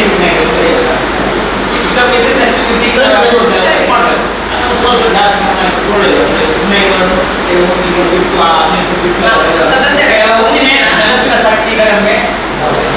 ಇಲ್ಲಿ ಬರೀತಾರೆ, ಎಲ್ಲ ಬರೀತಾರೆ, ಹೌದಾ? ಆ ಬುಕ್ ಅಲ್ಲಿ ಬರೀಬೇಕು, ಏನ್ ಮಾಡ್ಬೇಕು, ಸ್ವಲ್ಪ ಅವರಿಗೆ ನೀಟಾಗಿ ಬರೀಬೇಕು, ರಫ್ ಬರೀತಾರೆ. ನಮ್ಗೆ ನಿಮಗೆ ಗೊತ್ತಾ, ತೆಗೆದು ಕೊಡ್ತಾರೆ ಸದಸ್ಯರೇ. ಇವರು ಏನ್ ಮಾಡ್ತಾರೆ ಗೊತ್ತಾ, ಆ ಬುಕ್ ಉಂಟಲ್ಲ, ನಿರ್ಣಯ ಬುಕ್ ಉಂಟಲ್ಲ, ಅದರಲ್ಲಿ ಕೈಯಲ್ಲಿ ಬರೆಯೋದು, ಅದನ್ನು ಸ್ವಲ್ಪ ಲೇಟ್ ಆಗ್ತದೆ. ಪ್ರಿಂಟ್ ತೆಗೆದು ಒಂದು ಕಾಪಿ 1 ವಾರದಲ್ಲಿ ಕೊಡ್ತಾರೆ ನಮ್ಗೆ. ಆ ಬುಕ್ ಅಲ್ಲಿ ಮಾತ್ರ 1 ವಾರ ಬಿಟ್ಟು ನೀಟಾಗಿ ಬರೀಲಿಕ್ಕೆ ನಿಮ್ಗೆ ಎಷ್ಟು ದಿವಸ ಮತ್ತೆ ಅಲ್ಲಲ್ಲ, ನೀವು ಸರಿ ಹೇಳ್ಬೇಕು ಸದಸ್ಯರೇ, ಒಂದು ನಿಮಿಷ, ನೀವು ಸರಿ ಹೇಳ್ಬೇಕು. ಇಲ್ಲಿ ಮೀಟಿಂಗ್ ಅಲ್ಲಿ 2 ದಿವಸ ಹೇಳಿ ನನಗೆ ಬಾಕಿ ಕೆಲಸಗಳು ಉಂಟು, ಇದು ಕೆಲಸಗಳು ಒಟ್ಟಿಗೆ ಆಗೋದು 2 ದಿವಸದಲ್ಲಿ ಆಗುದಿಲ್ಲ ಅಂತ ನೀವು ಹೇಳ್ಬಾರ್ದು. ನಿಮ್ಗೆ ಕಷ್ಟ ಉಂಟಾ, ಬೇರೆ ಸಬ್ಜೆಕ್ಟ್ ಉಂಟಾ, ಅದನ್ನೆಲ್ಲ ಬಿಡಿಸಿ ಹೇಳ್ಬೇಕು. ಮತ್ತೆ ನಾವು ಈಗ ನಿಮ್ಮ ಕೆಲಸ ದೃಷ್ಟಿಯಲ್ಲಿ ಸಾಮಾನ್ಯ ಸಭೆ ಫಸ್ಟ್ ಮಾಡಬೇಕಾ, ನಿಮ್ಮ ಕೆಲಸ ಫಸ್ಟ್ ಮಾಡ್ಬೇಕಲ್ಲ? ಹೇಳಿಲ್ಲ ನಿಮಗೆ ನೀಟಾಗಿ ಬರಲಿಕ್ಕೆ ನೀವು 25 ದಿವಸ ಮಾಡುದ, ಅಲ್ಲ ಯಾಕೆ 25 ದಿವಸ ಪಂಚಾಯತಿ ಒಂದ್ ನಿಮಿಷ, ಯಾರು ನೀರು ಬಿಡ್ತಾರೆ ಅವ್ರದ್ದೊಂದು ಕಾಂಟ್ಯಾಕ್ಟ್ ನಂಬರ್ ಕೊಟ್ರೆ ಅಲ್ಲ, ಈಗ ನೀರು ಬಿಟ್ಟಿರಲ್ಲ, ಯಾರ ಮನೆಯಲ್ಲಿ ನೀರಿಲ್ಲ ಹೋಗಿ ನೀರು ಬಿಡ್ತಾರೆ. ಅದಕ್ಕೆ ನಾನು ಅಲ್ಲಿ ಸಂಪರ್ಕ ಕಡಿಮೆ ಏನಾದ್ರು ಏನಾದ್ರು ಮಾತಾಡಿ, ಏನಾದ್ರು ನಾನು ಸಮಸ್ಯೆ ಫೋನ್ ಮಾಡಿ ಹೇಳಿದ್ದೇನೆ, ನೋಡಿ. ಮೊನ್ನೆ ಅವ್ರಿಗೆ ಹೇಳಿದ್ದೇನೆ. ಅಲ್ಲ ಇವಾಗ ಏನು ಈಗ ನಮ್ಮ ಹೊಸದಾಗಿ ನೀರು ಬರ್ತಾ ಉಂಟಲ್ಲ, ಈಗ ಮಣ್ಣಿನಲ್ಲಿ ಇವರು ಹೇಳಿದಾಗ ನಾವು ನಮ್ಮ ಮಂಡ್ಯದಲ್ಲಿ ಕಡೆಗೆಲ್ಲ ಕ್ಲೋಸ್ ಮಾಡಿದ್ದೇವೆ, ಮೆಸೇಜ್ ತೆಗೆದಿಟ್ಟಿದ್ದೀವಿ, ಕ್ಲೋಸ್ ಮಾಡಿ ಅದೇ ರೀತಿಯಲ್ಲಿ ಮಾಡ್ಬೋದು. ಮತ್ತೆ ಹಾಗೆ ಈಗ ಈ ಸಮಸ್ಯೆ ಬಂದಾಗ ಅದನ್ನು ನಾವು ನೀರು ಬಿಡ್ಲಿಕ್ಕೆ ಹೇಳ್ಬೋದು. ಅದು ಯಾರು ಫೋನ್ ನಂಬರ್ ತೆಗೊಳ್ಳಲ್ಲ, ಯಾರು ಕರೆಕ್ಟ್ ಆಗಿ ಫಾಸ್ಟ್ ಆಗಿ ನೀರು ಬರೋದಿಲ್ಲ ಜಲಸಿರಿ. ನೀವು ಇದನ್ನು ಬೀಗ ಹಾಕಿದ್ರೆ ಹಾಗೆ ಮಾಡ್ತೀರಿ. ಇಲ್ಲ, ಅಲ್ಲಿ ಈ ಸಮಸ್ಯೆ ಇಲ್ಲ, ಸಮಸ್ಯೆ ಸಮಸ್ಯೆ ಇಲ್ಲ. ಚುನಾವಣೆಯಲ್ಲಿ ಸಮಸ್ಯೆ ಇಲ್ಲ. ಅದಕ್ಕೆ ಕೂಡ ಸೊಲ್ಯೂಷನ್ ಆಗಿದೆ. ಹೌದಾ? ಅವರ ಒಂದು ನಂಬರ್ ಕೊಡಿ, ಯಾರು ನೀರು ಬಿಡ್ತಾರೆ ಹಾಗೆ ಕೇಳಿದ್ರೆ ಇದು ಯಾವ ಮೇಡಮ್ ಒಮ್ಮೆ ಮಾತಾಡಿ ಏನಂತ ಹೇಳಿ ಒಂದು ಅಧಿಕಾರಿಗಳ ಮಾಡಿ ಸ್ಟ್ರೀಟ್ ಲೈಟ್ ಲೈನ್ ಉಂಟು, ನೀರು ಉಂಟು, ಸ್ವಿಚ್ ಉಂಟು. ಆ ಸ್ವಿಚ್ನಲ್ಲಿ ಸ್ವಿಚ್ ಹಾಕಲಿಕ್ಕೆ ಜನ ಇಲ್ಲ ಅಲ್ಲಿ ಯಾರು ಅಡ್ಡವರು ಅದನ್ನು ಒಂದು ಶಿಫ್ಟ್ ಮಾಡಿ ನೋಡಿ. ಒಂದು ಸೋದರ ಹತ್ರ ಹೇಳಿ ಅವರು ಜಾಗ ರೇಖೆ ತೋರಿಸ್ತಾರೆ, ಆ ಜಾಗದಲ್ಲಿ ಸ್ವಿಚ್ ಅನ್ನು ಶಿಫ್ಟ್ ಮಾಡಿಬಿಟ್ಟು ನೆನಪು ಇನ್ನೂ ನೀಟಾಗಿ ಮಾಡಿಬಿಟ್ಟು ಹೌದು ಒಂದು ಬದಲಾವಣೆ ಮತ್ತೊಂದು ವಿಷಯ ಹೇಳಿದರೆ, ಮೊನ್ನೆ ನಮ್ಮ ವಾಟ್ಸಪ್ಪಲ್ಲಿ ಹಾಕಿದೆ.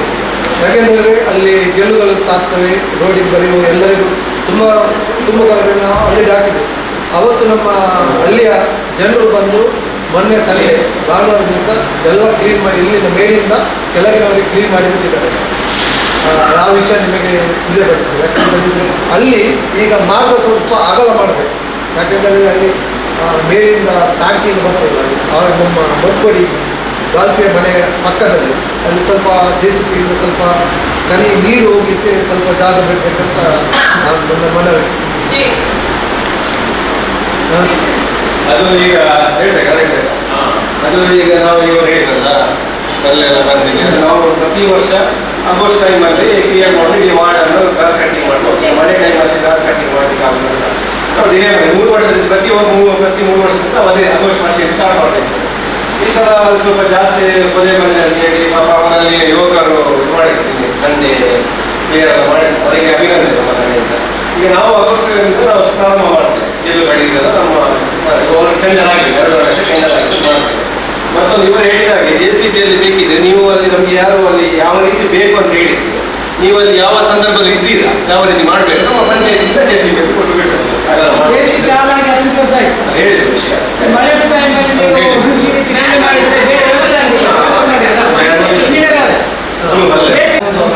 ಅಲ್ಲಿ ಮಳೆ ನೀರುಂಟಲ್ಲ, ಆ ಮನೆಗೆ 2 ಮನೆಗೆ ಆ 2 ಮನೆಗೆ ನೀರೆಲ್ಲ ತುಂಬ್ತಾ ಉಂಟಲ್ಲ. ಅದು ಸ್ವಲ್ಪ ಲಾಸ್ಟ್ ಟೈಮ್ ನೀವು ಬಂದಿದ್ದೀರ ಸ್ಪಾಟಿಗೆ, ಅದು ಸ್ವಲ್ಪ ಏನಾದ್ರು ಮಾಡಬೇಕು.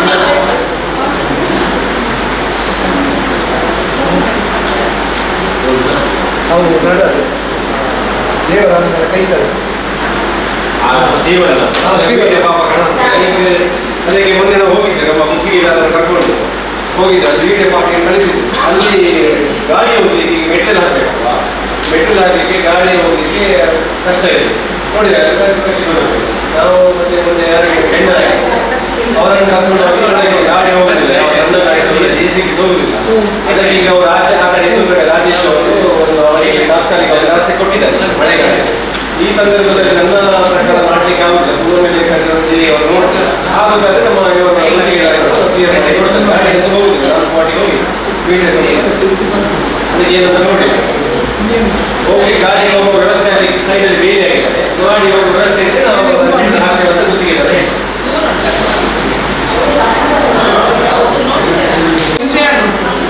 ಕಳೆದ ಸಲ ಅದೇ ರೋಡಲ್ಲಿ ಆಚೆ ಒಂದು ಕೆರೆ ಬಿದ್ದು ಅಲ್ಲಿ KEB-ಯಿಂದ ಫೈನ್ ಹಾಕಿದೆ. ಸದಸ್ಯರೇ ಯಾವುದು ಮೊನ್ನೆ ಸಾಮಾನ್ಯ ಸಭೆಗೆ ನೀವು 5 ವರ್ಷ ಎಲ್ಲ ಸದಸ್ಯರಿಗೆ ಕೂಡ 5 ಲಕ್ಷ ಮನೆಯ ಸಾಮಾನ್ಯ ಸಭೆ ನೀಡಿದ್ದೇವೆ. ಎಲ್ಲ 5 ಲಕ್ಷದ ಯಾವುದು ವರ್ಕ್ ಲಿಸ್ಟ್ ಅನ್ನು ಇವತ್ತು ಕೊಟ್ಟು ಬಿಡಿ.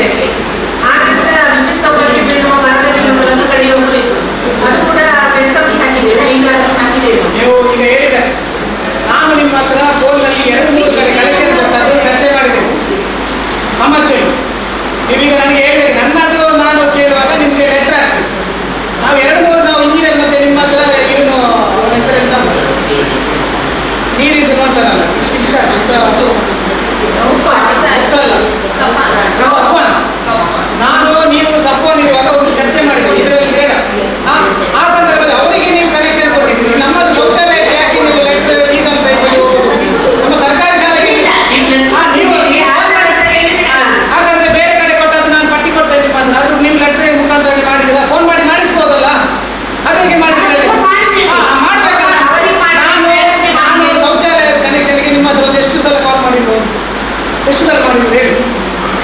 ನೀವು ಯಾಕೆ ನನ್ನ ವಾರ್ಡ್ದಲ್ಲಿ ಯಾಕೆ ಸತಾಯಿಸ್ತೀರಿ?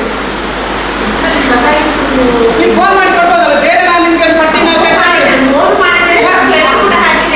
ಲೆಟರ್ ಹಾಕಿ ನಾನು ಬೇರೆ ನೀವೆಲ್ಲ ಕೊಟ್ಟದ್ದನ್ನು ಪಟ್ಟಿ ಕೊಡ್ತೇನೆ ನಾನು. ಅಲ್ಲಿ ಲೆಟರ್ ಹಾಕಿ ಕೊಡಿಸಿದ ನೀವು ನಮ್ಮ ವಾರ್ಡಿಗೆ ಲೆಟರ್ ಕೊಟ್ಟಿದ್ದಾರೆ. ನಮ್ಮ ವಾರ್ಡಿಗೆ ನಿಮ್ಮದು ನಮ್ಮದು ಮಾತ್ರ ಯಾರು ಮಾತಾಡ್ತಾರೆ ಅವರಿಗೆ ಲೆಟರ್ ಲೀಗಲ್ ಆಗಿ. ನಮ್ಮದು ಈಗ ರೆಸಿಡೆನ್ಸಿಯಲ್ ನಿಮಗೆ ಕೊಡುವುದನ್ನು ಯಾರ್ಯಾರಿಗೆ ಕೊಟ್ಟಿದ್ದು ನನ್ನ ಹತ್ರ ಪಟ್ಟಿ ಇದೆ. ಲಾಸ್ಟ್ ಟೈಮ್ ಕೂಡ ನಾನು ಚರ್ಚೆ ಮಾಡಿದ್ದೀನಿ, ಇಲ್ಲಿ ಬೇಡ ನಮಗೆ ಅದರ ಅಗತ್ಯ ಇಲ್ಲ. ನಿಮಗೆ ಫೋನ್ ಮಾಡಿ ಬೇರೆ ಕಡೆ ನೀವು ಯಾಕೆ ಕೇಳಿಲ್ಲ? ಅವರಿಗೆ ಕೊಟ್ಟಿದ್ದೀರ ಅಂತ ಯಾಕೆ ಕೇಳಿಲ್ಲ? ಕೇಳ್ಬೋದಿತ್ತಲ್ಲ, ನಾನು ಕೊಡ್ಲಿಕ್ಕೆ ಹೇಳಿದ್ದೇನೆ, ಯಾಕೆ ಕೊಡ್ಲಿಲ್ಲ? ಅಲ್ಲ ಹಾಸ್ಟೆಲ್ ಬಿಡಿ, ಕಮರ್ಷಿಯಲ್ ಎಷ್ಟೊಂದು ನೆನಪಾಗುತ್ತೆ